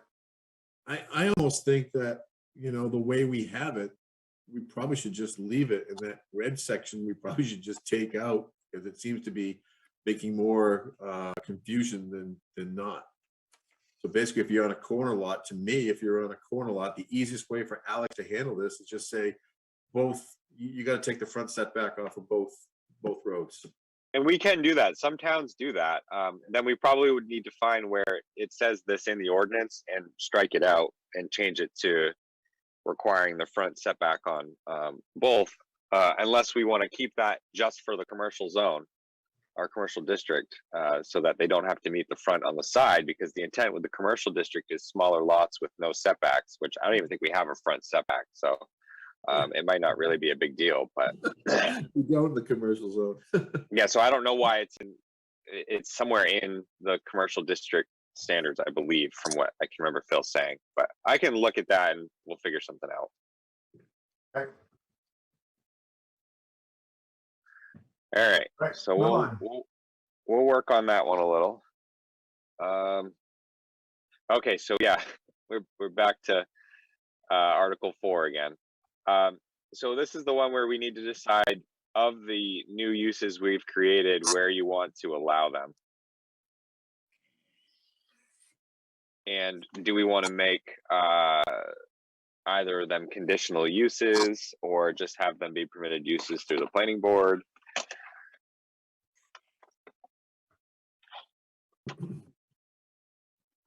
I would think the one in the shoreline zone that we might want to make conditional is solar energy systems, just because the amount of clearing they take on a lot is pretty massive. So the way it works in the shoreland zone, that's the table. And I don't believe we have it set up for conditional uses. You have no. It's all planning board. All planning board. But it goes to planning board. Right. They don't have conditional uses in the shoreline zone, right, for uses? As far as I know off the top of my head, I just know this is the way it's set up.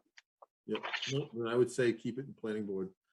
And that way they can determine all the factors that go into the clearing and everything, because they still have to fall, right? If they put a solar system in the shoreline zone, they still have to fall under the same categories as cleared lands and impervious surfaces and all that.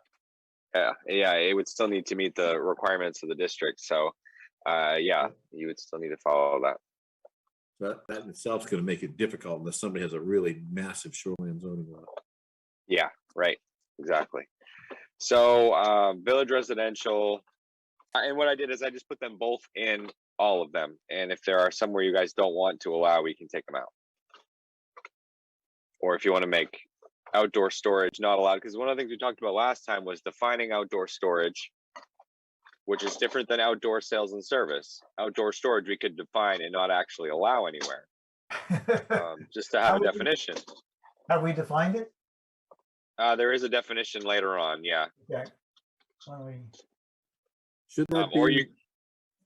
Okay. Yeah, my thought was that should be in the commercial and industrial zones. I don't know if it belongs in a residential zone, but there again, I don't know, if somebody's got an automotive shop or something in the residential zone, or I don't know if they got a small motor shop. I mean, is that allowed in the residential zone? I can't.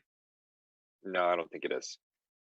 So to me, the outdoor storage should be really, to me, ideally should be in the industrial and commercial zones. Yeah. Yeah, I agree with that. That makes sense. Okay. And solar energy systems for rural and village residential. Yep. Yeah, I don't think see that's okay. Yeah. Okay. So that's those two. And then we have rural residential. Yep. Same thing, we'll strike out outdoor storage. Yep. And then commercial. Yep, allow both. You want to allow both, or do you want to put outdoor storage as a conditional use? Oh, that could be up to the board. What do we have now? We have outdoor sales and service, right, as conditional use? Yep. It kind of goes with that to a certain extent, so maybe it should be a conditional use. Yep. I agree. So how is outdoor storage defined? I mean, what does it allow? Well, we'll get there. I can scroll down right now if you want. I believe it's the last one. 7, number 7. Is it 7? Okay. Yeah, 7. Right here. Since last time I've added the words "the commercial" and "for a fee," because one of the things you guys really didn't like last time was having it be a definition that would apply to residential properties or residential storage of stuff for, personal use, which is, of course, wasn't the intent. The intent was it, for it to be a commercial outdoor storage for money. So that's all I did on that. So how do we keep it from being like super junky or like way too much stuff? Well, I think if you get into motor vehicles, Alice can answer that. I think it's a limitation on motor vehicles before it becomes a junkyard. So, yeah, if they're doing it, if they're storing vehicles, boats, RVs, they need to, essentially, they can't be, they must be registered, they must be inspected, and, they can't be beyond repair, essentially. And there is a definition through the state that we have in our ordinance that would apply to that. I think you're right. It could get a little difficult. The lines could be blurred between outdoor storage and junkyard.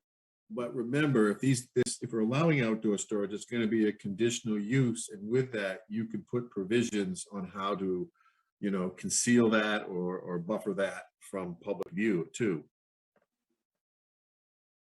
depending on where the use is. Yes. Yeah, it seems like we need to have something where we could protect exactly what Jim just said, protect the view. Well, that would fall under when you review it for conditional use. Okay. Yeah, so it would go through conditional use, and then it would need site plan approval as well, because it's a non-residential use. So, at that point, all the site plan conditions would still apply, site plan criteria. Okay. So Alex, this is again where we would treat this like we are with the outdoor sales. Yes. As far as the review process. Okay. Yep. Which would be, that's where you guys would have your ability to chime in, because it would go through site plan like any other application. The fire department would weigh in on the application. And the other, you would in the conditional use approval process as well. and my other question is, I know the board had talked a little bit about containers. Is this going to be a permitted item in this outdoor storage area? We have a shipping container section already, and I believe they are allowed it might be industrial only. Can't remember.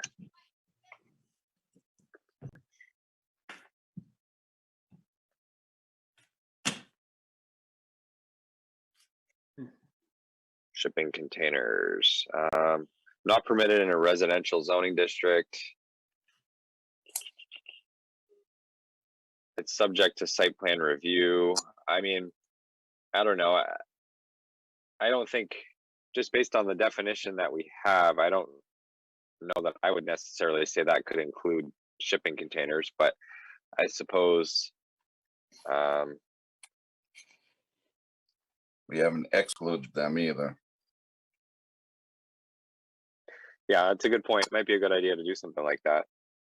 Just if I could chime in from a ZBA perspective, I see temporary structures, so I would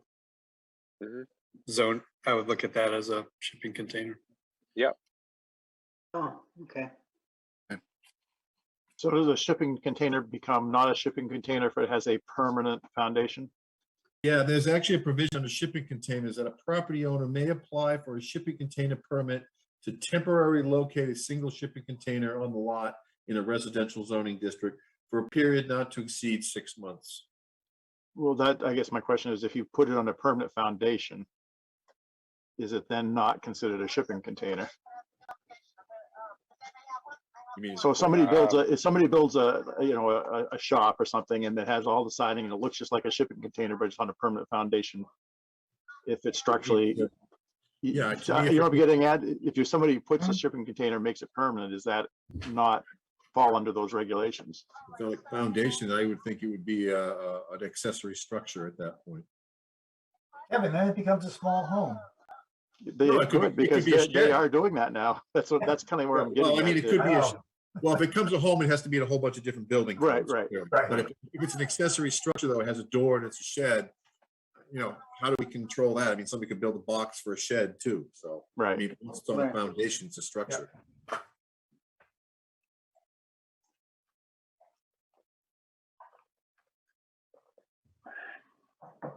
Luckily, we haven't had a lot of applications yet for container buildings, but I have personally worked on one, so. You have worked on one? Yeah, it was out on an island and the gentleman made it into an art studio. Oh, He'd been better off if he stick built it, because what it cost to put it in was pretty amazing. Wow. It was just getting it to the island and then getting it up a hill and moving it in place and getting it on a foundation. It was a lot of work. all right, so where are we? We're okay with the definition? We're okay with where we're putting them? Yeah, and Alex, I like the additions you added to the outdoor storage for commercial and for fee. I think that really kind of channels it down to what we were looking for before.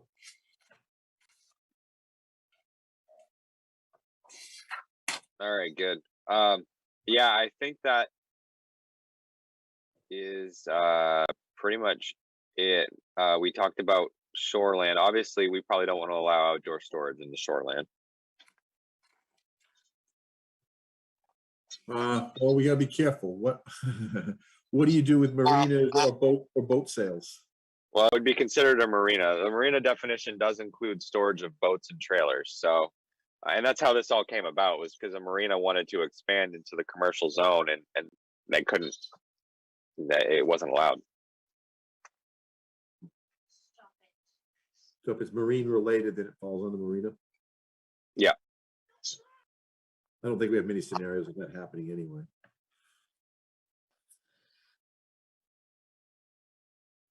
I think the only other one we have, Alex, that we are still waiting on for Phil is where and how do we put the view shed scenic vista guidelines together into the ordinance, and we're waiting on him for that, right? Yeah, I did ask how that's going to work, or what he thinks. Did I copy you? I think I copied you on the email. Did I not? Maybe I didn't. No. So I basically asked what he suggests, what other towns are doing, how our guidelines should be amended, or if we could create new guidelines. I just basically asked what his thoughts were on that, what he suggests we do. So I haven't heard back yet. I got his automatic reply that he was tied up with something, so I'm assuming I'll probably hear back tomorrow or early next week. Did you forward that packet of guidelines to him, or? I don't think I did. I basically led on that there is a packet that we want to essentially use, but I didn't send it yet because I didn't want him to get too into the weeds before he got back to me, and didn't want him to take too much time on it, to be honest. Okay. Just yet. No, that's fine. But you know, the sign guidelines fall into that same category. I don't know if we ever did anything officially other than say we're going to use it. Right, and that's the problem with the guidelines. There are things in the guidelines that our ordinance supersedes.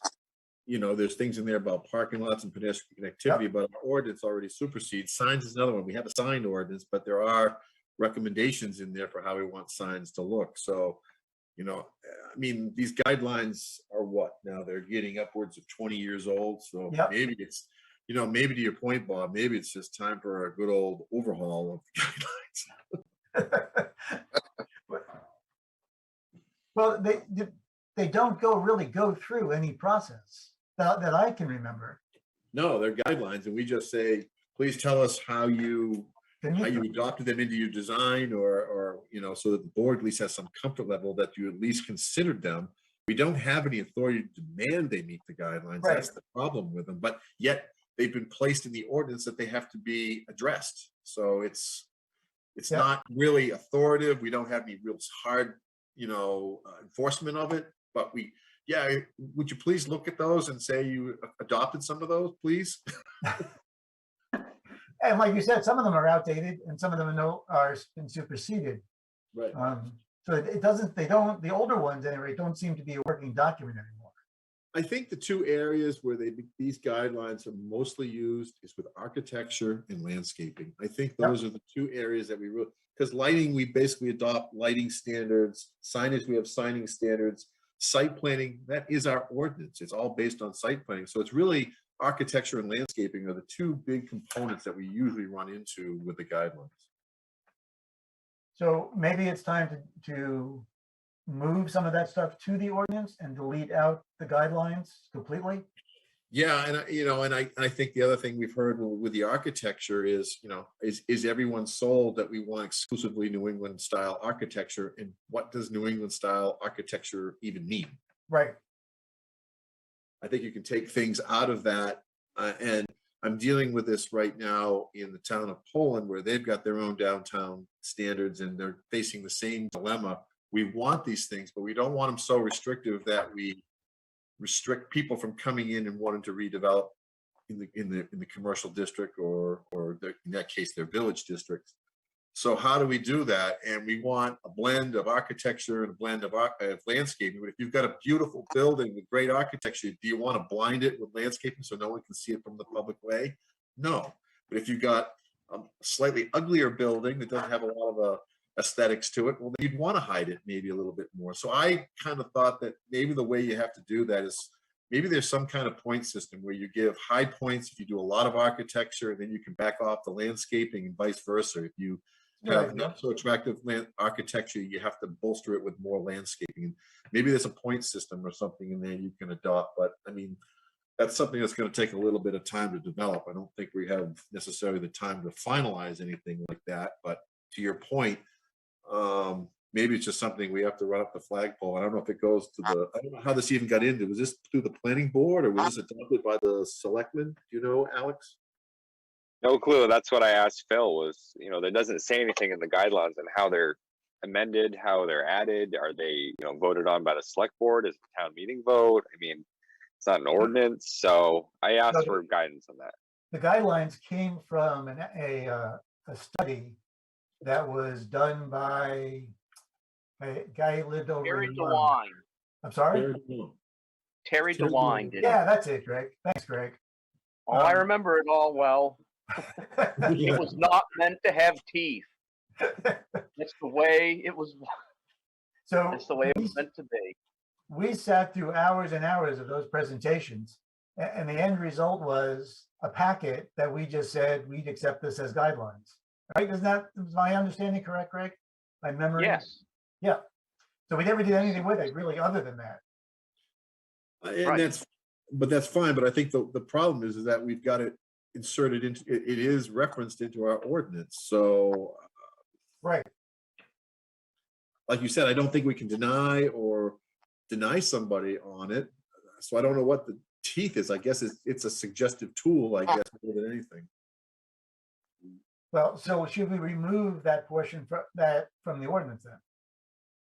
I mean, we don't use it. Do we really use it at all? When we're in the commercial zone, I always make people, as painstaking as it is, I make them at least address a narrative of how they considered this document. And that's more of a CYA because it's in our ordinance. Correct.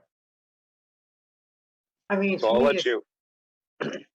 I mean, to me, if you've got guidelines that we have no powers to enforce, I mean, to me, they're just causing confusion. I almost think we'd be better off getting rid of any guidelines that we don't want to try to enforce and bring over those that we do into the ordinance somehow.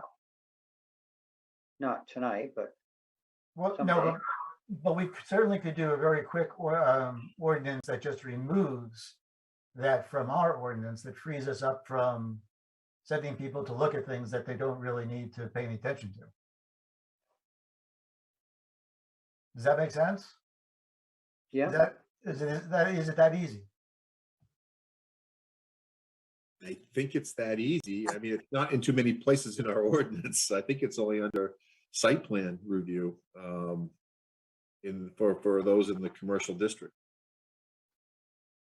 Because other than the presentations, that the planning board sat through, nobody else has really said yay or nay on any of those things. So I'm wondering if we really should even have it in the ordinance if we, without it officially being adopted, I guess is what I'm saying. Does that make sense? It could be just another, recommended packet that could, be available at the town office as suggestions for people, who are interested in how we want to do it. But at the same token, like I just said, the architecture says it has to be New England style. And I think that's always a problem with this board and other boards that, don't want to be handcuffed to being to one type of architecture.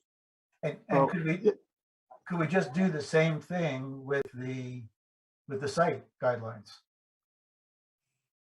And just have them available as a supplemental piece of information. Right.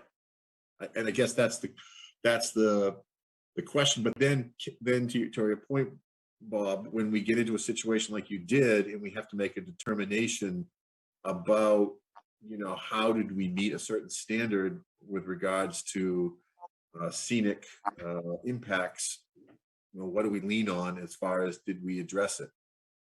Well, isn't this something the comprehensive plan should address? And then depending on what that comes out of that gives what the community really wants. And then you would either include it in ordinances that we develop or not.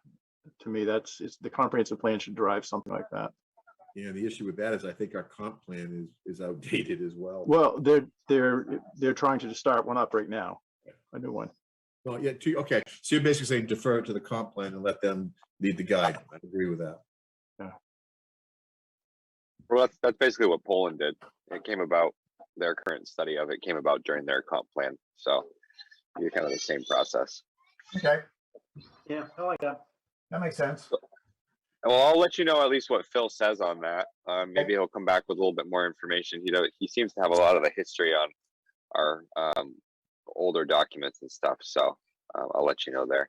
But on that, there was one more I was going to try and slide in to see what you guys thought. But before I do anything, I might maybe just ask you now and see if it's even worth looking into. But Aroma Joe's submitted a permit for their signs, and Jim and I have already kind of gone over this one. But basically, they're over on what's allowed for signage if we include their menus as signs. And originally when I looked at it, I felt my opinion based on the definition was that the menus should be considered signs. Jim disagreed, as did Chris. So of course I went to another code officer who agreed with me, and then I went to Phil, who also agreed with me.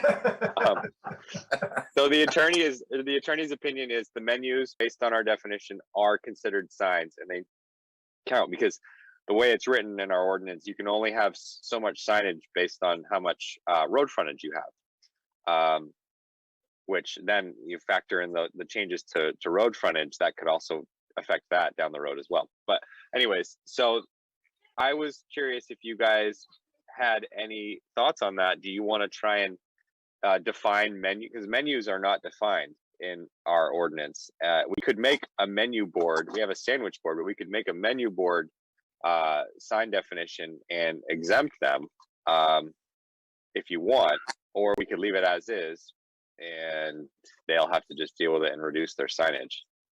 I just have one question. When we have drive-throughs, because this only comes up when we have drive-throughs, what do we have for definitions of drive-through? Do we allow a menu sign board for a drive-through? I don't think we have a definition. Well, that's the only time it comes up.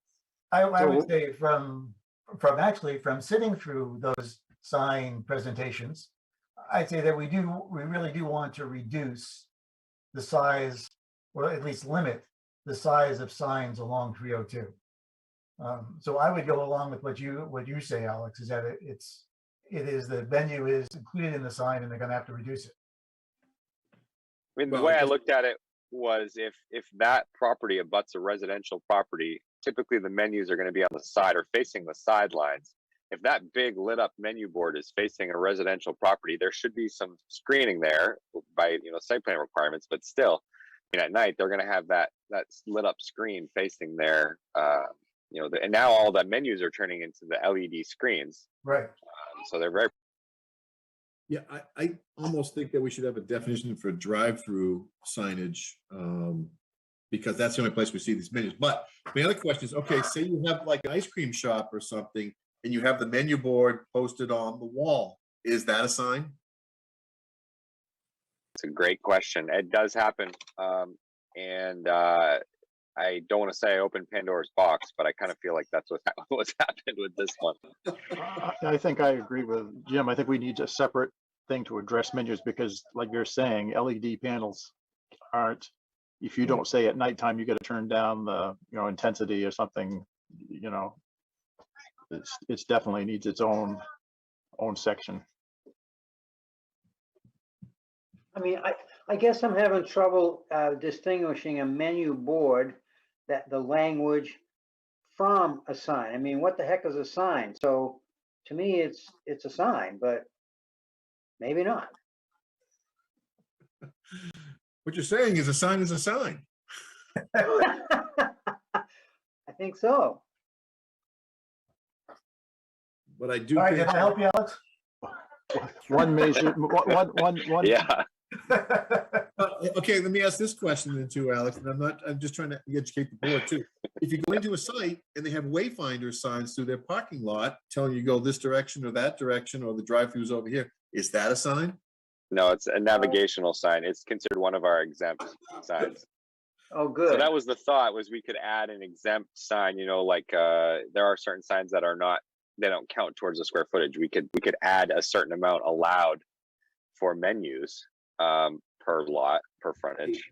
You know, Kevin and I think are on the same page. If we do that, then we can also reduce the size, the intensity of the lighting and everything if we do define those. And, you know, with technology, you know, all these signs are just going to become more and more digital just as technology increases. Okay, so I'll keep working on that. I don't know if that's one that's going to happen for next meeting. It might end up being next year, but I'll work on that some more. Okay. Let's see, timeline. Do we have anything else for tonight? We've done those. So we have the planning board on the 9th. Will we have, will we be up to having them all finalized by then? February 9th? Yeah, I think that should be fine. Okay. Then, you know, we were looking at a public hearing. What do we have coming up in the works? Do we have lots? You have Raymond Hills coming back. Right. And I think that's it. So do you think, as it looks right now, we can just do the public hearing on March 9th? On the planning board night? Yeah. Is that? I don't know if Raymond Hills will be so. coming back. I don't know if Raymond Hills will be coming back. They're coming in February, but I don't know if they'll be coming back in March. Okay. And you haven't heard anything else in the works? What about that one on Raymond Cape, the one that Tobago we're actually doing? I'm not sure. Yeah, I haven't heard anything on that one. I don't know if you've heard anything. I think they may be waiting for vernal pool season. I'm not sure. I know you mentioned that they have a new project engineer or whatever. I don't think that'll be, well, I can't say, but I don't think it's on the schedule for anything in March. I don't. Okay. Okay. Okay, Sandy, I think we were saving March 2nd, right? I think was our fallback date. So I think we could probably do away with that date now and just go with 9th. Okay, we'll do the public hearing March 9th. Yep. Got it. All right, any other business? Yeah, I got one question, pretty much more for the board, but Jim and Alex, you're certainly welcome to chime in. We have one member that really wants to stay on the board. I was going to call you tomorrow about that. but has a very hard time actually getting to meetings.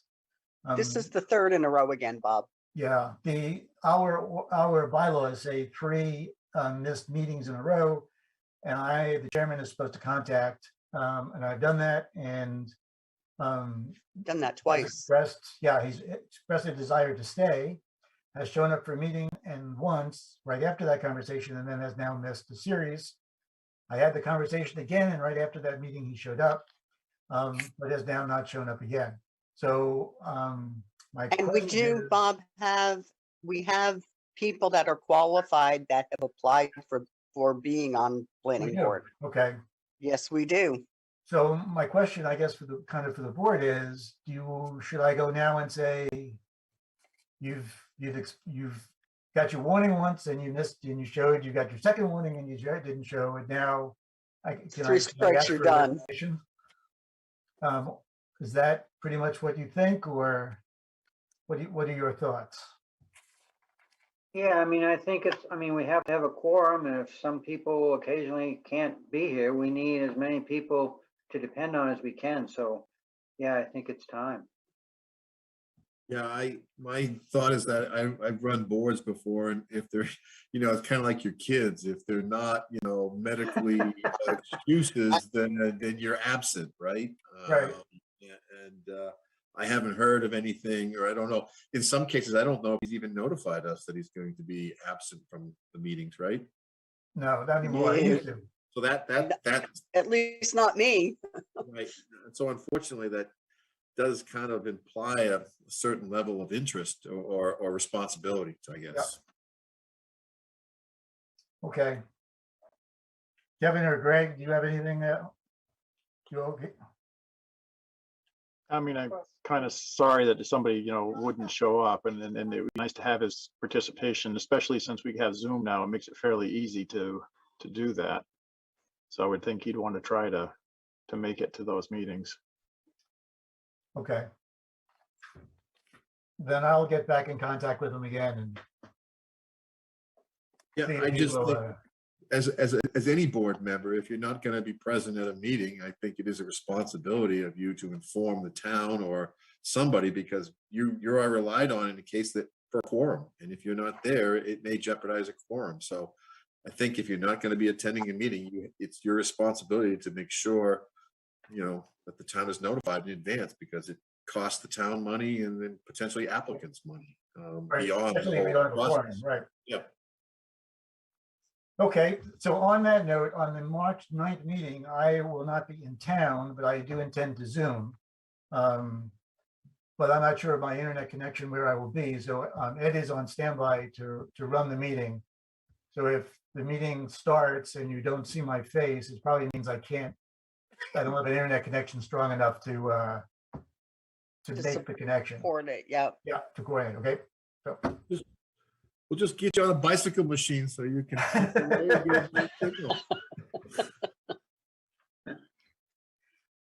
All right, is there anything else, anybody? We're all set? All right, thank you very much for attending. And see you see you when? See you pretty soon now. February 9th. Yeah, February 9th. Okay. Good night, guys. What time February 9th? Oh, good question. That's our normal meeting time, right? Right. So I would think you would do that at 7. Yeah, let's do that at 7. Good question, Mike. All right. Okay. I'm making a note. Thanks, Yang. Good night, guys.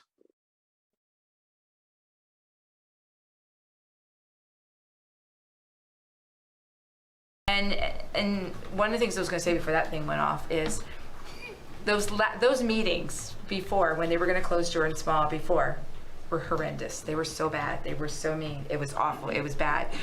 And if people were very worried about Jordan Small closing, I think we had 12 people on, and this wasn't including Kate and Christina, 12 people on Monday, 13 people on Tuesday.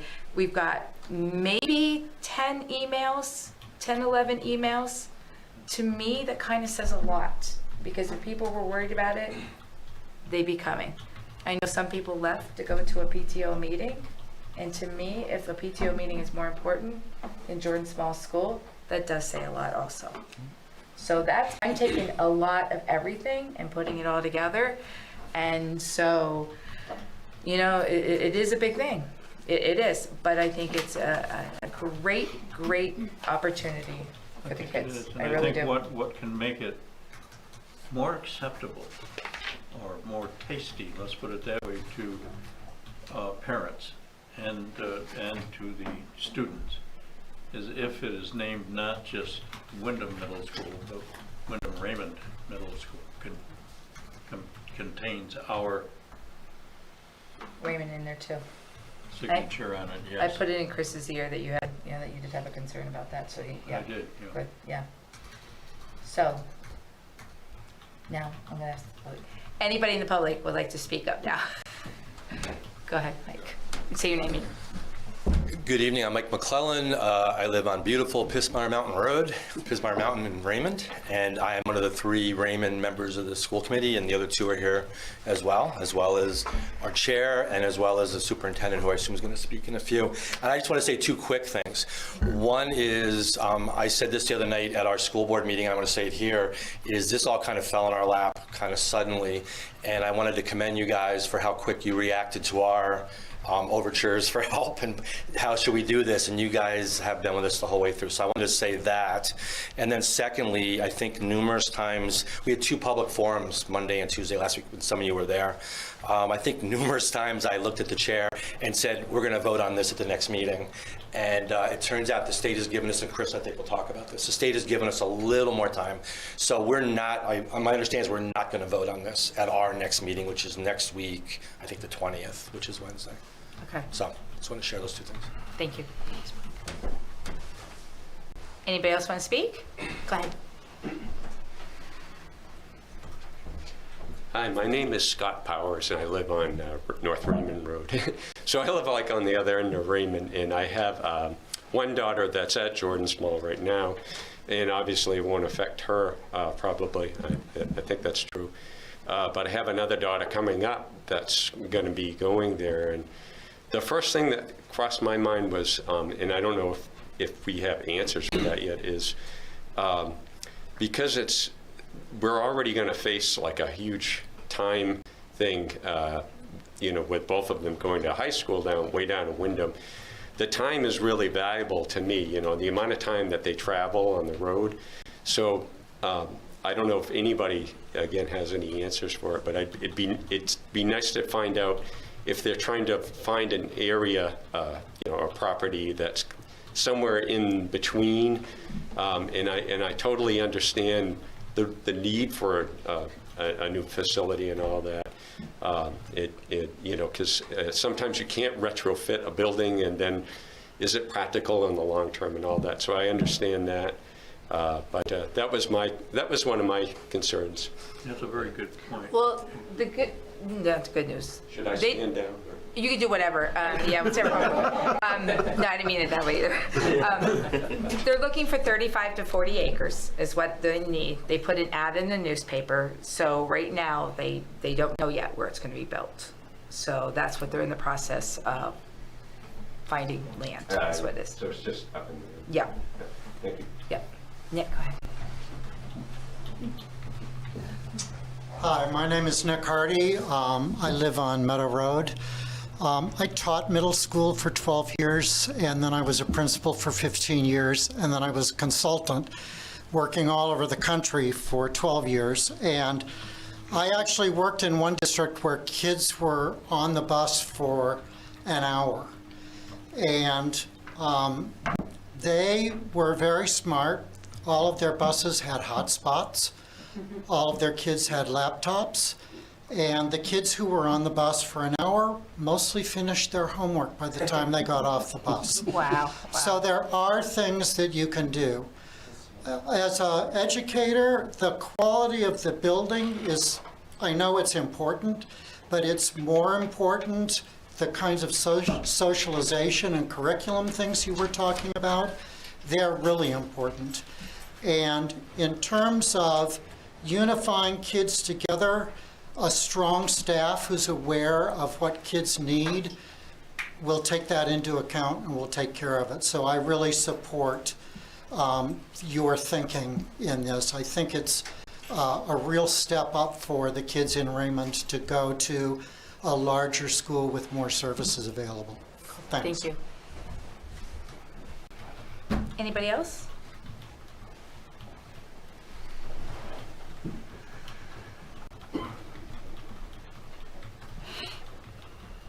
Louise Lester, 10 Hartley Lane. My question is, if this goes through and everybody goes to the middle school, what happens to Jordan Small building? That reverts back to the town. And so at that point, we're going to absorb the maintenance costs of that building as well as our share of the middle school expenses. Jordan Small Middle School won't be a school anymore if we vote. I realize that. Yep. But it'll become an asset of Raymond. Yes. Okay, but we'll have expenses on our budget for the new middle school, certainly. So people are going to have to realize that there'll be some expenses on this building. Right. Once it reverts back, unless you decided to demolish it. Right. Or whatever. Right, and that's something we would decide, when it comes back. Yep. Anybody else? Chris?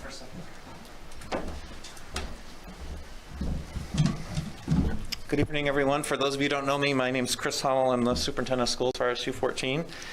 First of all, I just want to echo, and I didn't catch your name, but Nick Hardy. yeah, Nick, schools really are about the people. You're absolutely right about that. And so the quality of the people that we can have working with our kids in those spaces means more than any middle school site selection, any sort of design of a building.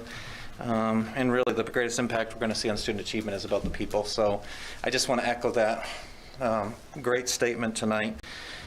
So just to kind of talk a little bit about process for the RSU 14 board, I did have a chance after one of the questions, I think it was the Tuesday night, someone asking about timeline, did have a chance to speak to our architect and really needed to find out from them in order to meet their state deadlines, when is their end date. So they're looking for a final decision by Thanksgiving. I think that's what we had talked on the phone this week.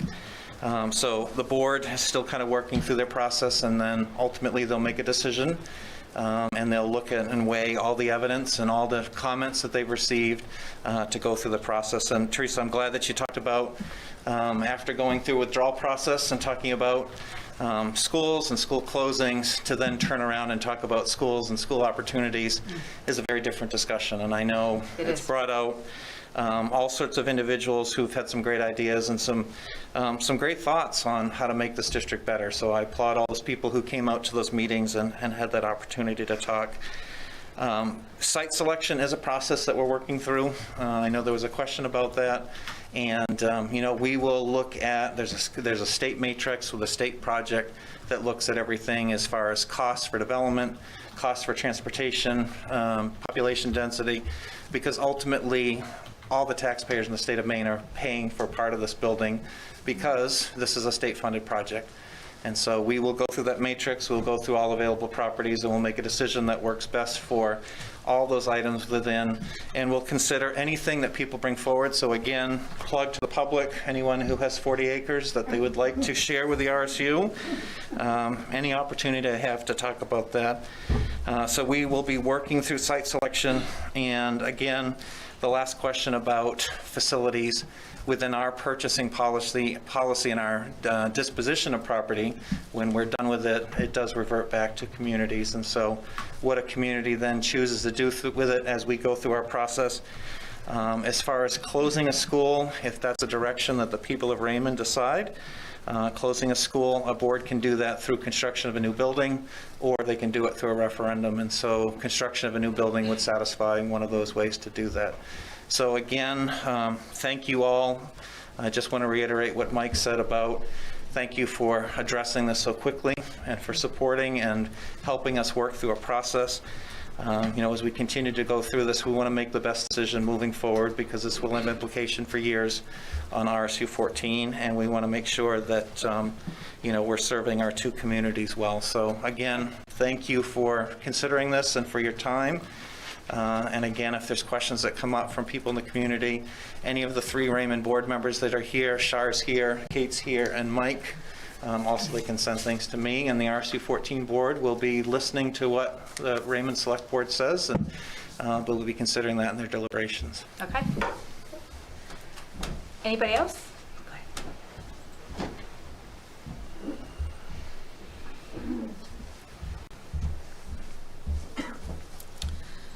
Char Jewel, 17 Hartley Lane, also a member of the RSU school board. There was a lot of great conversation at the meetings on the 4th and 5th. We've received quite a few emails, some in support, some against. But one of the things that I wanted to take a moment was to go through some of the comments that folks made that may have questions, like this gentleman here. For anyone that's watching this production and wasn't at the meeting on the 4th or 5th, that goes into some of the decision making. So as it's already been noted, site selection has not been made. And, you know, the hope would be if we decide to have the Raymond students go to the new middle school, that we would be able to find a site that is more central to the geography of the towns. School choice is still an option for Raymond students, for anyone that's not aware. So if you live closer to a different school system that you want your children to go to, you can do that in the town of Raymond. Only for high school. For high school. Only for high school, yes. School staff loss, that was one of the things that people brought up. And, you know, we've got X number of staff that support the 166 kids at Jordan Small currently. And even if they transfer to a new school, you're still going to need the staff to support those 166 children. So if there's staff loss, it would be extremely minimal. In my opinion, that's not based on fact. So Chris, don't shoot me. It would be very minimal. Class sizes would be similar to now. The size of the school that to be built would be built big enough to handle the growth of Raymond as well as Wyndham students. So the class sizes would remain the same as they are now. Bus schedule, we talked about revamping those depending on the location of the school. So obviously that varies. But I love the comment of the schools that have Wi-Fi in them. That's awesome. So, and then, you know, people have brought up the educational and opportunities and advancements of being in a brand new school with all of the bells and whistles that come with it. And, you know, as much as we would want to be able to retrofit the building sitting next to us that I went to, my daughter went to, I don't see how the opportunities for Raymond students would be exactly the same as Wyndham students in the new middle school. And yes, I have a lot of emotional attachment to the old building. We were in there for a meeting a few weeks ago, and I was walking around telling the rest of the school board members, well, this used to be here, and that used to be here, and that was never there before. So yeah, so the emotional attachment is there. And for me personally, I think, frankly, the length of bus ride is a concern for me, for little kids. But then I think about, well, how often do they go on, you know, other adventures? And they're probably spending a lot of time traveling anyway. So that's maybe not so much of an important factor, but it is something I've thought about. One of the things that Chris went into on the second night was the pod design. So very briefly, yes, there may be, you know, several hundred kids in one class, but they're going to be broken out into groups, into, you know, everybody knows the word cohort now. So they're going to be with the same community of children and teachers and staff every single day, just as they are now in Jordan Small, just their geography is going to change. So no, they're not going to be mixing with 1,000 students or whatever the number ends up being. They're going to mix with their, you know, 50 or 75 or 100 every single day. So that's important to me as well. Of course, the advantages of STEM education in a brand new school with all the bells and whistles. Yahoo, hallelujah. We have a number of things to consider. It is a huge, huge deal. One of the other financial important things for me to consider is if Raymond decides not to join the new middle school, any expansion of Jordan Small will be borne by the town of Raymond exclusively. The RSU will not pick that up. So that's a consideration as well from a financial standpoint. So I just wanted to go through some of my important notes from the meeting for anyone that's watching this broadcast. Yeah, thank you for that. Anybody else? No? All right, I'm gonna put it back on the board then. All right. So, I'm gonna ask, because I know this is a big decision, so I'm gonna ask each person individually, yes or no. Okay? Mm-hmm. All right, Lonnie, you're going first, or do you want me to go first? I'll go first. Okay. Are you in favor of joining the RSU 14 with the middle school? Yes. Okay. Sam? Yes. Yep. Yes. All right. You Motion. probably want a motion. Go ahead. I'll make a motion that we recommend to our members of the Wyndham Raymond School Board to combine into one middle school. Second. This is really different from what we were a year ago, but it's a good thing. It is a good thing. So, all in My favor? blood pressure is actually calm. Yes, it is. All in favor? Yes. Okay. So, Second motion? yes. No. Okay. 1 second. School board members, Chris, Kate, go ahead. I make a motion that the town of Raymond will donate 45 acres of land off Patricia Avenue for the building of the middle school. Second. There's contingent on Sorry. contingency that the school board and the state accept the land to build the middle school on. And secondly, that it passes a town vote to donate that land at no cost.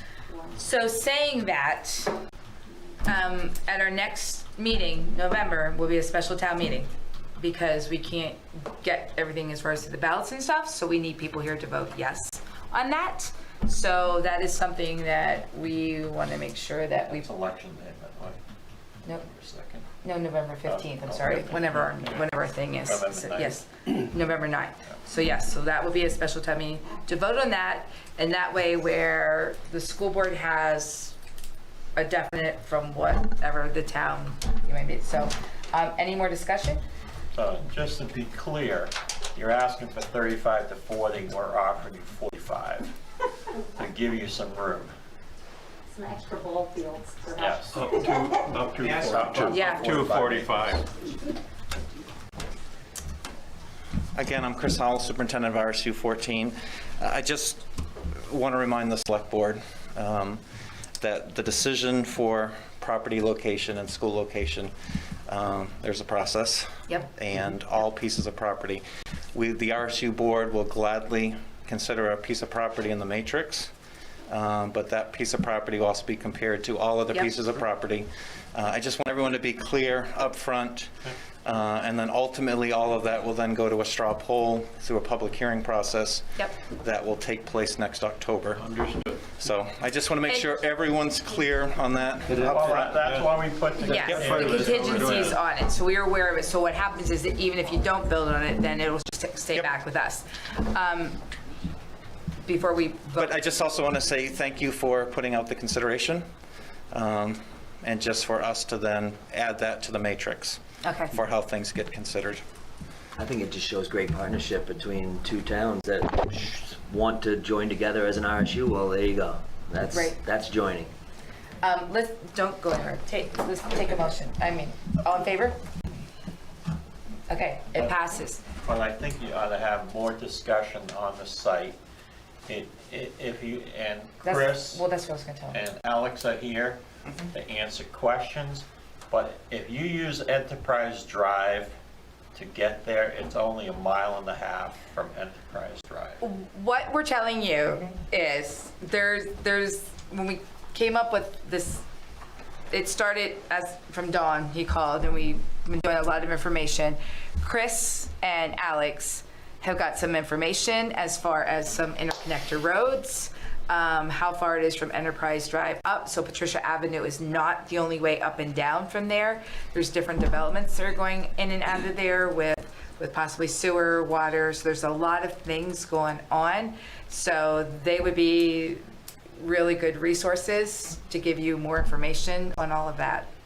So that's why we're trying to keep tying everything in before we came to you guys with that. Yes. No, and I thank you for that. And also, I did have a chance to visit the property with Chris and Alex and Mike, I don't know, several weeks ago. And we'll add it to the matrix and go through the process because the Enterprise Drive to Wyndham, I know the state has looked at that at one point as a bypass. I think that's on their 10+ year plan to look at that.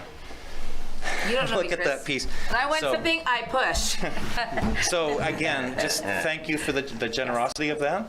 And what we have to do as part of this, like we've talked about the rest of the project, is there is a process, and we'll follow that process and we'll consider it within the matrix. And again, thank you for that. That was not something expected tonight, so appreciate that. No, well, and the vote, we wanted to do the vote next month too to get it in, so at least we know you have a definite yes or no on that too. So, Great, yeah. thank you. Yes. Cool. So thank you guys. How many properties are under consideration?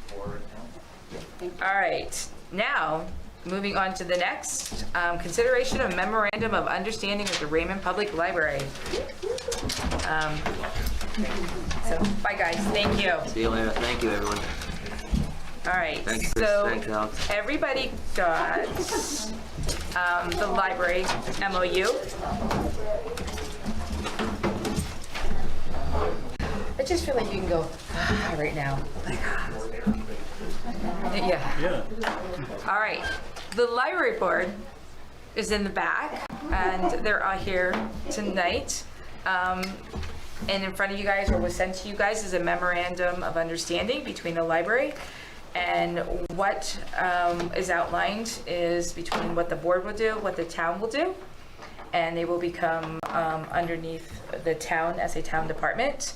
They will be keeping $15,000 for startup costs, and the town will open up a separate account that money will go in there. The library board that is currently there now will become kind of a friends of the library to be a support group for the library director in the town, and a fundraising group is what it is. Any of you guys want to stand up and say anything? Yes, sir. I just want to point out that the document that was in your packet was a draft, and that there were a couple of typos and a few things highlighted and the word draft on it. That's all been corrected in the document that will be signed tonight if approved, and that end document will be in the minutes. Okay, thank you. Go ahead, Deb. Yes, Deb is the president of the library. Deb, can you address the startup costs, what they're for? The 15,000. What, the 15,000? Yes. Okay, so my name is Deb Hutchinson. I am the president of the Raymond Village Library's Board of Trustees and also a Raymond resident. And Joe, when we thought about how much money we would really need just in case, to start up, we will have to change the 501(c)(3) to another name.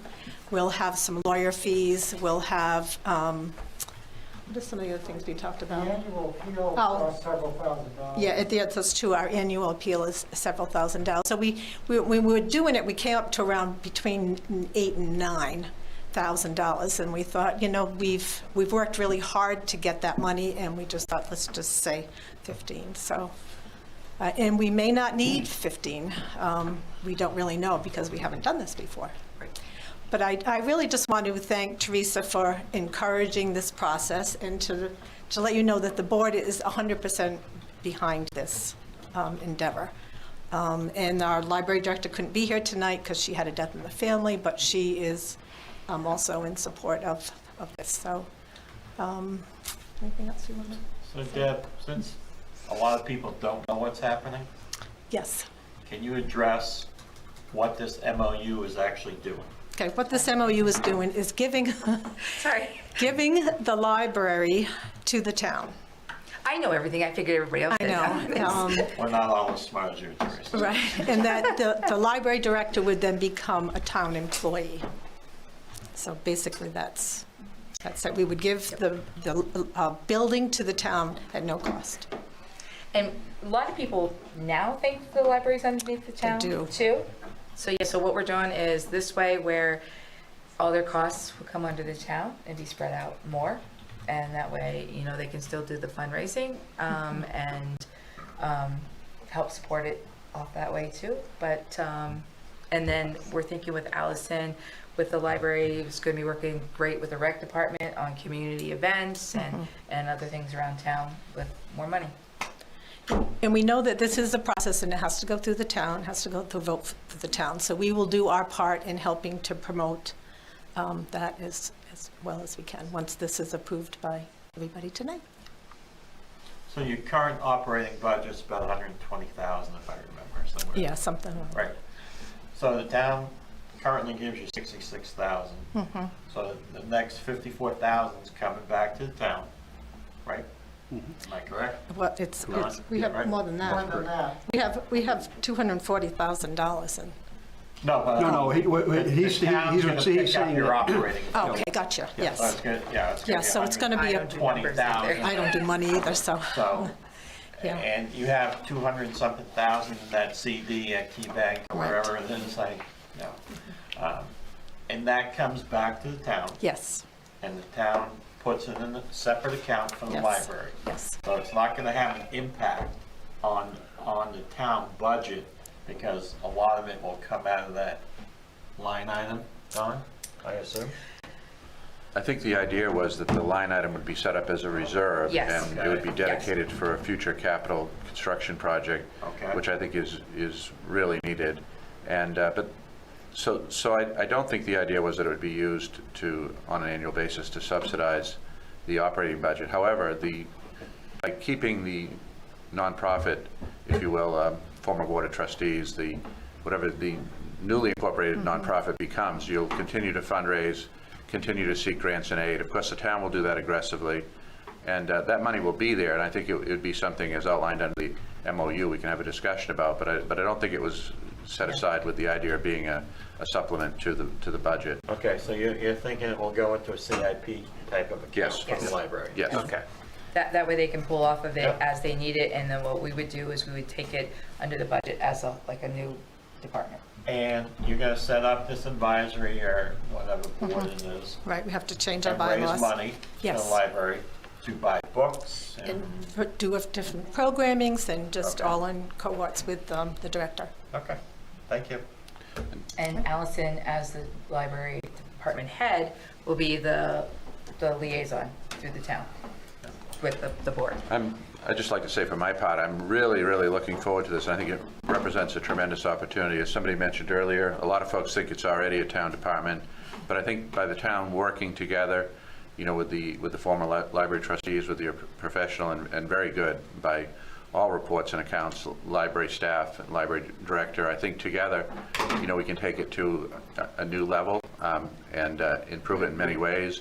And obviously, a significant improvement is, you know, to help with the stability and certainty of funding. And but that's not to say that we aren't still looking for contributions, voluntary contributions, endowments of different types. And so there are, you know, a couple different ways you can look at the library structure. You can have a, you know, private nonprofit, as we've had, or you can have a library department, you can have some kind of a hybrid. So the MOU outlines the relationship, and I've been through this once before in another town, and it worked out very well for all parties concerned, and so it's an exciting thing, and I think it will be a time that, you know, for the user will be transparent, except I hope that we'll have, you know, more and better offerings, and hopefully at some point a better capital facility. maybe we'll have someday a big building that could be used for such a thing, along with a community center and maybe a town office and some other needs combined. And so this is a watershed moment, and I've enjoyed, attending the meetings via Zoom and working through this process and assisting Teresa. And so that's what it is, and I think it's a good thing for both parties, a really good thing. Lee.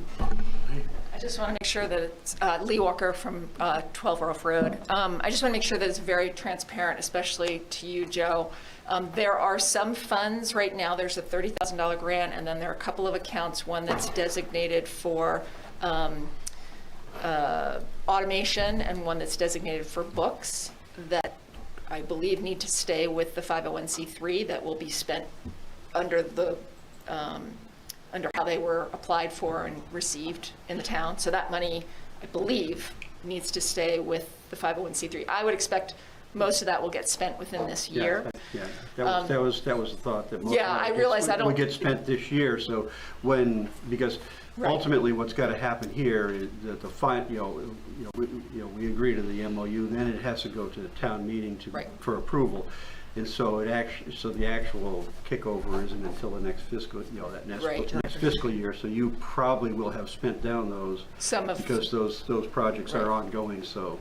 And also just to clarify that we are in our fundraising year, for which, we have obviously, very thankfully, the town money that we received through the appropriations, but that we currently raise the money in the budget year that we are in.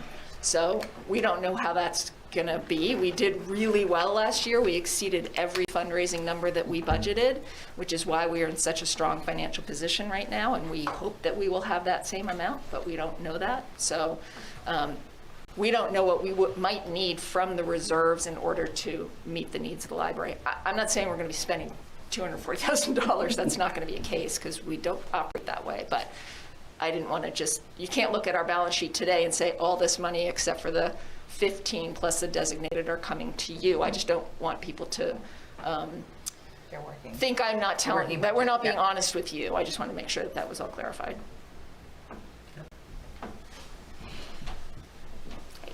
Anybody else? All right. Board, what do you think? I'd make a motion to accept the MOU. Second. Any discussion? All in favor? Yes. We like it. We're happy too. Yeah. All right, cool. Now what we'll do is we'll get this into the budget process and get it to the meeting. Yes, do you want to come sign that? Yes, please.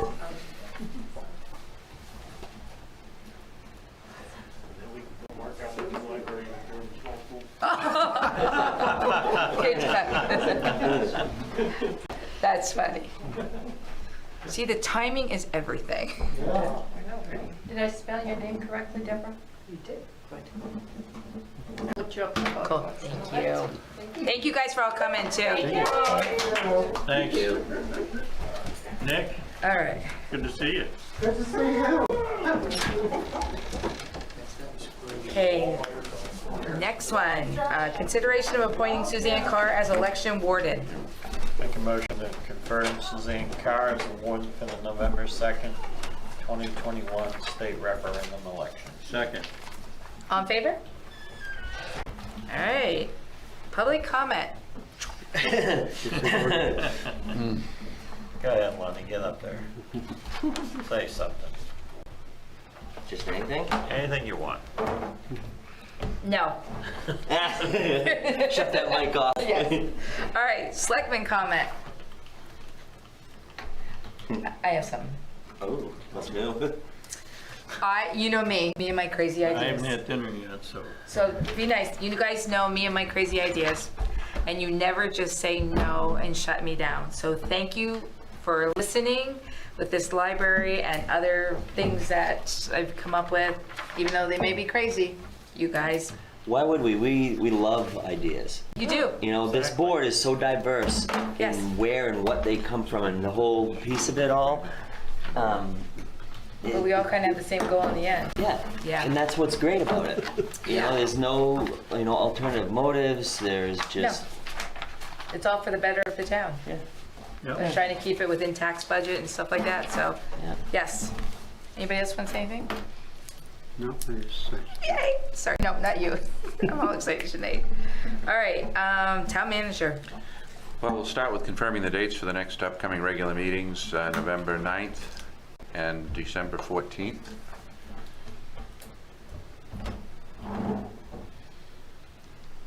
Are we all set? Yep. Okay, so I wanted to let you know at long last, we have finally gotten one half of our American Rescue funds. There are $238,850.14 in the bank. So that represents half of what we're going to be due. And originally they were giving us just a month to come up with a plan and make a report, but now that's all been all deliberate governmental speed, federal style. That's been thankfully pushed out till April 30th, 22.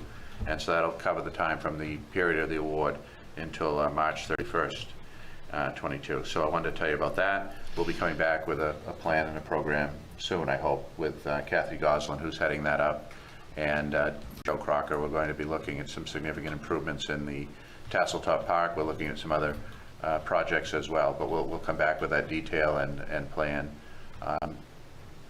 in the near future. So that's the American Rescue Plan report. We've been on the hunt for a bus, or a couple of buses, and so we have secured one bus, and I'm not sure, Nathan and I have a difference of opinion as to whether it's down at the station or not. He says that's not the one, but it's the one that Chris had outlined in terms of number. But so that was a donation, speaking of donations, from the RSUs for our rec program, for the ski program, for other recreational programming use. We had one on the line that we may still be moving forward with, possibly. We're going to get together, Nathan, Joe, and I, and decide on it. But it's the RSU bus, if it's as good as the one that's down there, is perfectly serviceable. But the idea being we may, ultimately need two buses, want two buses. So we're looking at another one that was originally going to be a donation, but now has morphed a little bit from a donation to a trade residual value. Once it went to the elected officials, I think, of that town, and we had. I said don't buy it, so we'll get a different one then. Yeah. Well, so we're going to look at that one, but anyway, that's, as I say, a lot newer, a lot less mileage, but so we're working on getting some donations, and that would still be a donation off of what its real value is, significantly less than its real value, retail value. So we've been working on that together as staff members, and Joe is really excited for his winter programming and has a lot of exciting ideas. There have been some great events at the Tasseltop Park. I attended the Rotary Club meeting, which was really, and with Nathan and Joe, which was really nicely done down by the Snack Shack area. If you haven't been there and seen the grass area that Nathan and the crew and the rec folks put together, Tasseltop staff, that's really a beautiful site and appropriate for picnics. Also, movie nights. We've been having a lot of movie nights and activities like that.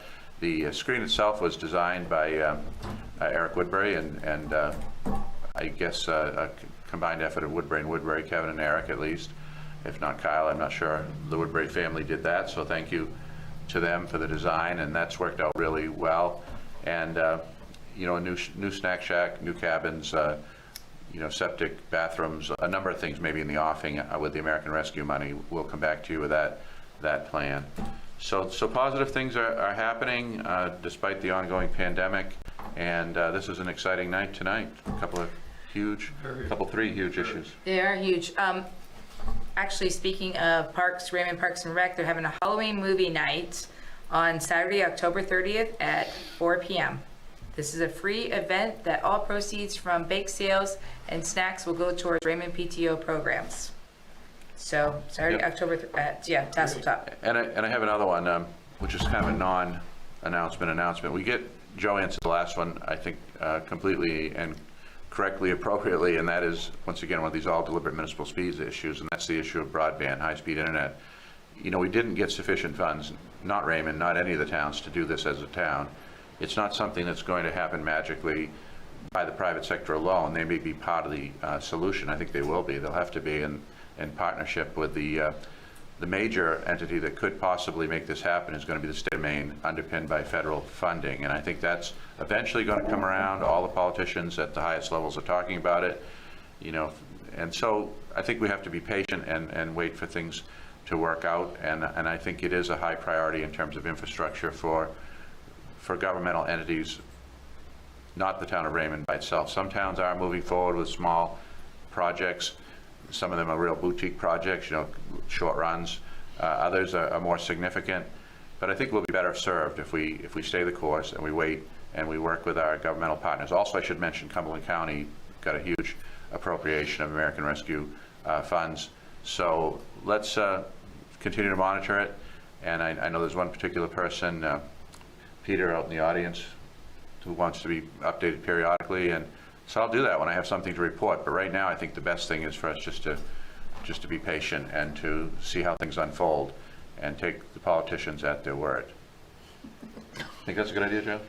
Is that like twice that he's said that derogatory to politicians? So.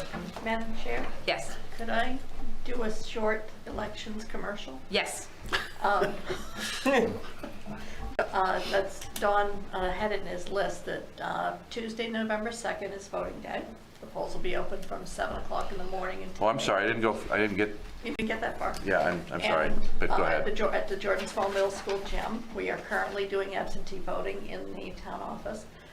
There is one piece that's confused a number of voters, and that's that there are signs around Raymond stating that there's a member of the school board running, and that member is running in Wyndham. Wyndham holds their municipal elections in November, and Raymond holds ours in June. So there are no ballots for school board in Raymond. Only There for is Wyndham no voters. Pasquini that lives in Raymond. That's correct. Oh, yeah, there's a lot of people from Wyndham that drive through Raymond, so. Yeah, there are. Yeah, I had asked him to remove the one that's in front of the town office, and he said he would, but that hasn't happened yet. Because it is confusing voters. Put it out back. So Out back in. thank you for that. I probably would have recognized that, hopefully, but thank you. Oh, ow. Go ahead. Okay, I guess that's it then. All right. Move to adjourn? Second. On favor? All right.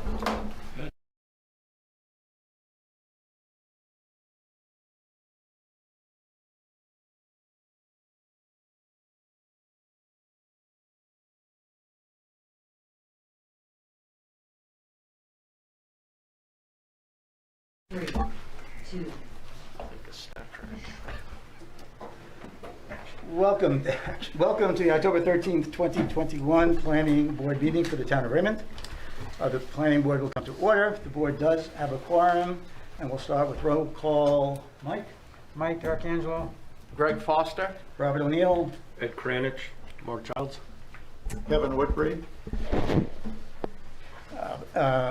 This is a public proceeding, and unless the board specifically votes to go into executive session, you have the right to hear everything that is being said and to look at all the exhibits that are presented. Please notify the chair if you are unable to see or hear.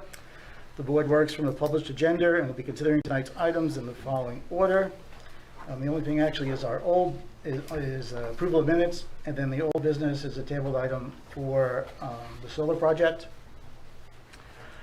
In each instance, the burden is upon the applicant to demonstrate compliance with the provisions of the applicable ordinances or state law.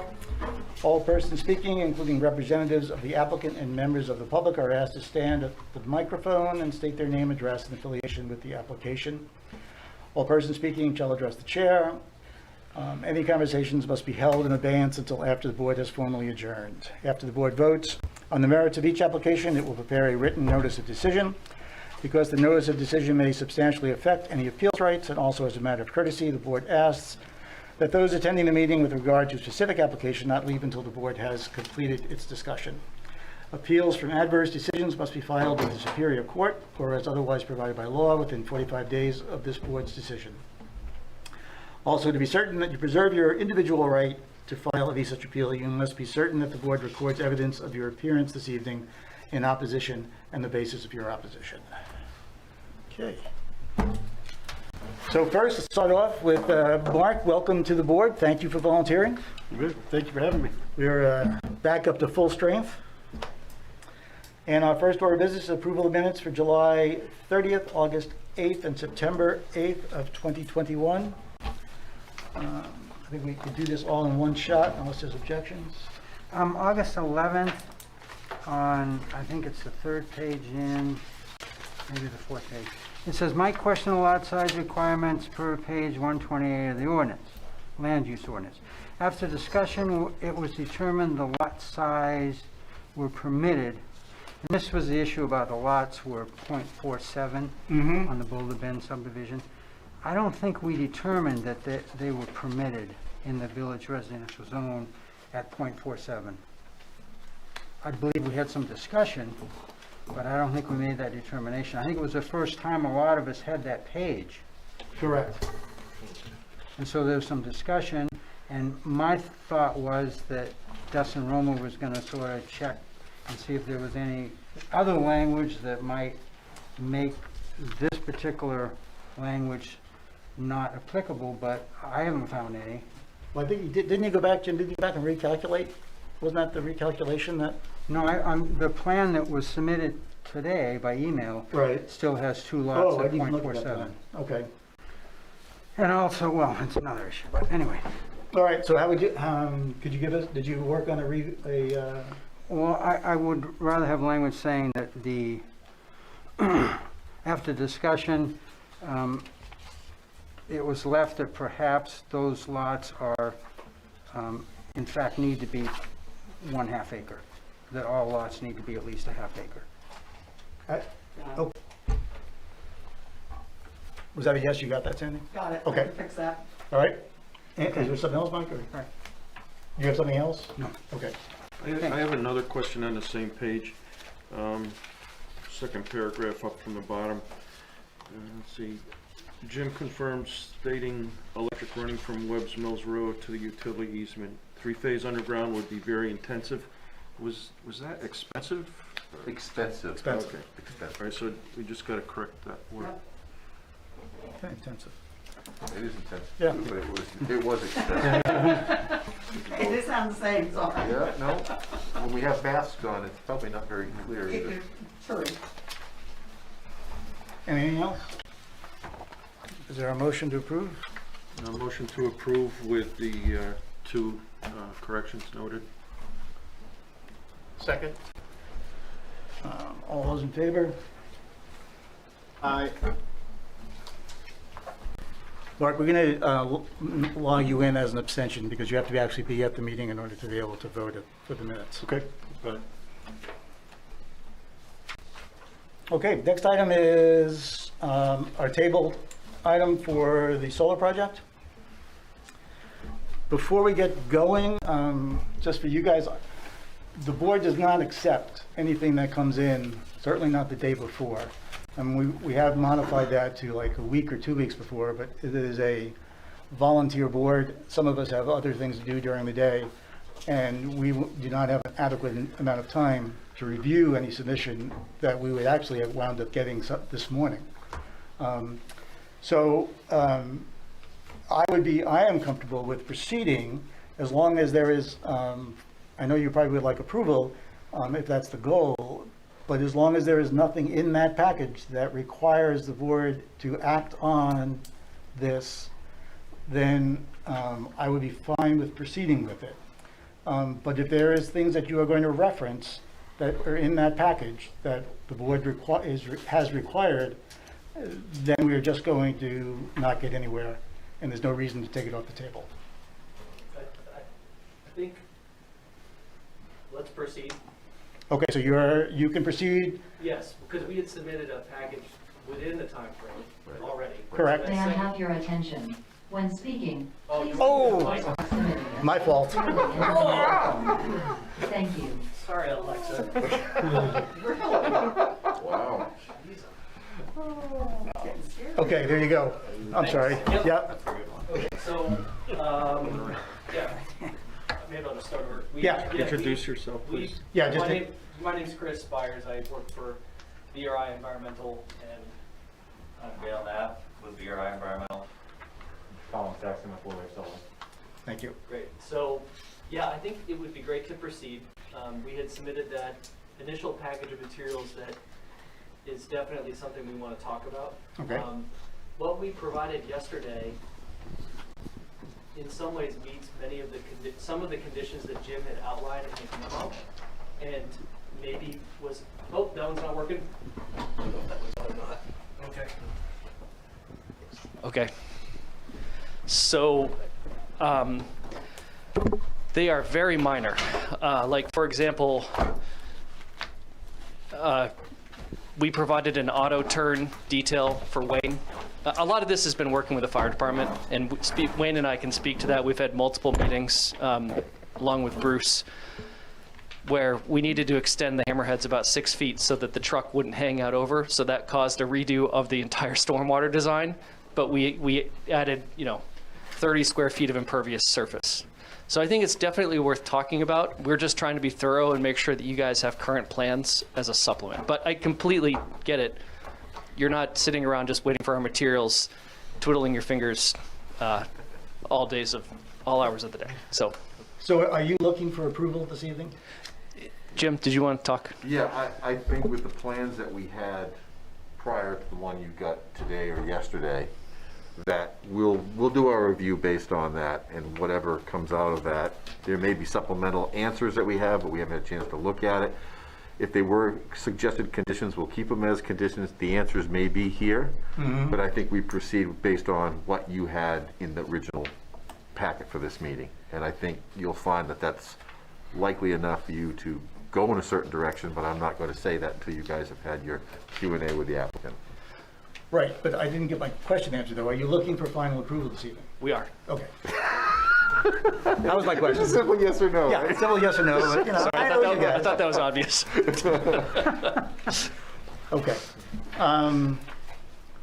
So, everybody okay? Yes. With proceeding with that? Yeah. Okay, so we would need a motion to remove from the table. So moved. Is there a second? I'll second. All those in favor? Mark, this you can vote on. I can vote on Yes, this you one. can vote on this one. I was here for the meeting, I know that, but not here, but. You're good to go now on everything. Actually, that's an important point, that he has reviewed the material and he is prepared to. Yes. Because And he's he has- come in the middle of this, Yep. so it is an important statement to go in the record that he has reviewed the previous Absolutely. material and he's prepared to discuss this evening. Yep. Okay, so it is off the table. We'll start with Jim.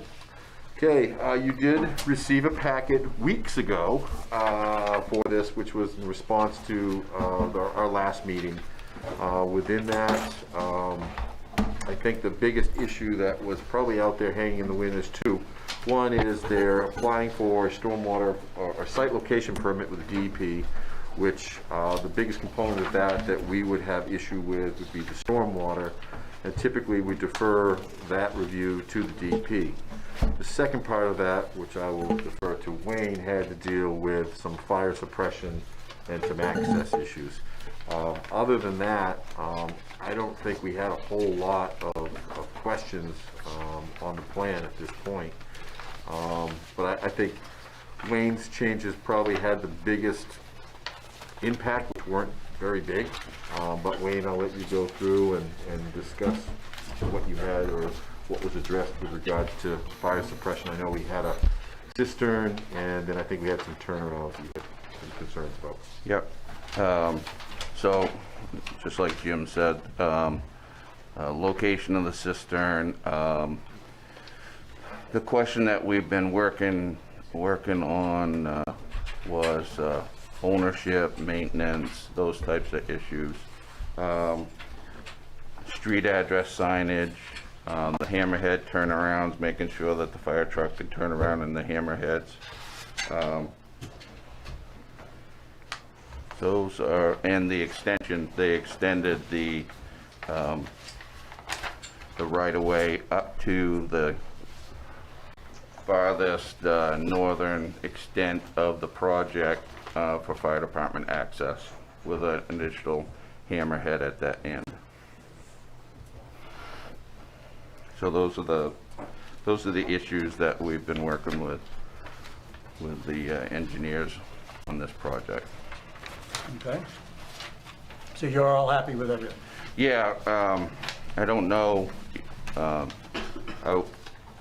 I would be happy, and the chief would be happy, as long as these items that we've come to some final agreements on since the application was turned in, are part of the conditions of approval. Wasn't there a cistern discussion? Yep, a 10,000 gallon cistern will be located inside the main gate for the complex, where the start of the solar panels are. A number of hammerhead turnarounds, a couple of bypass lanes because of the length of the road going in there. So those things are all included on the plan. Okay, and the maintenance of the cistern? The maintenance, the fire department will do its normal annual maintenance and testing. Basically, we test to make sure that, one, that it's working properly and it's not leaking. If we find issues, we'll let the folks know, and then they'll be responsible for fixing it. Okay. And just as a matter of order, you do have some waivers. I don't recall us taking, I think we did a straw poll, but we'll have to take a formal action on those waivers as well. Do we have them in writing? They did in the initial application, which was the first packet you received from them. Okay. But I think we ruled that 2 of them were really not applicable. I think the only one that is applicable is the overhead power. Right. And so what will happen is when that waiver is granted, that'll be on the final plan. The other piece of this is obviously the private road needs to be recorded, and I was looking for a note on the plan that said that no further residential development will be allowed unless it comes back to the board because of the way the road was built. Okay. So with that, I've got the applicant, Q&A if you want.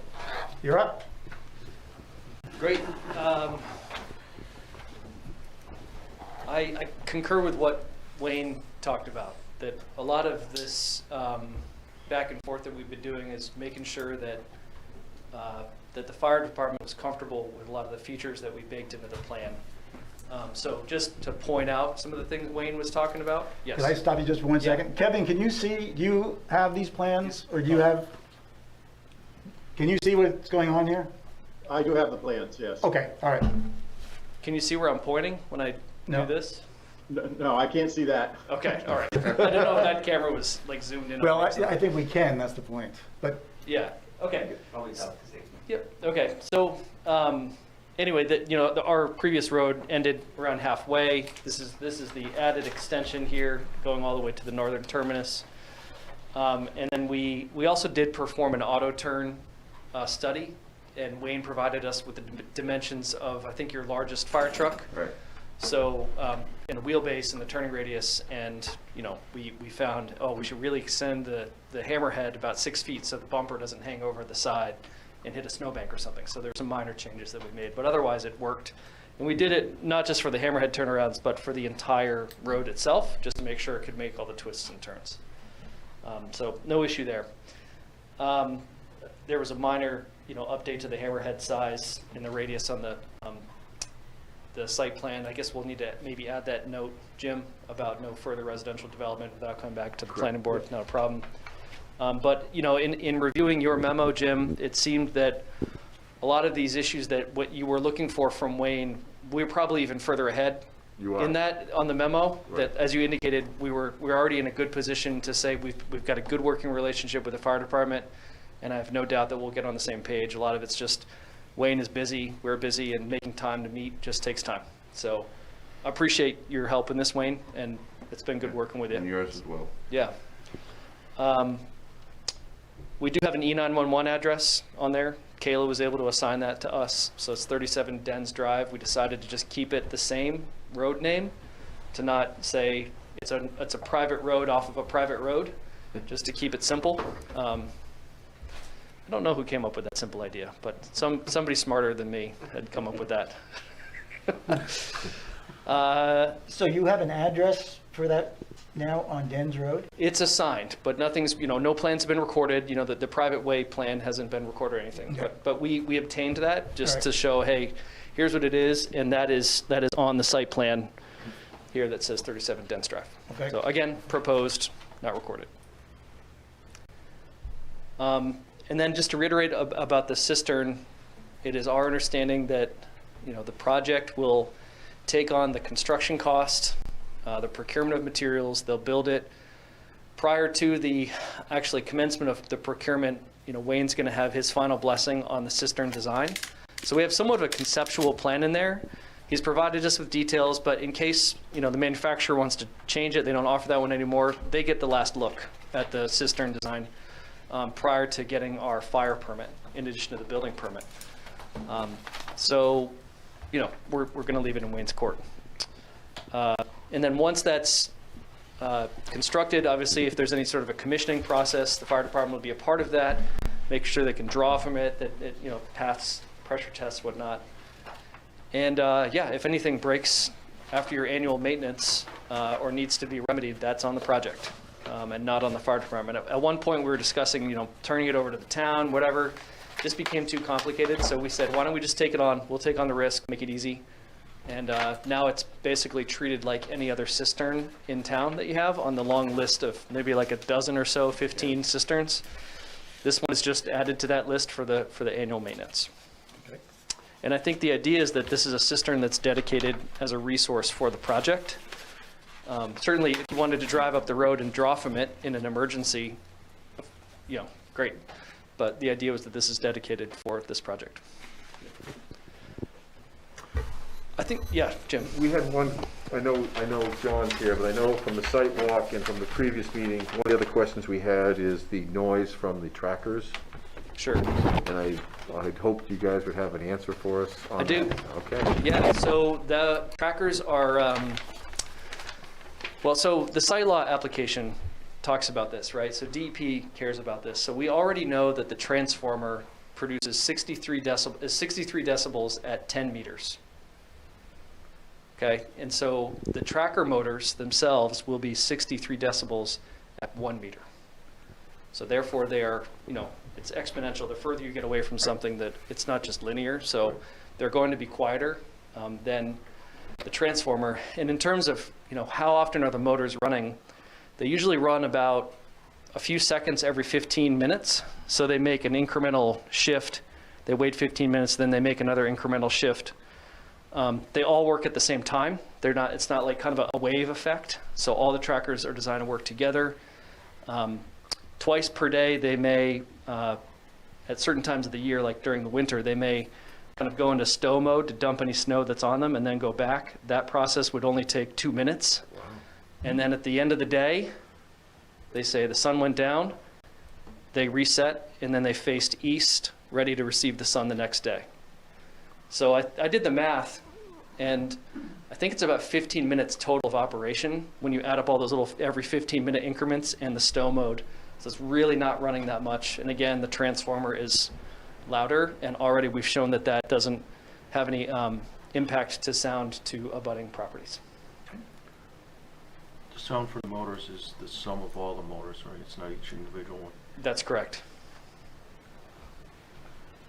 Can I ask, maybe you can help me understand, 63 decibels, I have no idea how loud. Sure, that's probably about equivalent to a pad-mounted residential air conditioner outside your house. That kind of a sound, or maybe a couple heat pumps that are exterior mounted when they're running pretty loud with fans. Yeah.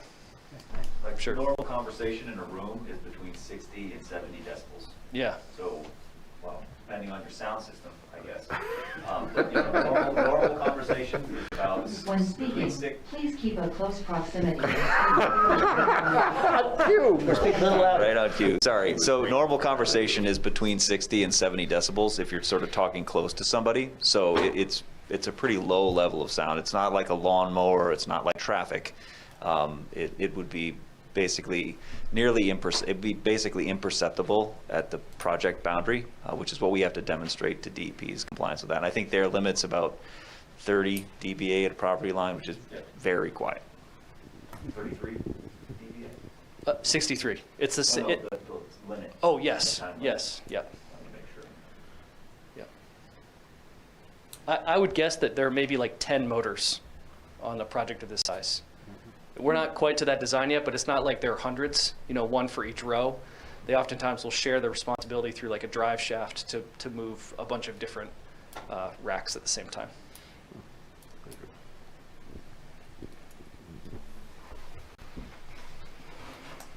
you have other questions? Can you describe the fence? I'm not sure if there's a detail for it. But, Oh, sure. What is it, 6 by 6 cattle fence? It's, yep, here's a picture of it in the bottom left. And there, so it's an agricultural style fence. I think it's about a 12 gauge mesh. It's designed actually to keep out bison. It has that amount of strength to it. There's like an image of the animals it keeps out, and bison's the biggest one. We don't have any of those. Yeah, just a few. Well, yeah, I think that's equivalent, right? Probably. Although I don't know that you're going to stop a moose from walking through this thing. I would be more concerned about kids.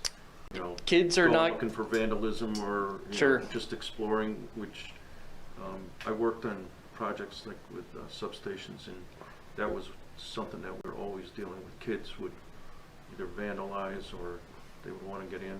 How tall is this fence? It has to be minimum 7 feet, but it's probably going to end up being 8 just because that's the width of the mesh that it comes in for most manufacturers. Mm-hmm. So it's, it's wooden posts that have a 20-year warranty to them, and it's a galvanized mesh that's stapled to the posts. So it meets NEC code, and the reason we prefer this versus chain link is it just looks better. Well, if it's NEC code for these installations. It is. It meets that. It's actually the only kind of fence that I have ever installed on projects in New England. It's just far more preferable. Okay. Yep. And Chris, how often do you inspect the property? It's minimal. A technician may visit the project maybe 3 to 4 times a year, maybe quarterly. Certainly there's reactive maintenance, so there's a remote monitoring system. It's called a data acquisition system. It's uploading information through a cell modem that's located on site. So there's like a Verizon plan that it beams data wirelessly, and that also triggers any sort of alerts that happen to the asset management company. And there's a person that's actually responsible at all times during the day to respond to an alert if it's an emergency. In terms of routine maintenance, Jim, it's maybe quarterly. We're not supposed to mow the project, the grass, more than twice per year per the DEP in order for the grass to count as a meadow buffer. So it's pretty minimal. Yep. But I think, I got the mic. So while it may be physically inspected quarterly, it's monitored constantly. 20%. And so that's for faults, any change in power production during the day, and they'll dispatch a local technician if there's an issue on the project quickly. Who's responsible for managing winter conditions for the road and just the access for the fire department? The project is, not the town. Yep. What's the frequency that's going to say, we're have 3 storms in a row? What's the frequency of managing that? I don't know if it's as much about frequency, but as in order to keep the road open so that it can be open for emergency personnel. So it's more about keeping it at a certain standard. That's what I mean, like per storm or 3 times per storm. Who's going to be assigned to that? Do you have a contractor? Yeah, so there's a whole team that's the asset management team, right? So there's the developers, then there's the contractors, and then there's the asset management division of the company, and it's their job to make that call.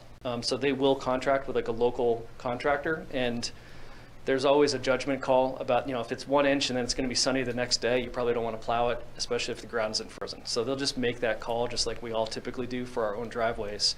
But it's to keep in mind what Wayne's needs are. Right. We don't want to have him driving on 8 inches of snow because I was able to get my pickup in, no problem, but that's not great for fire department. So the idea is to make sure that it's open and accessible to emergency services personnel.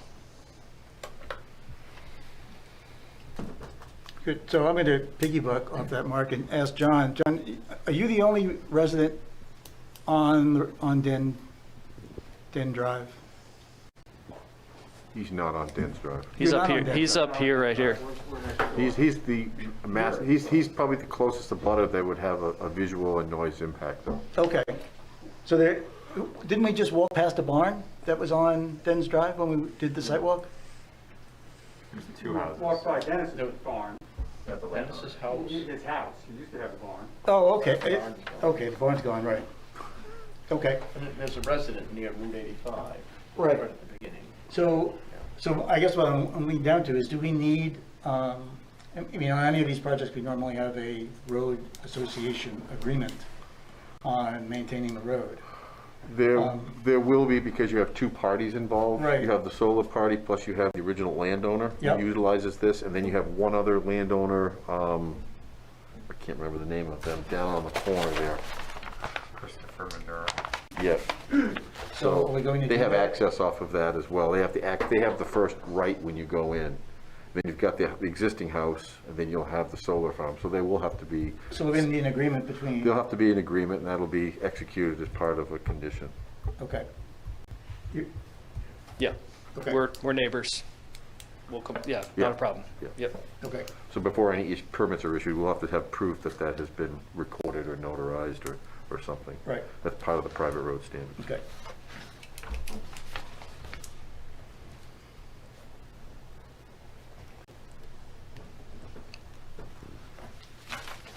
Okay. What else? What other, let's go through,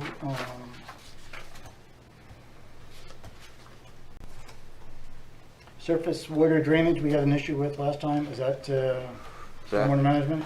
That, they did supply us with the computations. DEP is reviewing that as part of the site location, and we're deferring to the DEP because it will have, I believe, a phosphorus standard involved. But again, the only thing that the DEP and that we are concerned with is really the runoff from the access road, because everything else is vegetated. Right. So I have less concern than I would with normal stormwater permit, and they provided details of how that's going to be handled through buffers, and I really don't have any issues with it, but we have to make it a condition subject to the DEP approval. Okay. But again, that's the only thing the DEP is looking at other than noise on this particular thing, because I won't say it's an expedited review, but the DEP process is much more streamlined for these applications they are for other developments. It'll really be down to stormwater, since there's no regulated natural resource impact on this, and in terms of noise and visual impact, obviously we've submitted materials that show full compliance with the standards under site law. So it's really a stormwater exercise, which based on Steve Blake's work, we shouldn't have an issue complying with Chapter 500. So for you guys and for the board, and Jimmy, if you could weigh in here, we have never given, in the last many years, final approval with a DEP waiver. I mean, I can see this is a little bit of a different situation, but it is, in fact, it would be we would be deviating from what we have done. I would just be concerned with, unless we can somehow sector it out, we would be setting the precedence that we're going to start accepting the applications for final approval without DEP. Yeah, and they have, provided us deep sets of computations and everything. Yeah, I mean, I don't have any problem with what they, with that it's almost guaranteed DEP. Right. I just have the problem, well, not so much a problem, but I just have a concern that that's different from how we've done everything else. Can I ask, as a board, if we do that, are we obligated to continue doing that? No, I don't see why we are. And that's why I would like to, if we could somehow define it very narrowly as to why we are moving forward with it. It would be beneficial than just saying DEP, the stormwater is going to be a condition of approval. Well, we would be, I guess we're even maybe looking for a higher bar than that. While stormwater may be DEP's, what they're going to focus on, we filed I don't know, maybe 12 of these in the last couple of years, these site law applications. We would be comfortable with language that would say approval, your approval is contingent upon the SLOTA application approval, the entire application, not just stormwater review by DEP. And we would have that anyway, because we have a standard in our site plan ordinance that we have to procure all state, federal permits anyway. So whether it be a wetland or anything like that, we'd have to have proof that it didn't alter the design. Right. But from a stormwater perspective, I'm You know, I've seen it, I've seen the update too. I mean, I'm comfortable with the stormwater as they presented it. They meets all of the, they follow the DEP standard essentially. And even though the DEP hasn't approved it, you know, we have evidence that, you know. So how would that be different from any other project that's looking for approval with the DEP? It doesn't. I mean, that's just because we do have that standard in there. Right. You have to procure all federal, state, and blah, blah, blah. Mm-hmm. But I know there have been cases where we have done that subject to the DEP. But, you know, we always, and it could be, you could make it subject to DEP approval upon there being no substantial changes to the design. Which is what we used to do until we changed. Right. So it's up to you. I mean, typically, I would like to see, and I don't know how close you are to getting that in writing, or at least, typically, we would like to see some kind of communication, at least from the DEP, that they're on their way. We haven't filed it yet. So what we have done though is consulted with DEP and gotten their buy-in that they also see this as a low impact and a low risk project. Probably more changes came out of the site plan just with the town than what the DEP would ask of us. And that's not the issue. Sure.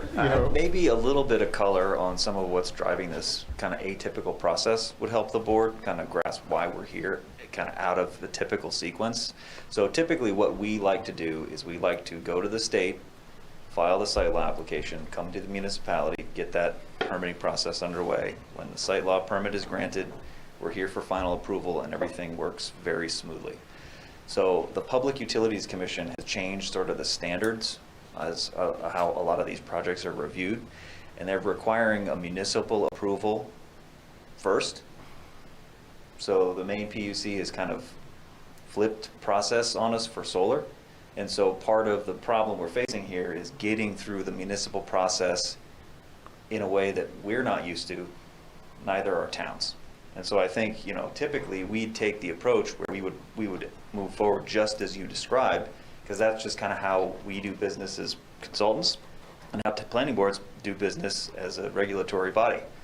But the Maine Public Utilities Commission has sort of stepped into regulation a little bit and made it complicated for municipalities, for developers, as well as the DEP.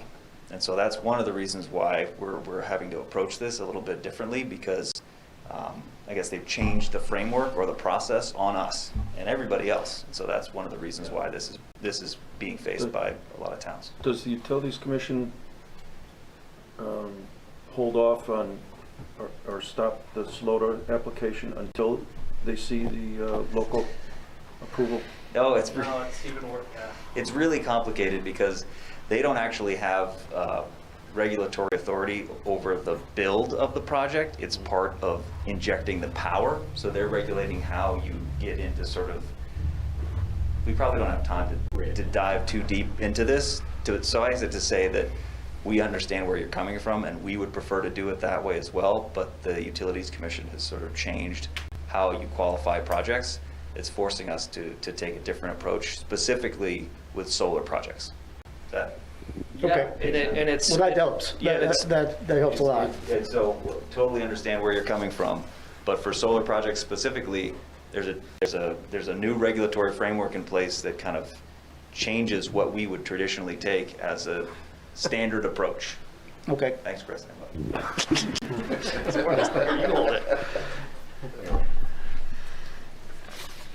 Okay, I think that's, yeah, that makes a lot of sense. I mean, I think that gives us something.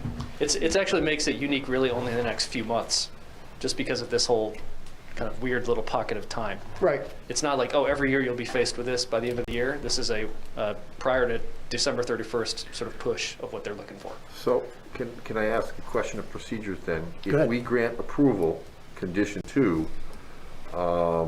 could we hold out on signing at least the site plan until we had the DEP approval to make sure that there were no changes? We have 2 signature documents. We have the private road and we have the site plan. Right. If we grant approval, they have approval, but we will hold off on signing and releasing that plan until we have the DEP. Does that work? I think all we were looking for is sufficient documentation. Because we would do a findings of fact. Great. That's it. If you have a findings of fact that has some sort of date on it, Right. I believe that is all that you need, right, Colin? Yep. Yeah, so we're totally, we don't need the Mylar, we don't need the full suite, the Right. Mylar signed and all that. But if we had the findings of fact, Jim, yeah, that's The great. problem is that I worry about that, though, is if it takes 6 months to get the approval, we're all gonna forget. Right. So it may be just as easy to put the condition right on the plan before we sign it, so that Alex or whoever's releasing permits understands he can't release it till there is that state approval. It would just simply be the SLOTA permit and the road. Well, the plan and profile, or the road plan, we could approve because that's not being held. Yeah, so I mean, that has to be recorded in a certain number of days It's only anyway. SLOTA then. It's just the SLOTA, right? So And that's pretty comprehensive. They look at everything. Yeah, Yeah. yeah. And like I said, I've gone through the stormwater, and it appears to me that they're not gonna have any issues getting that approved from the DEP. And there's 2 ways we could do that, I mean, but still, regardless of who's reviewing the storm, whether it's us or the DEP, there's a section in our ordinance that requires us to attain all state and federal permits, so it's an outliner either way, so. So I think from a stormwater component, I'm comfortable with the design. I just think that regardless, we need to have that note on there that they need their SLOTA approval prior to any construction. Right. And I think the uniqueness, I would think it's justification. I do. You do? Of course. What wouldn't? Yeah. Mark, I know you're new, I don't put you on the spot, but you... No, I'm just taking it all in. Okay. Just thinking about it. I agree with moving forward with approval, but, there's a comma, but, I don't want to set a precedent. Right. That's the only thing that another project comes up and it's going to be pointed. Like, oh, wait, no, this was approved before, so that's my concern. Yeah, and I think you can make it part of your motion due to the uniqueness of the PUC regulatory We issues. can get that in, yeah. I think you put that in there. That makes it a unique approval versus just a standout blank, yeah, we just do this all the time. You know, I think you can say, because of the uniqueness of the PUC application and the applicant's situation, you know, we abide that we will grant this with a condition.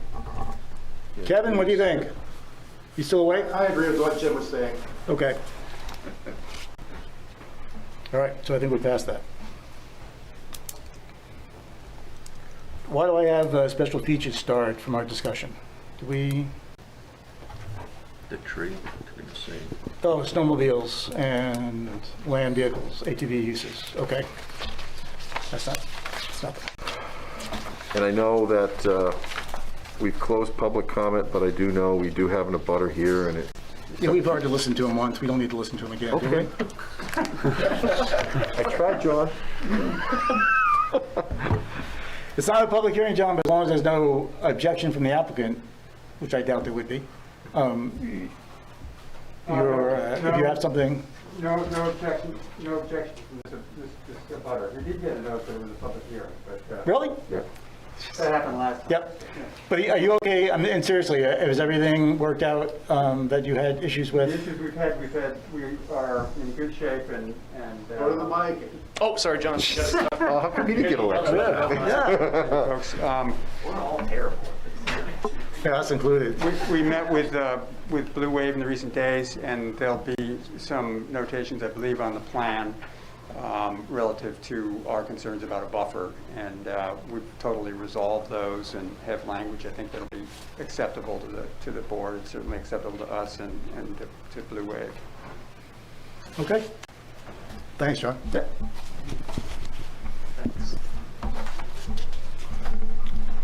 So what's left? Anything else? Any other concerns? Not for me. Jim? I think we have some conditions that we just want to make sure we've got clarity on, but you've got 3 things. We got to vote on the waiver for underground. Right.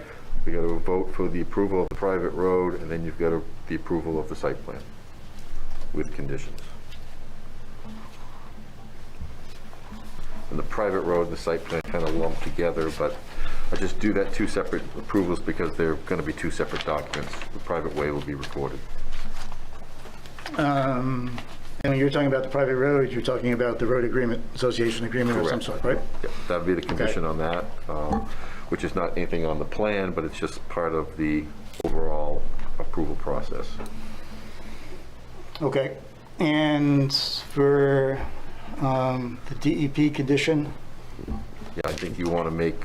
We want to make You want that... to wordsmith that such that it is a unique situation due to the PUC regulations that the applicant is under.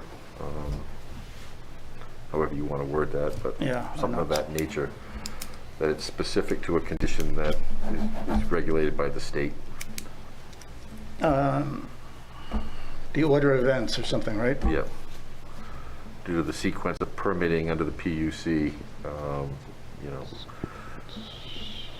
the town will oblige by granting a condition of approval for the SLOTA.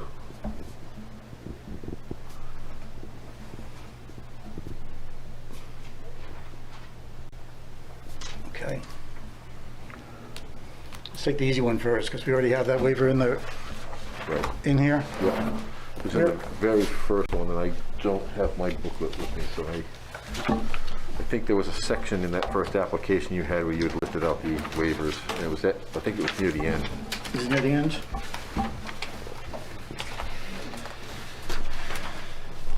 You guys remember?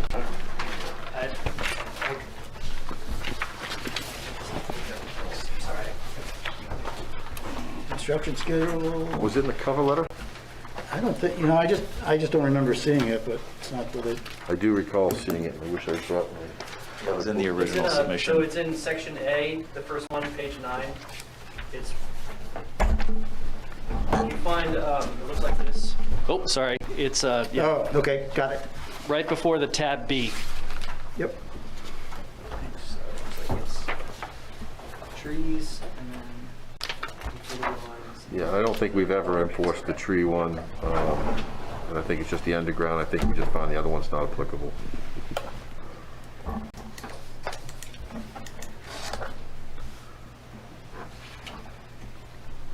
Okay.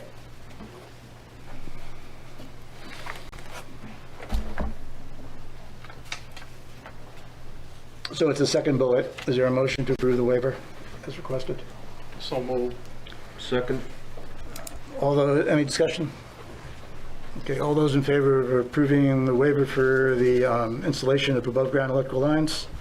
All those in favor? Kevin? Aye. Okay, done. All right, so that's the waiver.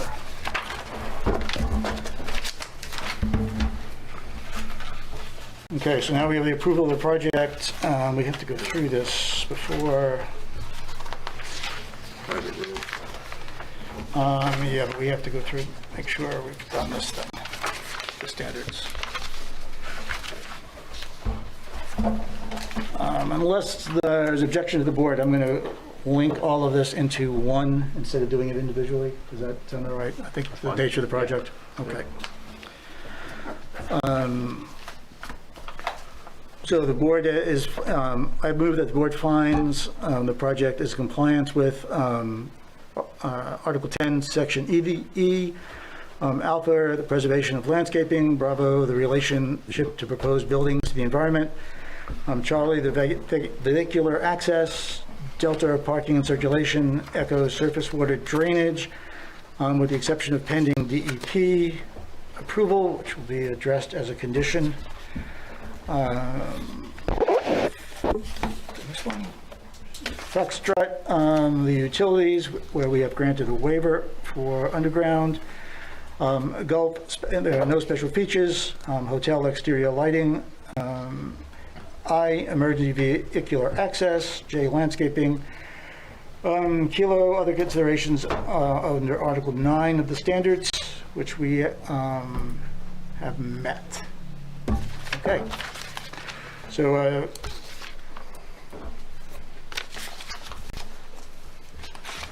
So for conditions. Conditions. Conditions. One, I would make a point that they would be compliant with Wayne's memo. Right. Two would be, as you mentioned, the DEP approval. 3 would be a maintenance agreement for the private road. Right. And then 4 is I requested a note on the plan that no further residential development will be allowed unless they come back to the board. Right. And for the record, I will only add under your condition number 2, DEP, that the DEP condition is granted due to the unique situation of solar project applications in accordance with, is it PUC? Is that what you The said? main PUC. PUC regulations. And we'll dress that up with the findings as well. Okay, perfect. All right, is there a second? Second. Can I ask about number 4, Jim? Was Yep. what? It was no further residential development will be allowed on the private road unless they come back to the town, because they just have enough frontage for this use. If they want to do a residential development, they'll have to extend that and come back to the board. Gotcha, thanks. Any other discussion? No. Kevin, you okay? Okay. All right. All those in favor? Kevin? Okay. Unanimous, passed. Thank you. Done, guys. Thank you. So the way we'll work this is, I will review this now to look for the conditions, but we'll get back to you. Maybe we can clean some of those up. The next meeting we'll have a draft findings of fact that the board will review and sign. We appreciate your flexibility, and Jim, if you need a hand kind of outlining the specific circumstances regarding the PUC timelines, we can give you some detail to really make it abundantly clear in the findings of fact that this is if you could not put something that, we'll see again, but in an email. If you could email that to us, that would be really helpful. helpful. If you could email that to Sandy, that would be great, so we have it on the record. Appreciate that. Yeah, because it's a kind of a once in a lifetime circumstance, and so I think you can really clearly start it there and make it clear to anybody down the road that this is a one-time kind of deal. Good, thank you. We hope it is too. I don't like doing it this way either. All right. Plan communications. You guys okay? Do you need us for anything else? The other thing too is that we will need a Mylar for the next meeting so we can sign the private road agreement to get that recorded as well. We'll need well, I don't know if we need a Mylar anymore. You don't need a Mylar. I don't think we need a Mylar, we need a paper copy now. Right. Oh, you don't need a Mylar? The registry doesn't take Mylars anymore, they take paper copies. Oh, Cumberland doesn't? No. Okay. Okay, yeah, so we'll put a block on there as well. If you're, I don't know if that's on there yet. Yeah, we will need a block, and we just make sure that we have all the notes and everything, but I'll work through that with you guys. Okay, yeah, we'll touch base. Yep. Thanks, I 'Cause really we'll need appreciate it. We'll want the conditions on both the site plan and the private road plan, just so they're. Okay, sure. Yeah. They're identical? Yeah. Yeah, all right. And we'll get you the list of conditions as well. Thanks. So we can put those right on the plan. Thank you very much. Oh, you're welcome. Okay, just to start, thanks for everyone that responded for our legal training. I'm not sure, Mark, you even got that. I did. Okay, good. Yep, I did. So we have that set for November. If you have specific questions that you would like for guidance from the legal, email them to Sandy and she will get them to the lawyer for us. Other than that, it'll be the same. I just thought this time that we had a little refresher. Mark's joined us. It's been probably about 2 years, year and a half since we had the legal here. It's always good to kind of get a little update. Absolutely. So that is November. We also have now in November, and Jim, you can help us out, both of Dustin's projects coming. Correct. I think today we received the application for Raymond Village. Right. But that is coming back as an amendment. They're adding more units and adding more land into that application. I sent you all an email this afternoon feeling that that needs to take a step back. It needs to be kind of I know we have a lot of information that's duplicate, but it has to come back now as a sketch plan because you haven't had an opportunity. You just can't do that. You just can't expand it and just say, okay, we're just going to pick it up and keep going. We need to go back. We'll have to have a new acceptance for completeness, sketch plan, and public hearing. And I think we're going to have some noise from the public hearing side. And then as well, preliminary and final for the subdivision. Right.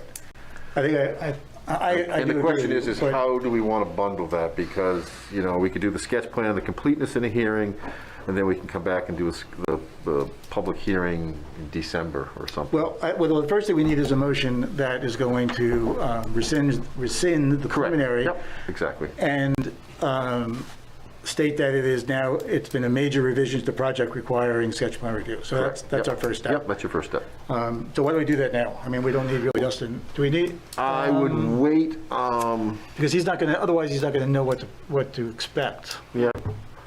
I guess he has formally applied for that, correct? That came in today? What I sent you was... Yeah, okay, so he has applied, so yeah, I guess we can give him that decision. Yeah, I think that'll just move us all along. He also did send in the R.N. Woolley property too. Right. Right, yeah, we'll get to that one next. One at a time. Okay, so Raymond, that's the Raymond Hills, right? Yeah. So I'd move the modification submitted for the Raymond Hills LLC. Raymond Village. Raymond Hills or Raymond Village? What is it?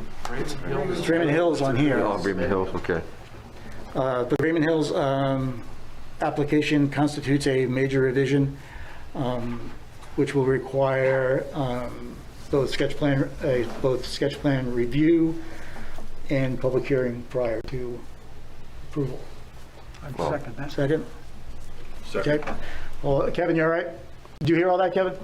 All those in favor? Okay, so you can let Dustin know that he's back at sketch plan for that one. Okay, so All right. then at the next meeting, that will be on for completeness and sketch plan. Right. Okay, and then we'll schedule the formal public hearing, most likely in December. Correct. Okay, Yep. perfect. Okay, so now we do need to talk about the November. You have another meeting, though. application coming in November for the Boulder Bend subdivision, which is the Willie one. Right. So that one's coming back for final. So should we or can we let him know that we're still at .47 on 2 lots instead of .5? Yep. Yep. And plus the open space land hasn't been adjusted as I think it should be according to that same language on page 128. Yeah, they have a ton of open space, so I'm not worried about that, but I think it just needs to be, as always, we just need to document it on the plan. Right. Yeah. Because there's a big, huge piece of open space in there in the middle of that resource protected area. Right. Okay, so my concern now is the amount of projects and what we have scheduled that are built up for November. Well, the sketch plan will go pretty quick. It's just a sketch plan. Yeah, it's 45 minutes. Yep. And Jim, don't forget too that. Oh, you got that Port Harbor one. Oh, Right. right, yep. So we have the legal training, we have the Harbor Marine discussion. I don't know how long, we have 2 lawyers involved, this could take a long time. We have Dustin's 2 projects. That's a lot. That's yeah, we're not gonna get all that in. That's, So I guess we can ask Dustin, he's got 2 projects, he submitted them, he's the last 2 in the door, so we can ask him which one that he would prefer. I don't know what the timing is of those. yeah, I don't think we can get through both of them. We might get through one, but we won't get, we can put them on, I guess we could do that. We could put them on there. If we don't get to them, we always have that standard that if we shut down, we shut down. We're not taking up new business after a certain period of time. Yeah, and then if we go through the other stuff quickly, Right. he's here for both of them. Right. It's the same guy, so. right. So, we could just say if we don't have new orders of business started by Yeah. 9:30, we're not going to take it up because we just won't have time to get through it. Right. But we can make them aware of that ahead of time. It's just a matter of how we decide to stack the schedule, I guess. Yeah, see, that's the other thing. We don't want to eat up the lawyer here until 9:30. No, so the lawyer, they're in the queue first, as far as I'm concerned. Right. They're first in the queue. And then the training? I guess the question is with the training, do you want to do the training as like a workshop ahead of time, earlier? Oh. With like 6 or 6:30? Yeah, that sounds good. We have to check the time with our We got to check with the attorney, but does that make sense to kind of treat that almost like a workshop? That does make a lot of sense. And I don't know what he's expending for time. I mean, those, It's Mary's doing the training and then the Port Harbor thing, so she's gonna be here for both. yeah. Okay, so Mary does it about a half hour. Yeah, Half so hour, if we 40 say minutes. 6:30, if we go 6:30 Okay, for the training, yeah, and then we can start the, you know, if the training runs over a little bit, fine, but we can just, our regular meeting could start at 7, but if the training runs into that a little bit, that's fine. It's the same cast of characters basically Right. involved. And then we can have the other two on the agenda, but just let Dustin know that if time runs late because of if these items, that he will be, just like the training, he will move to the next agenda. That's typically how most towns do it. yeah, I'm just wondering how, if we want the lawyer presentation on the training with the room filled for these applications. Well, no, that's what I'm saying, if you do it as a workshop at 6:30, They're gonna be here at well, 6:45. we can do it at 6. Right. We can tell them they can't come in the room until. No, it's true, we could have the we're done. sign. They can stay outside. Right. Yeah, Even just if let 'em in for the 7:05, meeting. 7:10. Yeah, Yeah. that makes sense. Okay, what do you guys think? I think that sounds great. You? That sounds good? Work for you, Mark? Absolutely. Yeah. Kevin, you finished your dinner at that time? You okay? Dishes are done? He's always smiling, I don't know. Because he doesn't have to wear a mask, yeah. Yeah, you should wear a mask. Come on. We Kevin. should make him wear a mask. Exactly. So 6:30 will be the training, 6 to 7 will be the training, and then we'll do the regular meeting at 7 with the Port Harbor? How about, okay, why don't we go with 6:15? Okay. For the give us a meeting. little bit Yeah, more. give us a little bit of a breathing room Yep. between. And if you guys are talking with Mary, just to confirm, I'm pretty sure she does it in half an hour. I think we would be okay. Yeah, Yeah, I think so too. Okay, And then I will put a call into her. thanks, Andy. and then I guess from your standpoint, once we get through Port Harbor, is there a preference in the order? I mean, they both came, the last two came at the same time, so. Well, he did send Raymond Hills first. Okay. And then a couple hours later, I was actually on the phone with you when the second one came. Then we'll hold that order then. That makes it easy. Yep,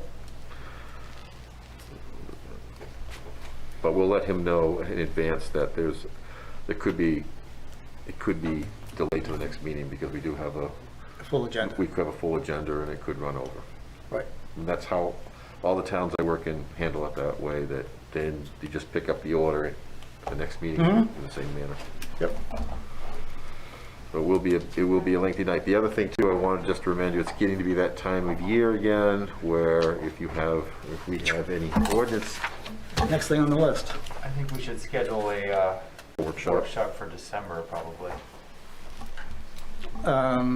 Okay. A normal meeting workshop or a different? Yeah. You think same projects? Discussion on the. Okay. Yeah. I do have though, I thought we were going to actually, I've got two things to put on that list. One of them is, what is actually, I've been holding off on but I think it's important that we do kind of try to quantify it a little bit better than in our ordinances, and that's the site, what impacts? visual impact. The visual impact, and how can we get that a little bit better defined into the ordinance? And did he send that to you as well? He sent me a lengthy document from. Yeah, it's pretty thorough. I think my concern with that document is it's way too specific. Right. Yeah, I think we got to make it something that we can kind of keep it, I don't want to say layman's terms, but we got to kind of keep it simple. Yeah. Simple but effective. And I will forward that to you guys. I have been holding off because I really didn't want to have it mixed up with our Harbor Marine. But I will, when the time, I'll forward it. It's a good document. There's a lot of good stuff in it to read. I think anyway. Did you guys read it? Yep. Okay. It has a lot of stuff. It has a lot of stuff. Yeah, a lot of stuff. The other thing that I think is worth, I don't know if it's worth looking at or not, again, is that, did we call them mother-in-law apartments or? In-law apartments. In-law apartments. Yep. It's accessory, under our definitions, it's accessory apartment. Right. Accessory dwelling unit. Yeah. Yeah. So just Mark, really quick history. It used to be that it had to be, and you guys tell me if I'm wrong here, but it used to be it had to be attached to the house. About 2 years, maybe 3 years ago, we broke it off and we said it could be a separate structure. And now I'm wondering whether or not that was the right approach based upon how it looks on the property itself, and whether or not it actually fits into the community, that we have two small houses instead of one, what it does to the garages, what it does to the driveways, what it does to the clearing of the land. So I think I would like to at least put that on the list if we have time to look at that. Maybe we might want to take a step backwards on that. You guys, yeah, just to look at. I mean, I'm not. That's the only two things that I had that I wanted to start our list. Oh, yeah. Really? Yeah. You have things on the list, right? Yep, we've got marijuana. That's the biggest one. We've been tasked by or you guys have been tasked by the select board to review that. Okay. Solar. Jim's got something put together already, right? Yep. And then I'd like to get into boat storage. Bulk storage? Yep. Yeah, Okay. boat storage. It's not really defined in our ordinance. Bulk? Bulk or boat? Boat, okay. It's a good little. Yeah, boat storage it's one of those things that with the number of boats that we've seen, I've seen in other communities too, there's a lot of private boat yards that are popping up, that people just storing boats on lots. And I just know that they're just everywhere right now, and it's going to be a little unruly Get on out it there. now. Yeah. Okay. And those can have a pretty big implication. I think there's some smaller. Couple little small cleanup things that we found. But those are the big ones. Yeah, and the marijuana one is basically going to be drafted from, coming to us, it'll be drafted, right? Maybe that's something we talked to Mary about too at the workshop. She could give us an update on that. Is this recreation or is this medical? They were looking at both, I believe.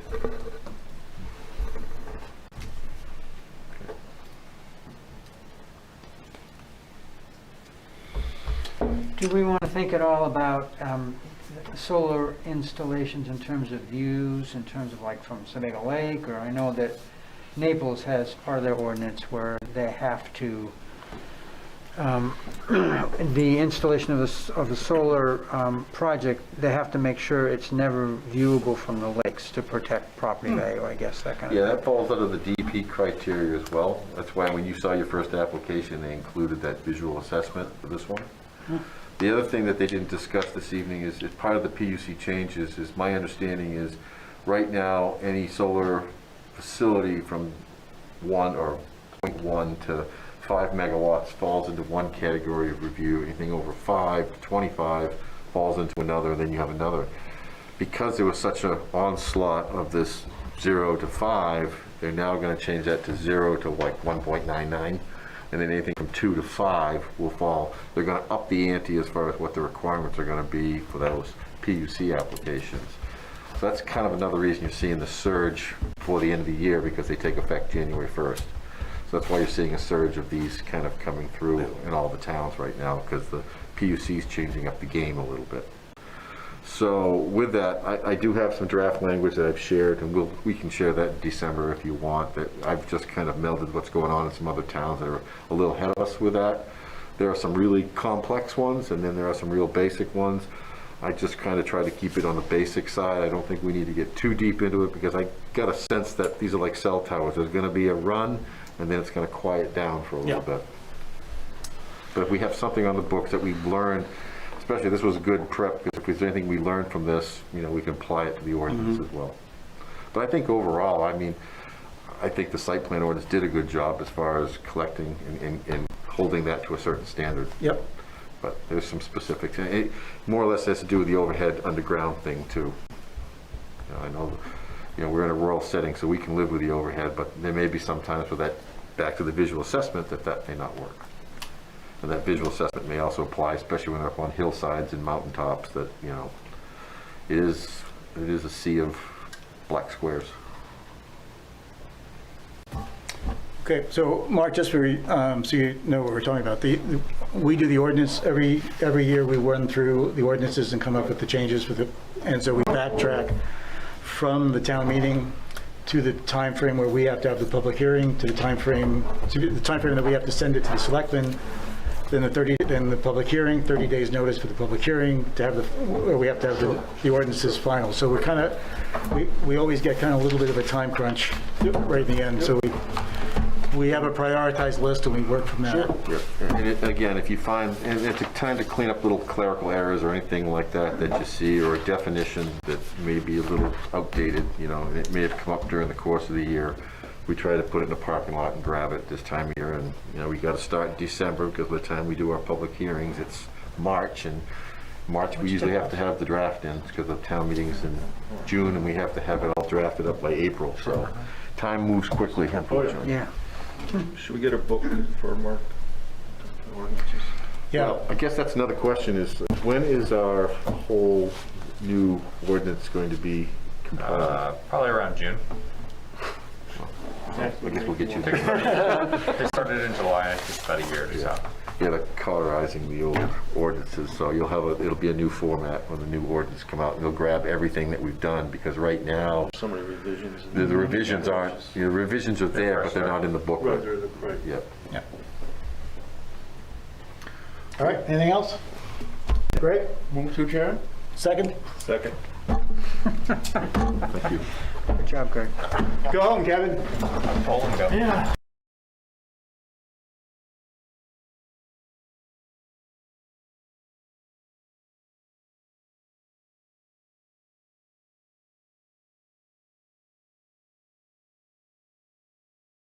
Three, two.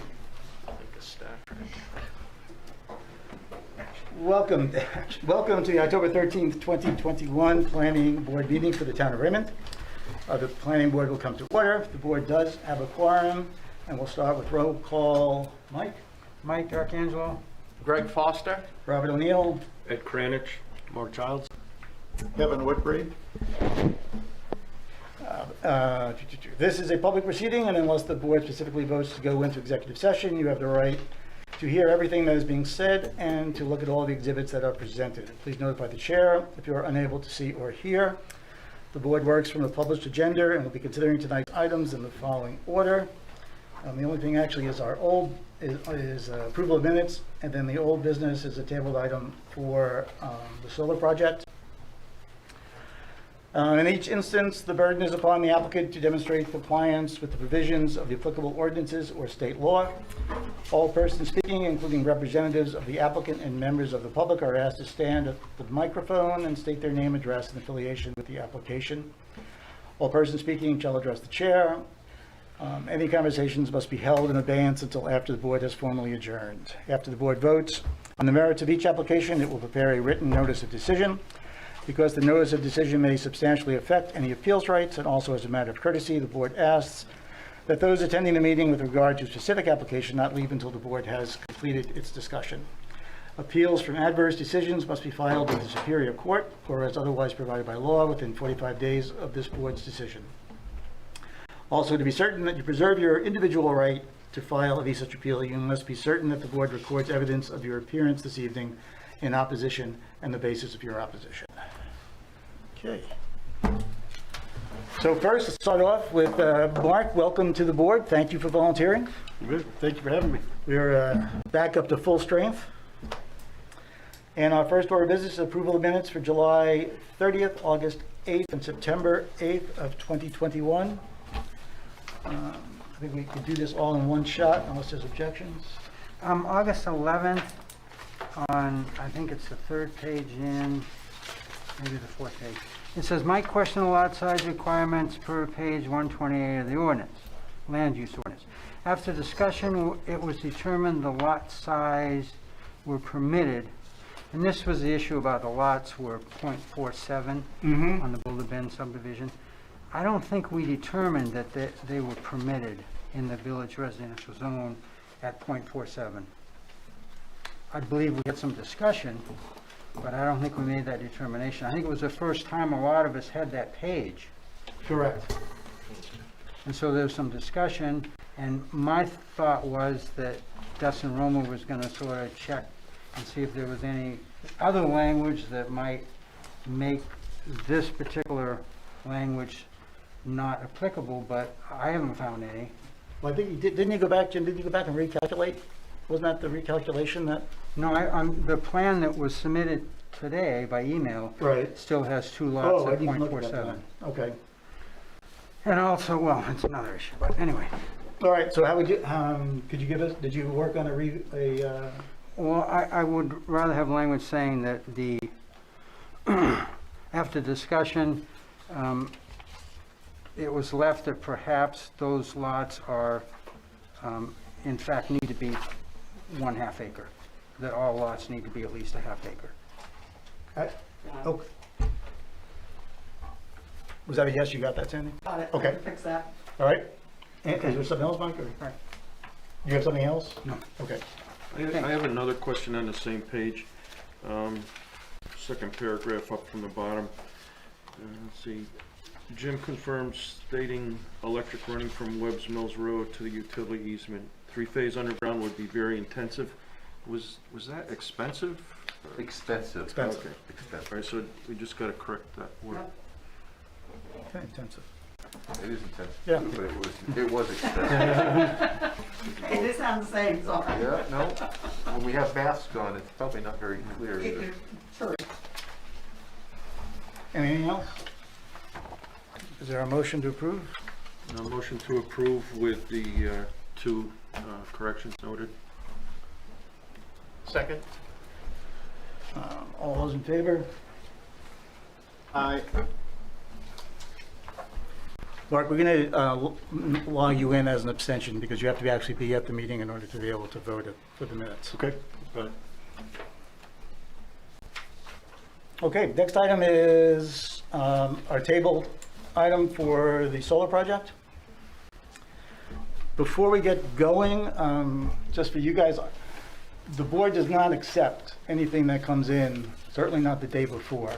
And we have modified that to like a week or 2 weeks before, but it is a volunteer board. Some of us have other things to do during the day, and we do not have an adequate amount of time to review any submission that we would actually have wound up getting this morning. I am comfortable with proceeding as long as there is, I know you probably would like approval if that's the goal, but as long as there is nothing in that package that requires the board to act on this, then I would be fine with proceeding with it. But if there is things that you are going to reference that are in that package that the board has required, then we are just going to not get anywhere, and there's no reason to take it off the table. I think, let's proceed. Okay, so you can proceed. Yes, because we had submitted a package within the time frame already. Correct. So May I that's have your attention? When speaking, please Oh. keep your voice proximity. My fault. Thank you. Sorry, Alexa. Wow. Okay, there you go. I'm sorry. Yep. Okay, so, yeah, maybe I'll just start over. Yeah. Introduce yourself, please. Yeah, just My name's Chris Byers. I work for VRI Environmental, and I'm Gail Knapp with VRI Environmental. Colin Saxon with Blue Wave Solar. Thank you. great. So, yeah, I think it would be great to proceed.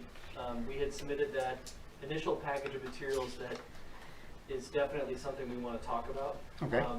What we provided yesterday in some ways meets many of the some of the conditions that Jim had outlined in his memo, and maybe was, oh, that one's not working. I don't know if that was on or not. Okay. Okay. So, they are very minor. Like, for example, we provided an auto turn detail for Wayne. A lot of this has been working with the fire department, and Wayne and I can speak to that. We've had multiple meetings, along with Bruce, where we needed to extend the hammerheads about 6 feet so that the truck wouldn't hang out over. So that caused a redo of the entire stormwater design. But we added, 30 square feet of impervious surface. So I think it's definitely worth talking about. We're just trying to be thorough and make sure that you guys have current plans as a supplement. But I completely get it.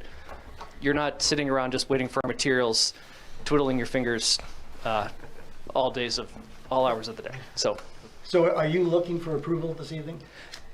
Jim, did you want to talk? Yeah, I think with the plans that we had prior to the one you got today or yesterday, that we'll do our review based on that, and whatever comes out of that, there may be based on what you had in the original